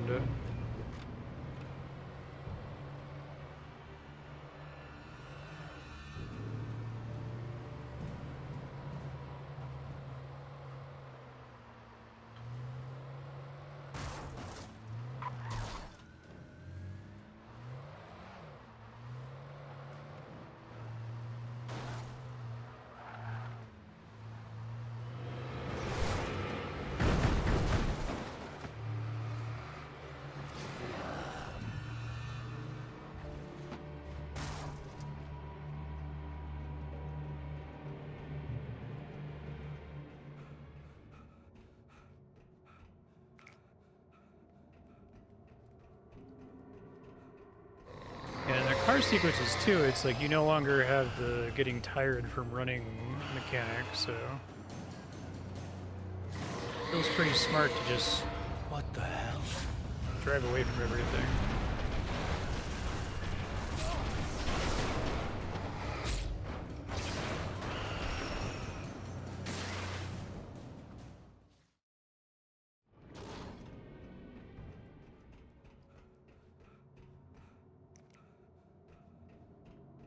It's weird they had me keep the big flashlight this time. I think it was a really good decision not to release this game episodically because I don't think the episodes really like cut off at particularly exciting moments. It would be really frustrating if you had to wait. There's just a couple that are pretty exciting,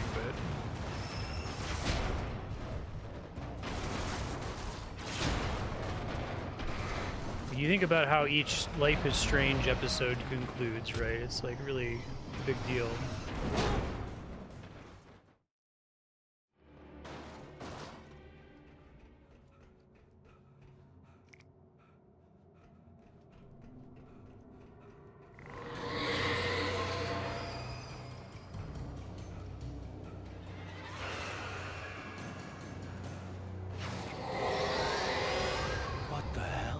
Bigger than chapters, it's smaller than acts.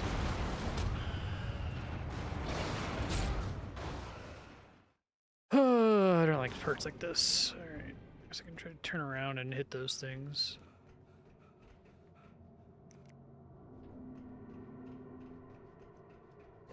Yeah, exactly. It's kind of out of nowhere.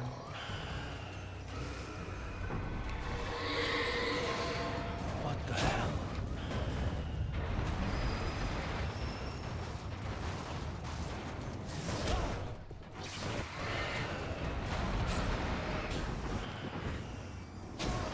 You gotta make up your mind here, game. Am I fighting those, or are you, like, stunning me so that I can't aim the flashlight? I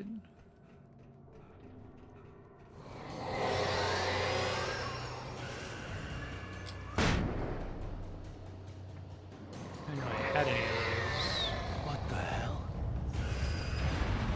It keeps doing this, like, cinematic bridge shake thing where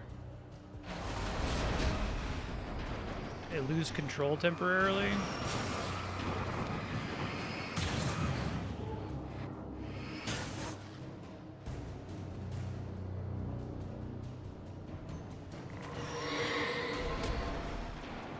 That's not how that's supposed to work.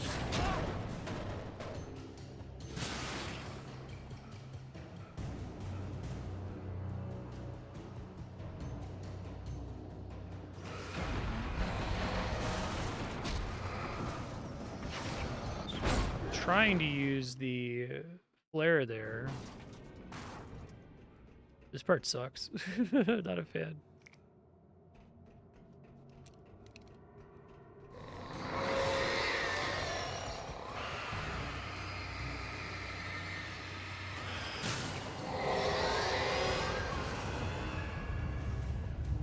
What the hell?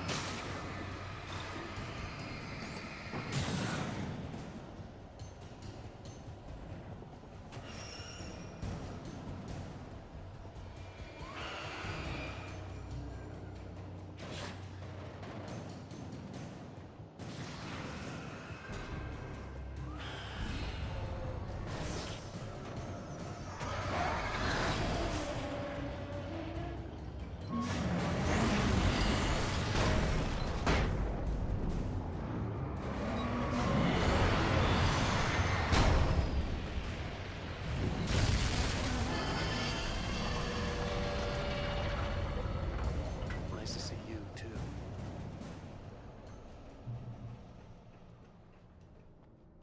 See you, sir.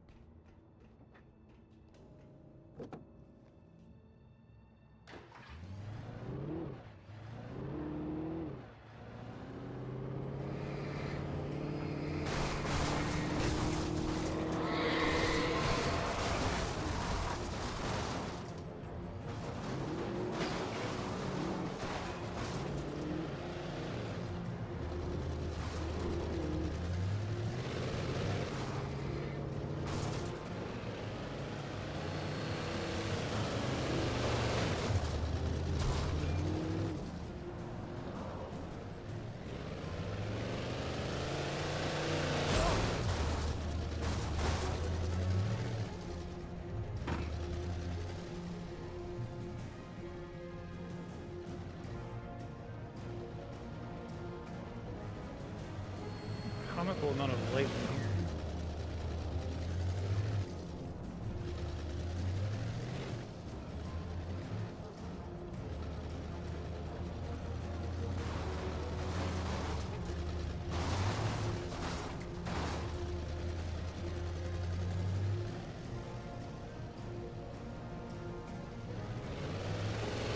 Really just like a single flare in here?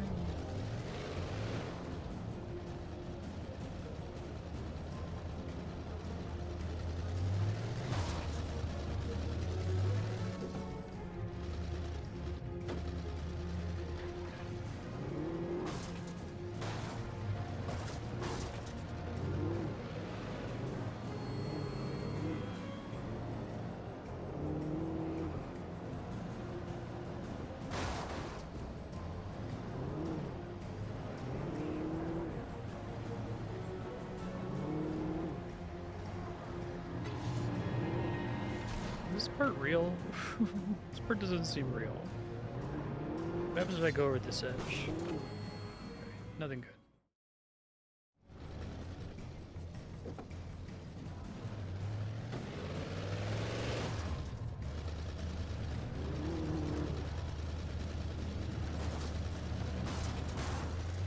Austin Powers GIF.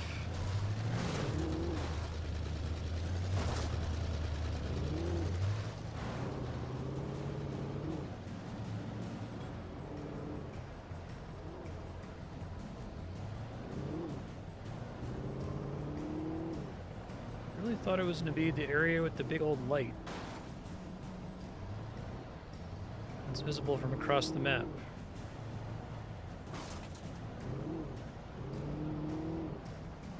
This area is like way too open.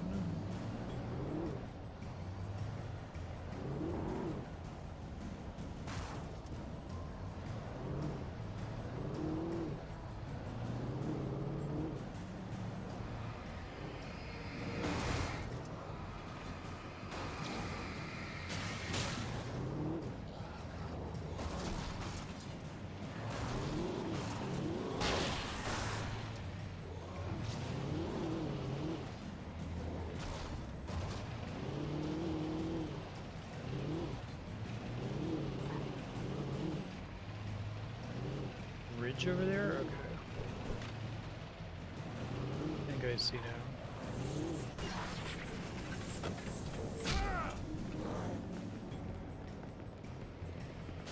You got any more cars out here?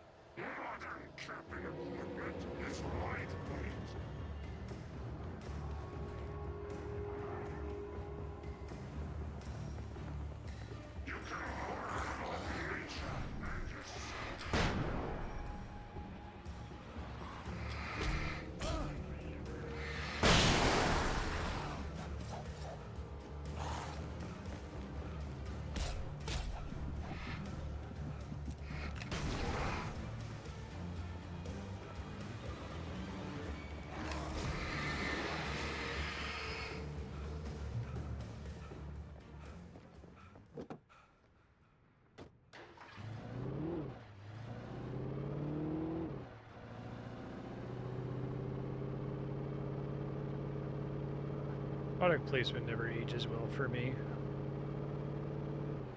Played like the first couple hours of Final Fantasy 15 with Andrea back when I took that stream hiatus when she was sick. There's like a bunch of baffling product placement in it. There's like cup noodles and like some kind of like camper gear company. I'm like, what the fuck? This is so weird. In the end, Barry wasn't going to shoot Sarah. They both knew that. Once she had no chance of catching up to Wake, Barry gave up the gun and sat down on the floor, shielding his face from the merciless glare of the well-lit room. "I don't think I'm ever going to see him again," he said in a weak voice. Sarah didn't have it in her to be mad at him. Besides, he was probably right.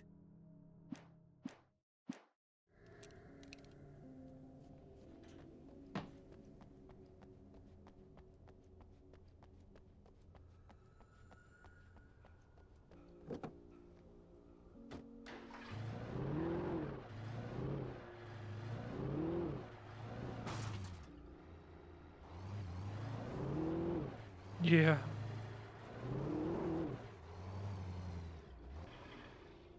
It's not even just like fucking Energizer batteries. It specifically says whenever you loot lithium batteries, right? Like they last like 4 seconds. To me, that's the sort of like, okay, you know, 100,000 1,000 fucking two guys on a couch, Penny Arcade ripoff comics cry out in unison, making fun of how funny it is that the battery doesn't last very long in Alan Wake. But it truly lasts a comically short amount of time. Like, it's not just like, oh man, that battery, it's only like 20 seconds or something. No, it lasts as long as it takes to point a flashlight at one thing.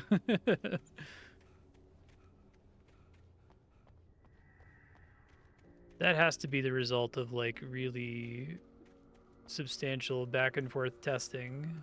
The game must feel really bad if the battery doesn't run out exactly that fast.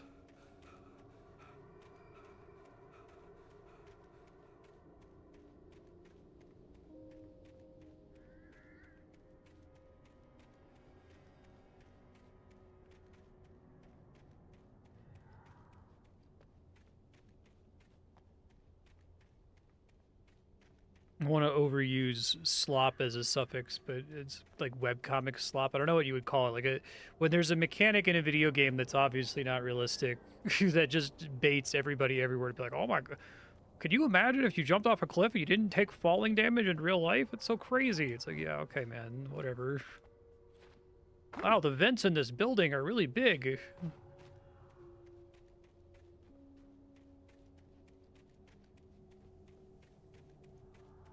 This place sucks. The fence just there to keep me from taking a car through this area? Okay, that appears to be what it's actually for. Yeah, I would agree.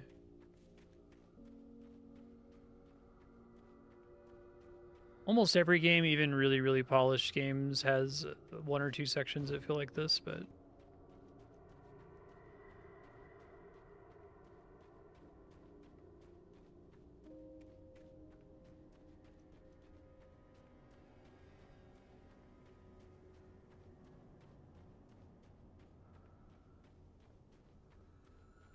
Seinfeld? What's the deal? I guess Seinfeld has better, well, Larry David writing Seinfeld has better, funnier observations than a lot of these, like, kind of cheesy webcomics that are just entirely premised on, isn't it crazy that this thing that happened in a video game doesn't make sense? You slather some juice on a door and it picks the lock. Yeah, man, that is weird. You're right. Yeah.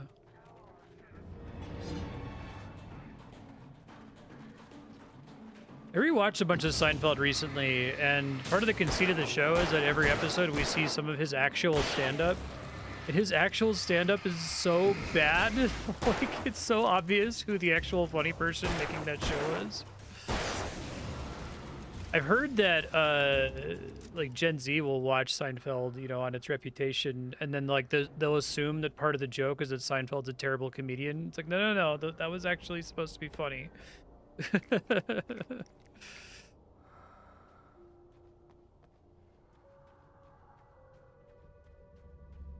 Yeah.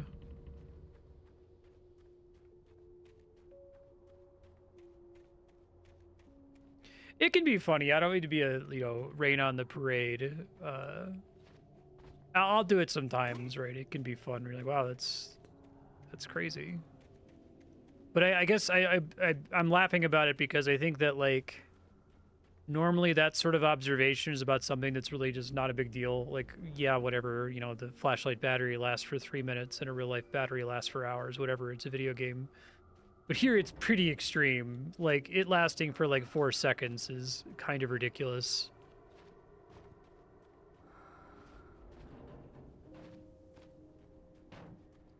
Even at webcomic bait standards. Like, at that point, it shouldn't be a flashlight, right? He like has some kind of special light power. He can like project beams of light from his hand or something. And then he needs time to recharge, or he needs to find, you know, unobtainium pickups in the environment that recharges power. Who cares?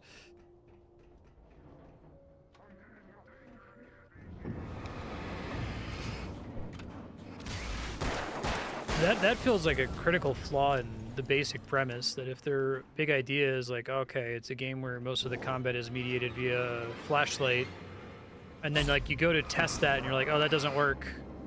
The only way we can even begin to kind of make it work is by like putting really weird limitations on the flashlight. It's like, well, it's not really a flashlight anymore, is it? It's basically a magic spell that sucks.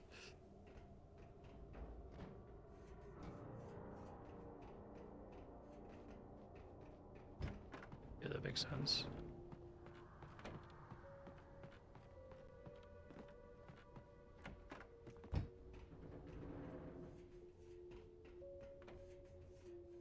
Helen's New York apartment has too large of door frames.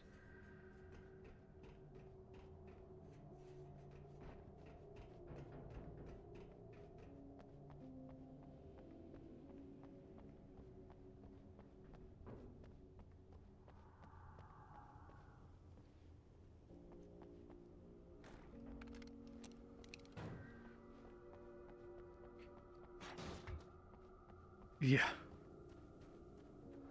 It's like, I mean, they do it with movies and TV shows, right? Like, can you believe the gigantic apartment that these people have in New York? It's like, yeah, man, like, you need to fit a camera crew in there. I'm sorry.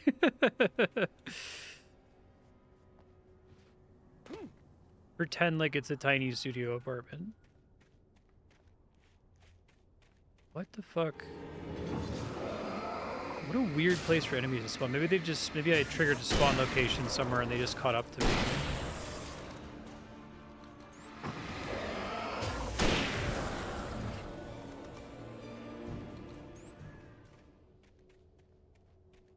This part sucks. It's not good. A lot of this game is underwhelming, but this part's like actively kind of bad.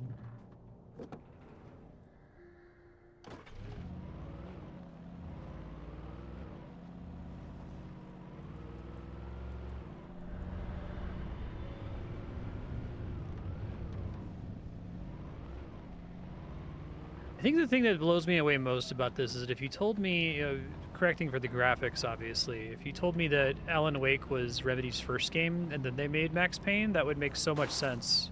I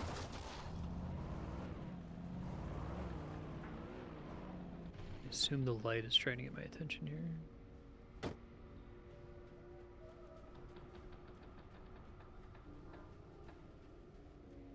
Yeah.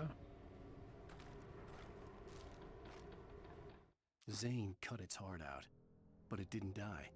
The thing that wore Barbara's face kept crooning sweet nothings, sugar-laced with poison. The earlier driving level was also stupid, the one that was in the daytime where you just went to a bunch of Firewatch towers, but it was like always clear where you were going next, right? He stepped outside, off the pier, and into the dark water.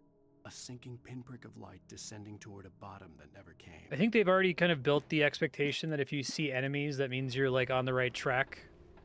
You're not like going down a side path or something. So to have a bunch of weird areas where there's like arbitrary enemy spawns and then it's just like a dead end with a single shotgun ammo pickup is really weird for what this game has established so far. Like,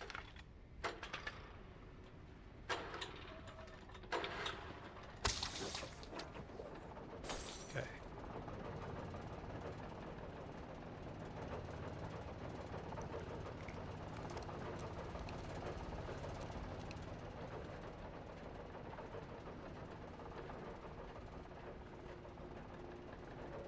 Such a strange game.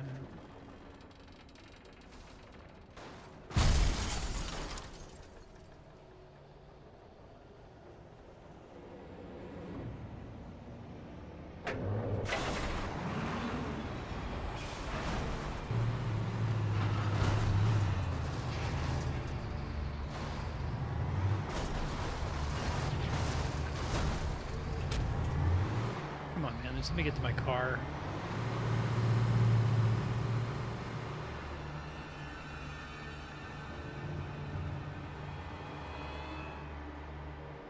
Oh, is the point that it destroyed my car? Okay.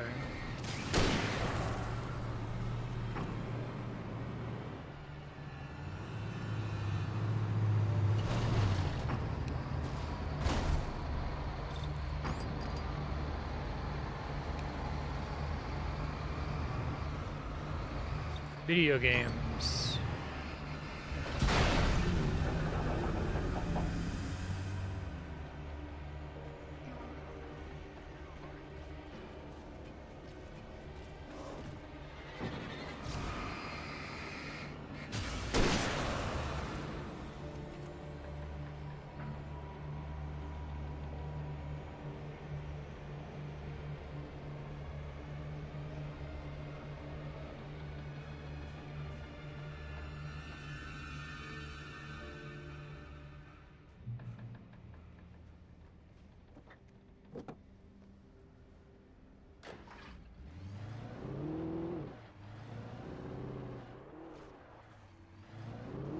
There's a lot of little things in this game where it's like, wow, I can't believe like people tolerated that. Like the janky physics objects are like a neat idea. I don't necessarily hate that as a concept, but I think their implementation is so like weak.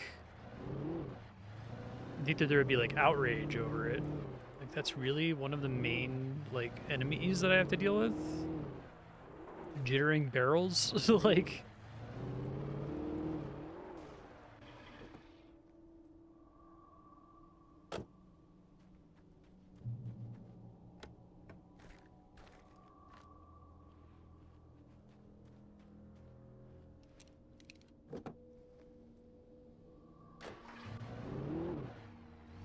When I told Barry my plan back in the well-lit room, I'd acted as if I knew what I was doing. I didn't. I was operating on the shifting logic of a dream. I had to fight my way to the lake through the horrors of the night. I had to I flick wish an there old was battered light more switch imbued with shifting childhood logic magic. of the dream. I had to write a happy ending to a horror story. I had to save my wife from the dark prison she was being held in. Well, that basically never happens. Yeah, I would agree that's true.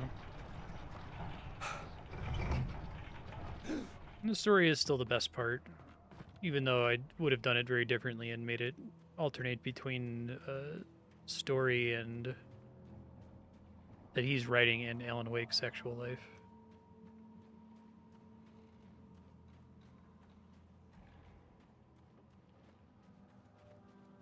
I will never give her to you.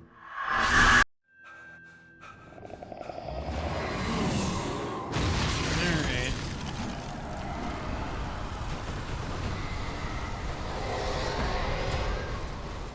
Okay. The night, I had to flick an old battered light switch imbued with childhood magic. I had to write a happy ending to a horror story. I had to save my wife from the dark prison she was being held in.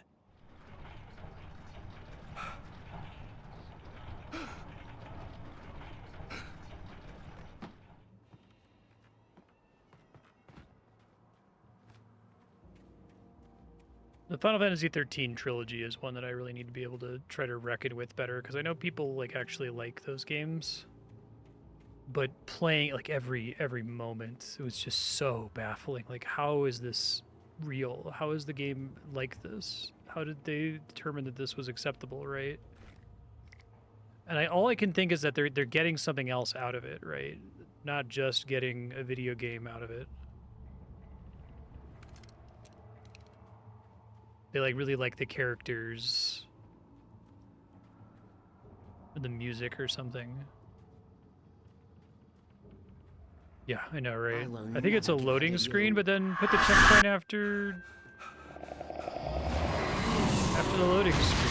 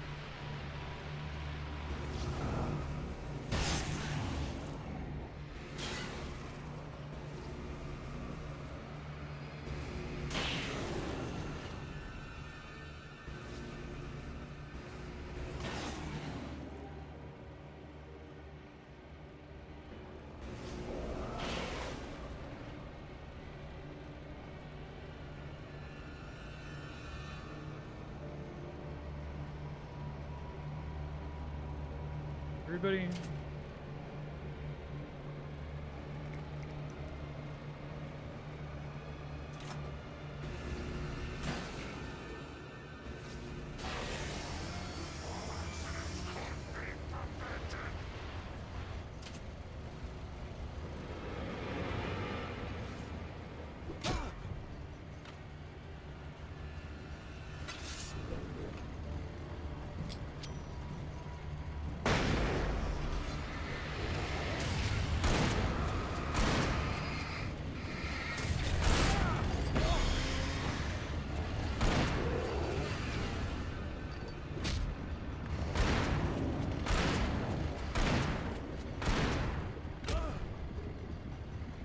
So annoying.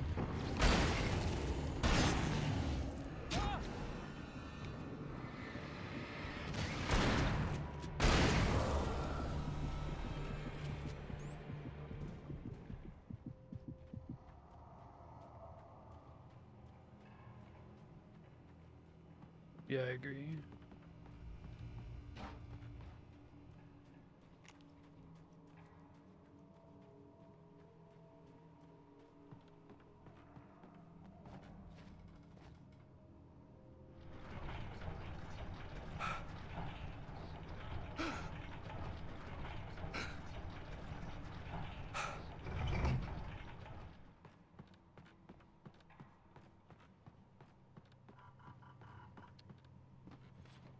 There are a lot of these here. I don't think they had a lot for this episode.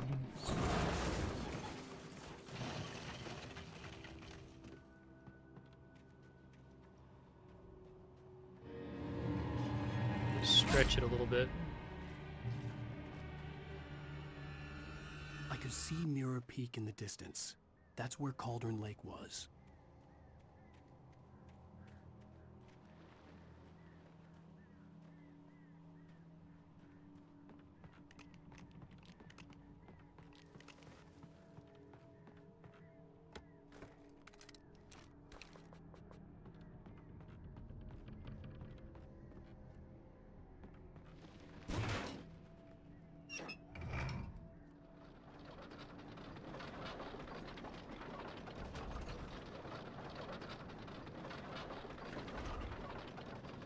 Yeah. Well, I suspect that these were just maps that they created.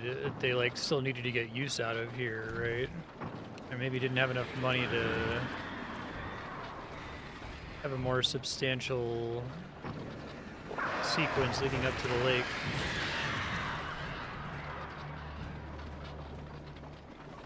Almost all of the outdoorsy maps feel like they're completely inappropriate for this game. Like none of it, the concept that there's any driving at all seems like it's completely out of place and only makes sense to me if we understand it as, shit, we've got these assets that we spent all this time on that we don't want to throw out, right?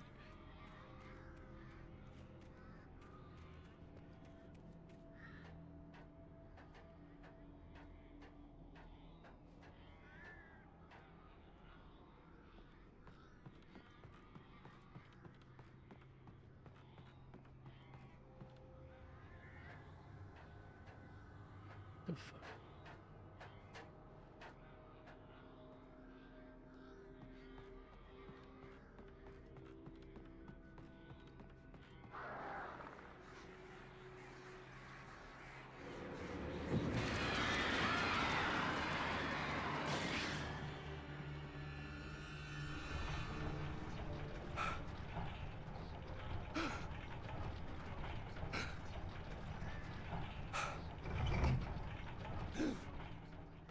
Say, really?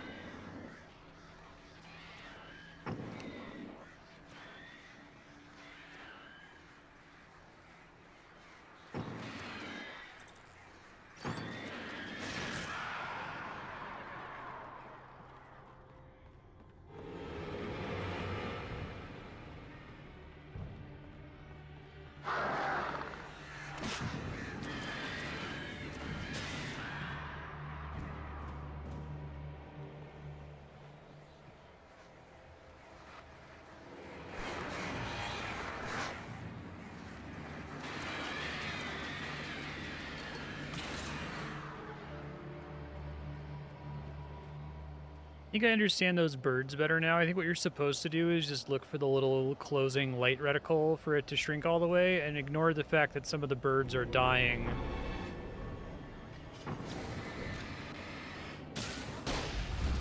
Fucking goddamn it.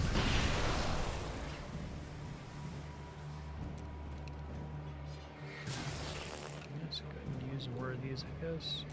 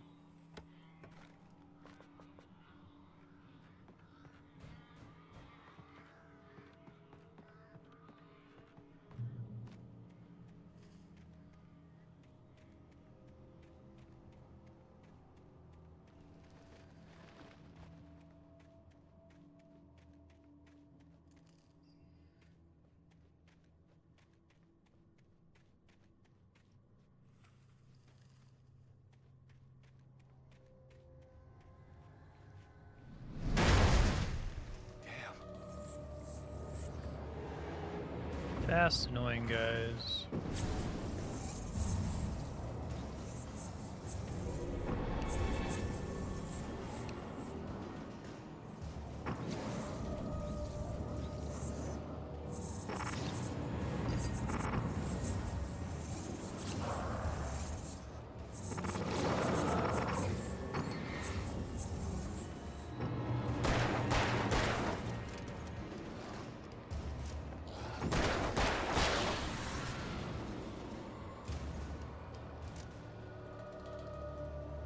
It's a third type of human enemy. I don't use them too much though, which is good because they suck.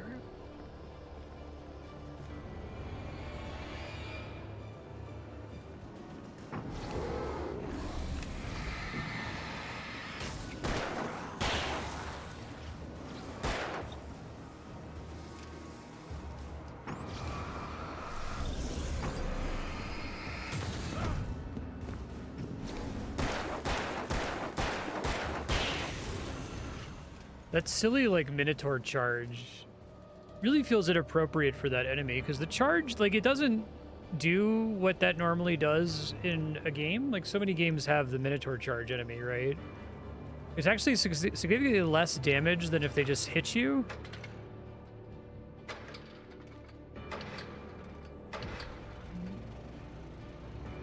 I guess it's supposed to be, like, to bait you into dodging or something, but...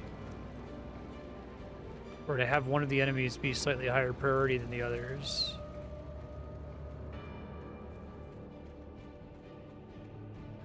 And the problem is you're constantly taking chip damage from the guys who are throwing axes and shit at you.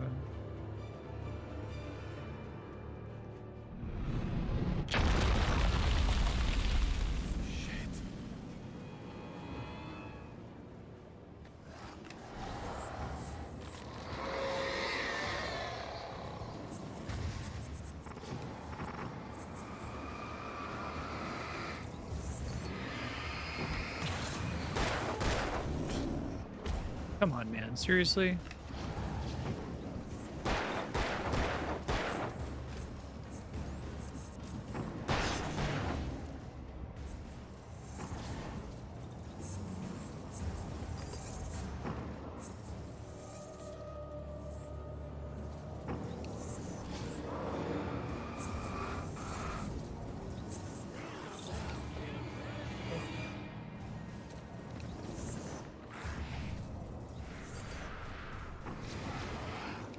Press the throw grenade button.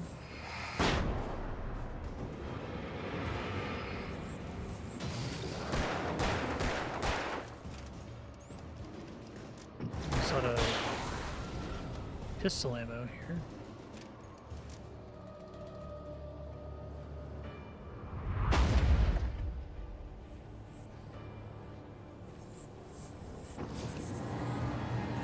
I'm getting a lot of these fast assholes now.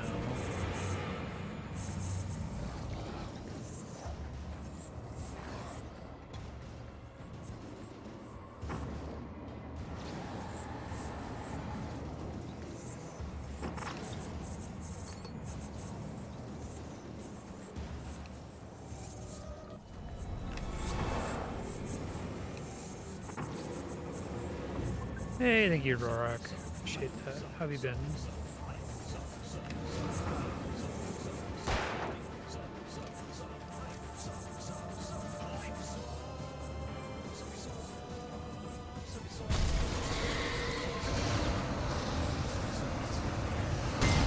Fucking goddamn it.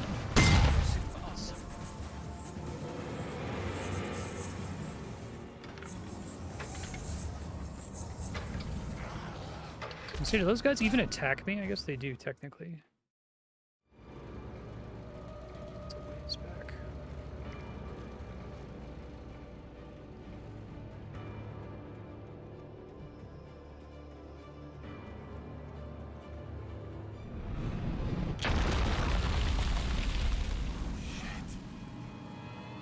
These guys are crazy annoying.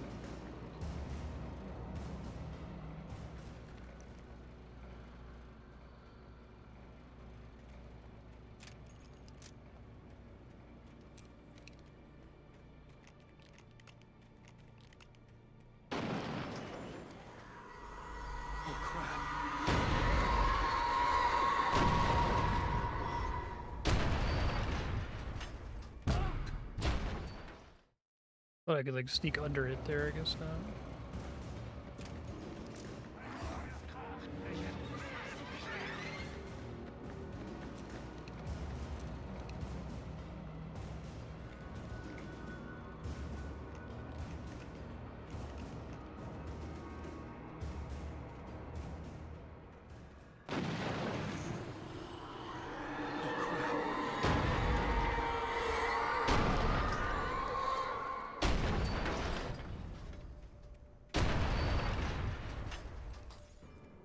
Okay.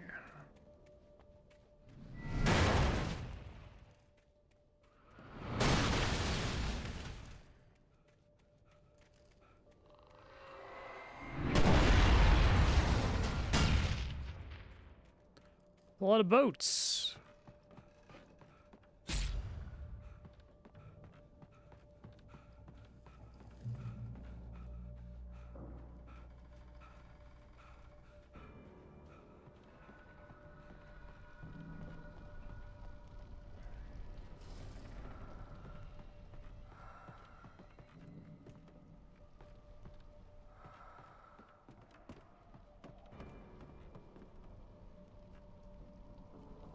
Want to open that?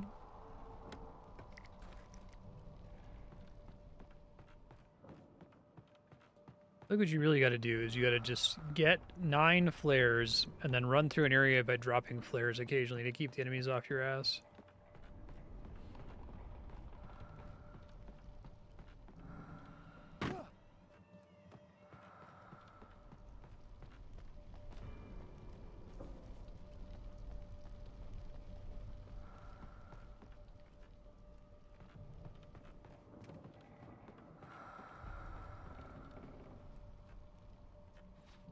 Darkness controls the Taken, huh?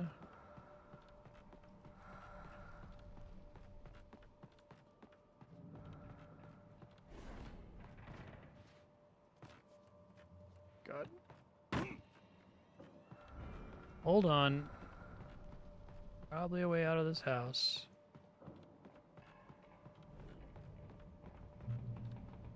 Okay.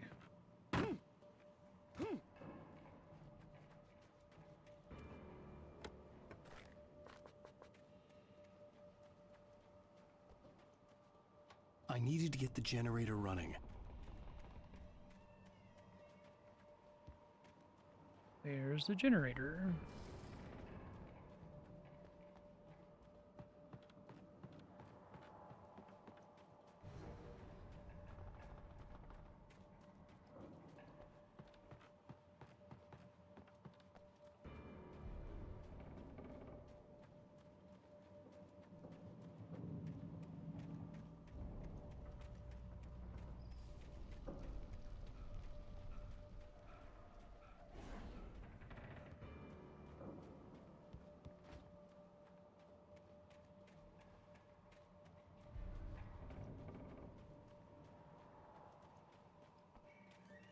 There we go.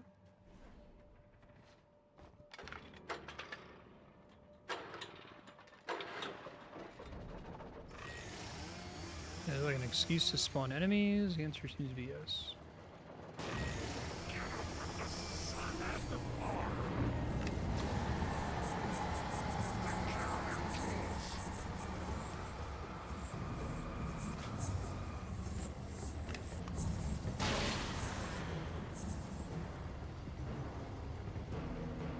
Waiting on a slow elevator. Just Alan Wake things.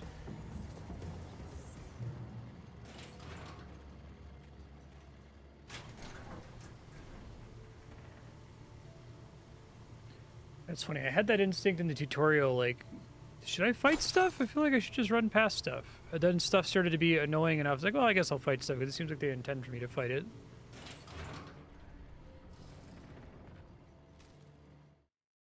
After Zane had gone, I stood alone in the shifting dream that was the dark place. I had to find a way to the cabin.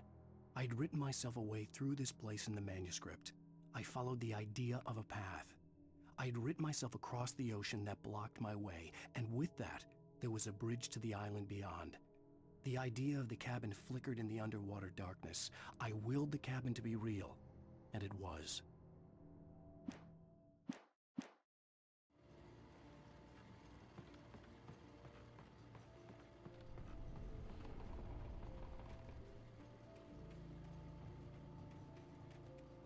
turn back now.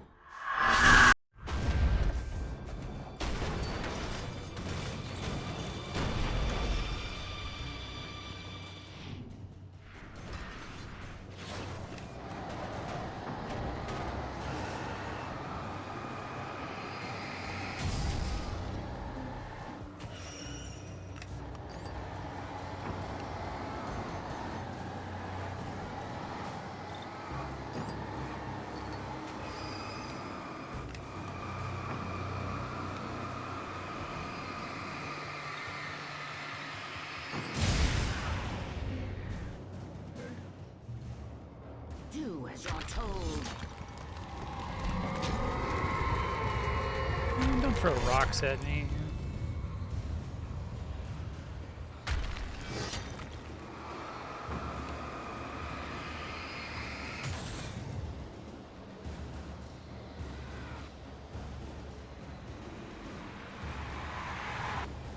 Alice never loved you.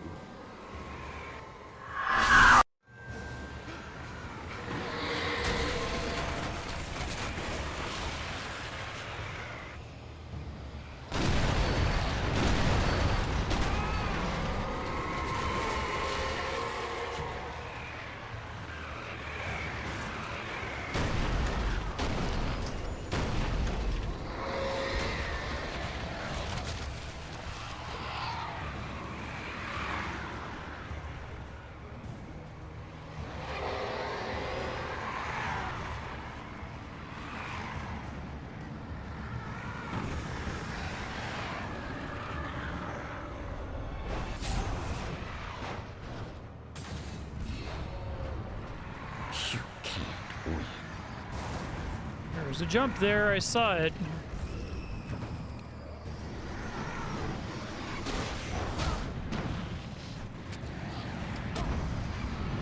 This is what we're actually doing, right? Just shooting infinite flare gun ammo, okay. That's right. Makes it really hard to see what you're doing though.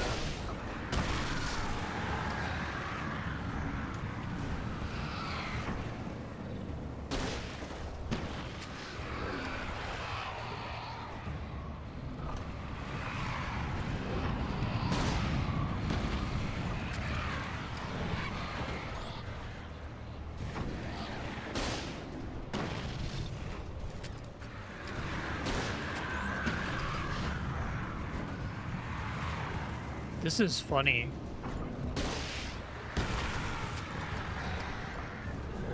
I don't think I'm supposed to jump in there. I think I'm supposed to fire from here. It looks like I can blow up some of the building or the cars in the center there.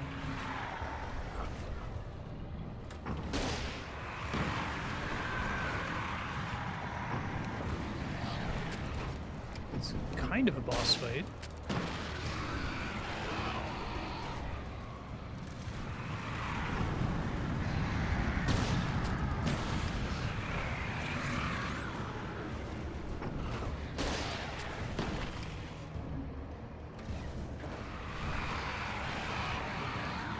Yeah, I feel like I've seen a couple of these buildings get destroyed when I've shot here, but some of them appear to not being destroyed. I had to get light into its heart to hurt it.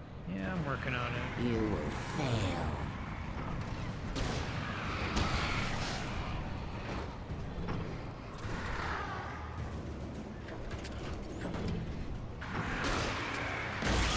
There we go. It's all in your head.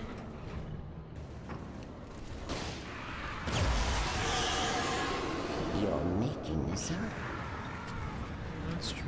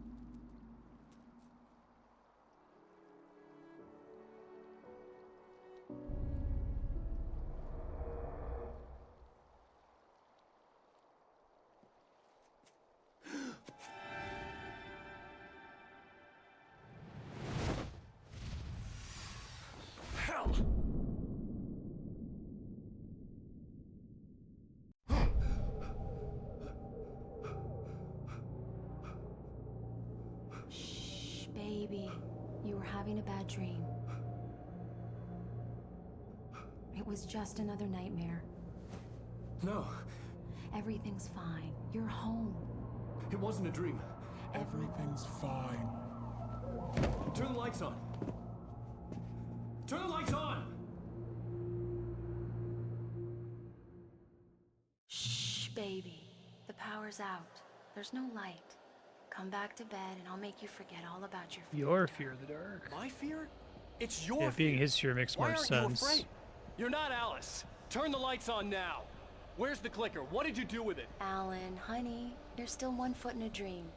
You're not making any sense. Come back to bed.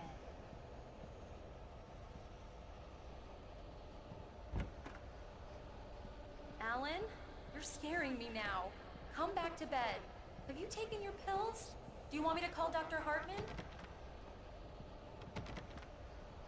I read your manuscript. It's brilliant. Departure is your best work yet. You're a genius. Clicker. I'm so proud of you. Come back to bed. We'll talk more about it in the morning. Come back to bed, Alan. Come back to bed, That's cool.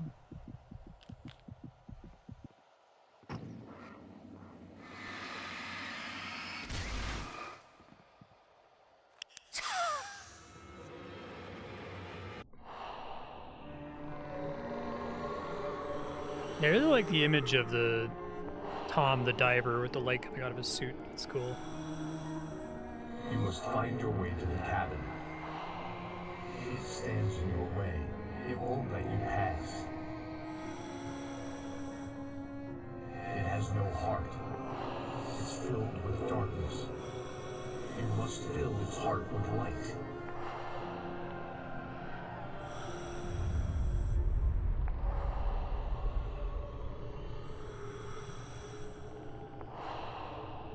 Don't mind him. He's Mr. Scott. Your friends will meet him when you're gone.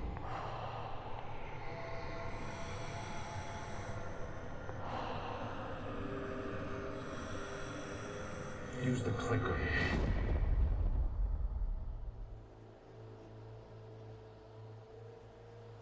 Use the clicker. Oh, this is cool. This is what I wanted.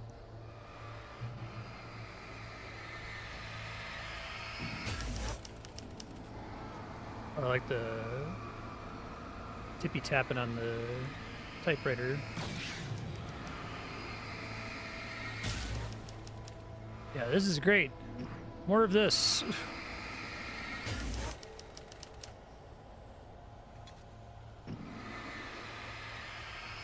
They give me infinite. They do not give me infinite battery in this sequence.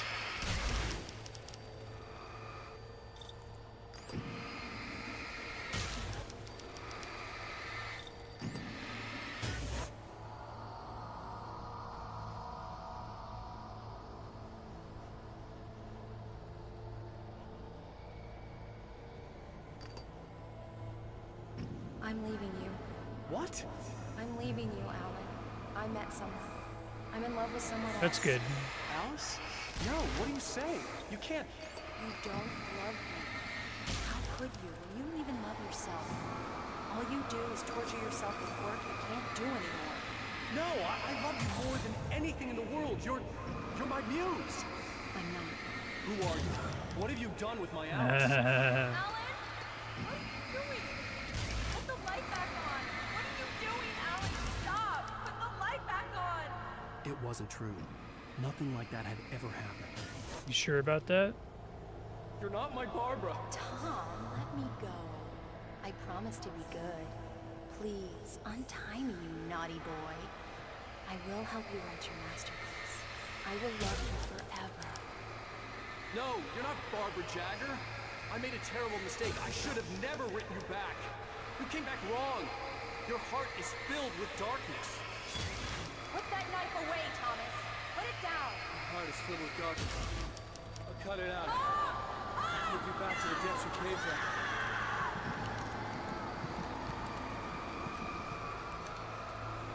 You did writing necromancy to bring her back and then stabbed her to death?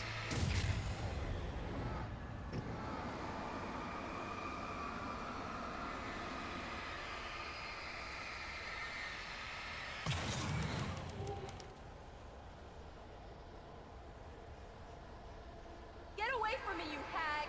Where am I? Let me go! Alice! I'm coming! Your husband refused to do as he was told. All he had to do was write. Cool sequence.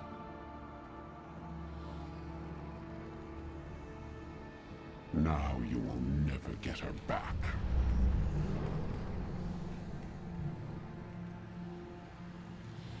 I am much older than you. Older than your first work of art. I will find a new face to wear. Someone else to dream me free.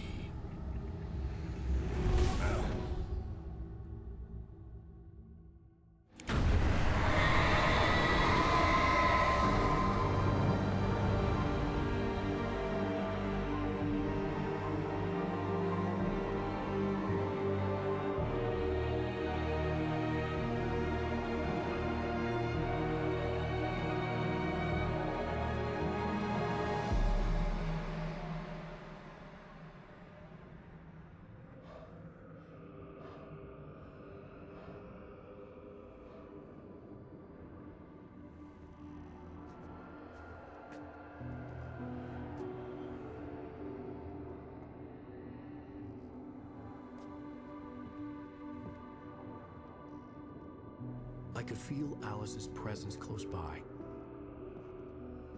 I understood what I had to do now. I knew how to write the ending to Departure. Let her go? There's light and there's darkness. Cause and effect. There's guilt and there's atonement. But the scales always need to balance. Everything has a price. That's where Zane had gone wrong. There's a long journey through the night back into the light. Alice? Alice?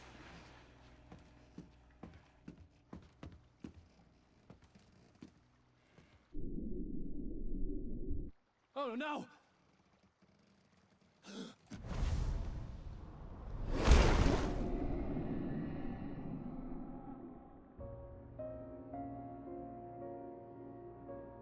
I'm playing this whole game under the impression that the whole bit with like the Jagger lady, the dark presence, is all like a metaphor for something that's like actually going on with Alan Wake. But as I get closer to the end, I'm worried that no, this is all pretty literal.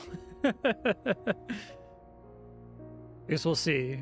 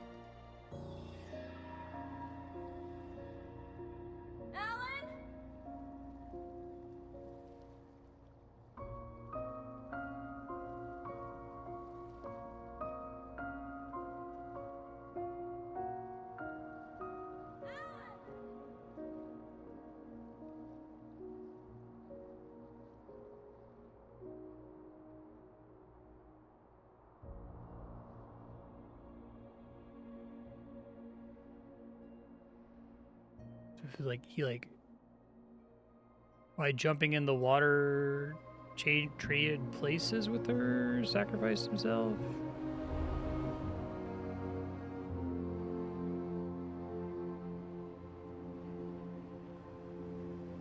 I'm also fine with that being completely metaphorical, but tone of the game seemed to be really leaning into no, there's like really like these shadow monsters, that's all like real.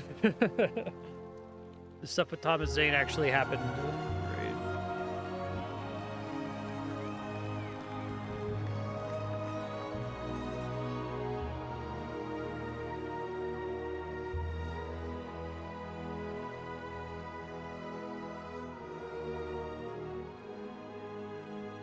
Hell yeah, Odin and Thor.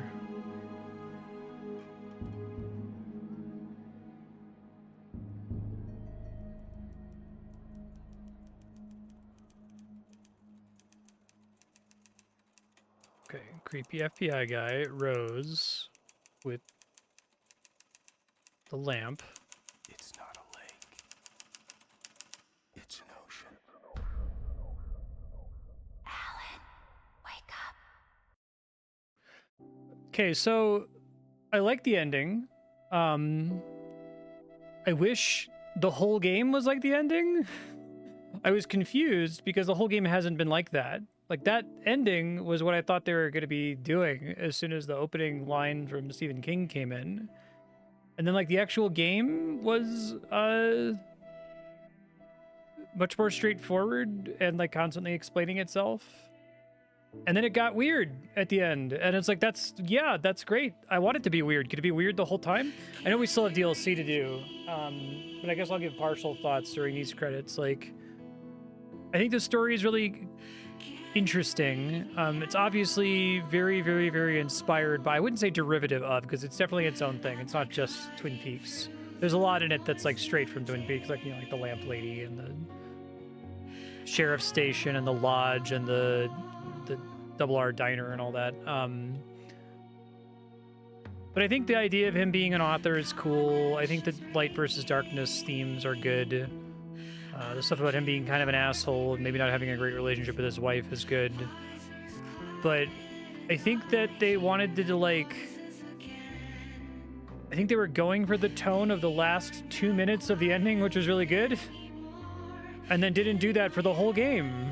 Didn't know how to, like, make the game feel weird and dreamy and surreal and unclear, right?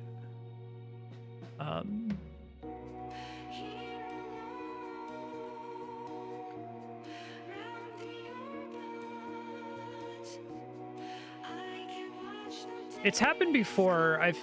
Mass Effect 3 is the exact same thing, right? Mass Effect 3's ending is like, without spoiling it, it's like weird 2001: A Space Odyssey, David Bowie, like weird psychedelic sci-fi all of a sudden, which is fine. Like, I like that kind of thing. But like, up until that point, it's been pretty hard sci-fi.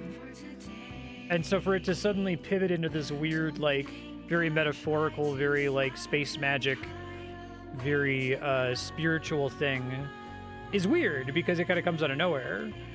Not really the case here. Like, it doesn't feel like that wasn't what they wanted to do the whole time. I definitely got the sense from the beginning that, no, this is definitely what they're going for, right? Especially if they're inspired by Twin Peaks and they know that kind of making it surreal and dreamlike and kind of hard to figure out, pin down what's actually happening. I wonder if they just didn't really know how to make that a video game, or if they were so constrained by the assets they'd already made that they had to make like levels and stages that made sense and flowed together. But the opening sequence is like, all right, I'm here for it. If this game's gonna be like super dreamy and surreal and weird and like playing a living nightmare and just jumping from scene to scene and not making any sense, I will surrender myself to it. Alan Wake, take me wherever you want to go. That sounds cool. And then it just like got increasingly more concrete, like to the point where it was almost farce, where it was explaining everything, even things that didn't require explaining, that was pretty clearly conveyed by the visuals. So yeah, this is an interesting game because I suspect it's not what they envisioned. I suspect that they had really, really big ideas on paper that they wrote down when they were like pitching it, and then life happened. You know, they had to throw out their first prototype and couldn't just like completely start over and had to like salvage it a little bit, you know. But I think it doesn't help that the gameplay sequences are kind of underwhelming. I don't think it's fair to call them bad, but they're at the bottom margin of mid, right? It's almost bad. I would say that Deadly Premonition's action sequences are bad. They shouldn't be in the game. They don't fit. They're janky as fuck. they're stupid, right? Here, it's like, well, there are rules, and I guess once you get out of the big open forest areas, there are, like, structured encounters, and occasionally you'll have, like, a little jump scare here, or something that makes this encounter feel different from that encounter. But it's mostly busy work, is what it feels like. It doesn't feel like it's particularly difficult. It never feels like, okay, this is a really standout. I'm not going to remember a single challenge from that whole game, like a single combat encounter. None of them really stood out as being at all memorable. And you think about like action horror games like Resident Evil, particularly Resident Evil 4, like this name was mentioning, you know, there's plenty of little set pieces that stand out. There's little levels that if I remember RE4, I remember, oh yeah, there's like that town at the beginning with the bell ringing. And then there's like the part where there's the guys in the cultist robes who keep kidnapping your escort mission character, right? Yeah, I wish I could completely understand what happened. The way that I'm modeling it in my brain is that they had big ideas that were cool. They had a couple ideas that were maybe cursed. And maybe the problem is that their first big idea of let's do a noir video game with cool noir narration and these like comic book like cutscenes. And crucially, our video game premise is what if bullet time, that just worked, right? Because as soon as they had the idea existed in nature and they were able to implement it and it was great and everything kind of just lined up pretty well. Here, it didn't occur to them that maybe this idea of using the flashlight just wasn't going to work as a video game concept, right? Because you tell somebody about it, like, oh yeah, sure, that sounds cool. Yeah, darkness and light, whatever. Sounds great. But like I was saying about the Splinter Cell comparison, that like there might just be mathematical features. If you want it to have to be a modern setting, you want to use things like flashlights and spotlights and lamps and light posts and stuff, right?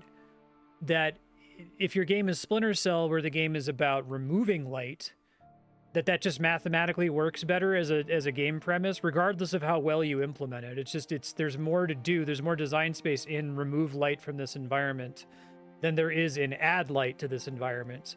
If you are committing to being grounded and not having magic powers, like maybe having the clicker or something would have helped a little bit, right? But you're forced to be, okay, well, the only way I can bring light into the environment, I have one source of ranged light, and that's the flashlight. I have a couple sources of PB AoE light, which is the flares and the flashbangs. But then whenever I want to bring more light into the environment, I need to like interact with it via melee. I need to go up and like literally flip a switch or press a button. I think it just doesn't work. I mean, no shade on them. I mean, maybe it was just unfortunate that they had all this confidence built up from their first idea just happening to be one that worked out, you know? BioWare Remedy magic. I mean, maybe. This doesn't feel like a hubristic game. Like, I still feel like I feel connected to them. I feel bad for them, you know? Like, I'll play something like Final Fantasy 13 and be annoyed constantly, because with Final Fantasy 13, it's Square's hubris. We cannot make a bad game, right? And they didn't get punished. They should have gotten punished for Final Fantasy 13 being so bad, but they didn't. The punishment didn't happen until Final Fantasy 14 1.0 came out and like was a financial disaster. But there it's like you play it and there's this like obvious hubris that's running underneath it, and it's like, this is fucking annoying. Like, why do you guys think that you're the shit? Here, I don't get the vibe from them. Like, isn't this so fucking cool, guys? Isn't our story so fucking rad? Aren't we the coolest guys ever? Like, I think I talked about this during a game like Final Fantasy 13, where there's no shame coded into it. The same for Sonic 06, actually, which is a much more obvious, you know, disaster. It's like obviously buggy, obviously broken, obviously doesn't flow. There's also no shame in Sonic 06, right? There's also this kind of like attitude of like, isn't this the dopest shit? Like, obviously it's not. Obviously it's fucking bad, actually. Yeah, the vibes are still good. That's a good way to put it. So I'm not mad at them. I'm not like mad that I played the game. You know, we're still gonna go play it a little bit more next week to check out the DLC and stuff. I hope they got a lot of lessons from this, because the game sounded like it did okay, right? It got it reviewed fine. I don't think an 83 is accurate. I think on the given the sliding scale, which is wrong, but if we assume that a 70 is garbage and a 95 is the greatest thing ever, I think this game's like a 75, maybe a 74. It's not garbage, you know. It's playable, but there's this doesn't have the spark. It doesn't have the juice, right? I'm not like really excited to see what's next. It doesn't do anything to like hook you, I don't think. And it's crazy that it's after Max Payne. I wonder if part of it too is just that like we have so many public stories of shit like this happening. You have like your Cyberpunk coming out after The Witcher 3 is so critically acclaimed. You have your BioWare Magic story, right, where these devs just like believe that they can do anything because they've had some really big hits, and then they bite off more than they can chew, right?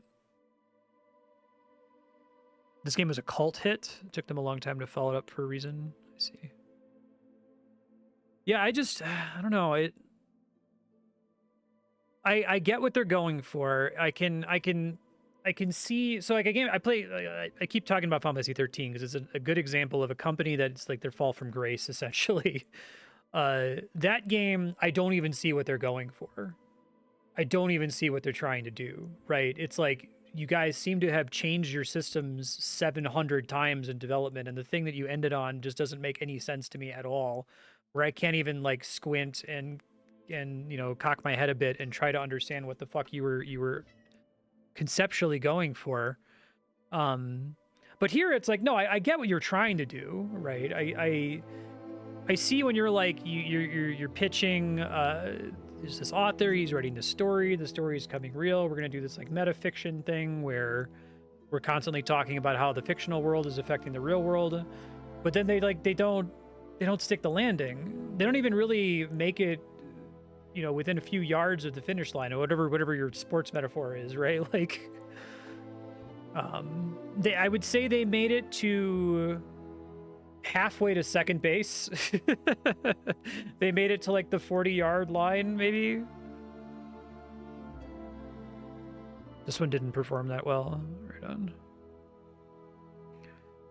I guess I'm just surprised that it did critically as well as it did, because, and it might be because what we've been talking about for the last like week or so, that critics have this flaw where if they can't point to something that is objectively wrong, if the game is technically competent and it's not buggy and like appears to do what it says that it's doing, it's like if the back of the box bullet points say, yeah, the combat is about stunning enemies with flashlights and then shooting them, like that's true. They're not lying. I mean, it works. It doesn't feel good to do at all, basically. Yeah. And I think it's got problems beyond just the combat. I think if the story was like out of this world incredible, and then the action part was kind of bad, I would be more forgiving, but I think the story missteps a lot too. I think if Alan Wake shuts the fuck up, if you cut like 95% of his dialogue, especially most of his inner monologue, which I don't think you should have to, because like I said, with Max Payne, these guys established like they're really good at doing inner monologue. I was really worried coming into Max Payne that the noir stuff was going to be like really cringy. That was going to be like, you know, these kind of amateurish game developers who like noir and are trying to ape noir and kind of doing a cringy indie dev job of it. But I think they actually did a good job. I think Max Payne was actually pretty well written. You know, it bordered on campy at times, but that was like what they were going for, and so it felt fine, you know. Remedy has had to hop between different publishers all the time. Yeah.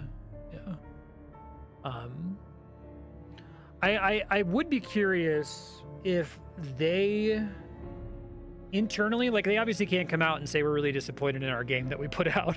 You know, we've talked about that as a problem in the industry, that like if something like this was a disaster behind the scenes, you can't go to a news outlet and be like, yeah, this game, we fucked up really bad and it was so bad and everything went wrong and it's not what we wanted to make, because you could end up getting blacklisted from the industry if you talk shit like that. But like, did they have like an internal reckoning? Like, wow, we really bit off more than we could chew with Alan Wake. That didn't really work out the way we wanted it to. Let's learn some lessons when we go into making Quantum Break and then Control and Alan Wake 2 later. If anything, like, I'm not coming out of this like man, fuck Remedy. I never want to play another game from them. It's like, no, I really hope Alan Wake 2 is good now. I hope that they learned so much from this and it helped them to grow more as a developer. And I guess it's probably good that they had this learning experience relatively early. That it wasn't, you know, BioWare 7 games in thinks they're invincible.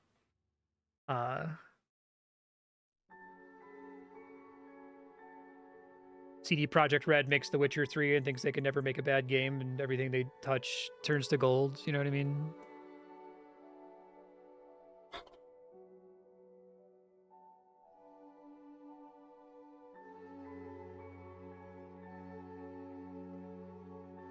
I don't know how you go from it's almost like the opening line about Stephen King.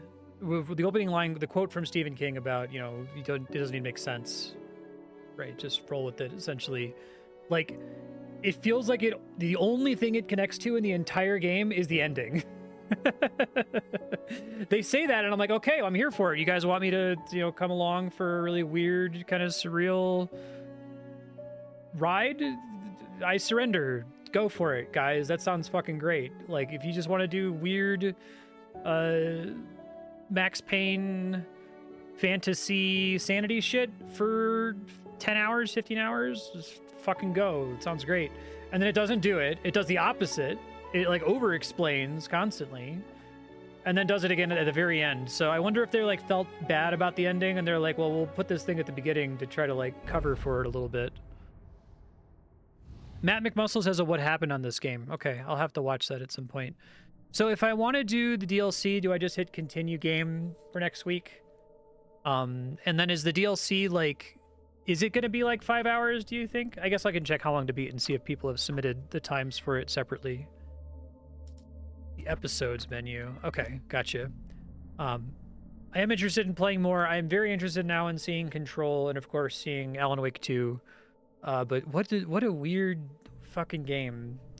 And not weird bracket derogatory. I almost always say weird brackets complimentary, but here it's I don't think they pulled off what they wanted to do, unfortunately. So we'll see a little bit more with the DLC next week. Maybe with the DLC, if they had to make that from scratch after the rest of the game was done, it's a little bit more sensical.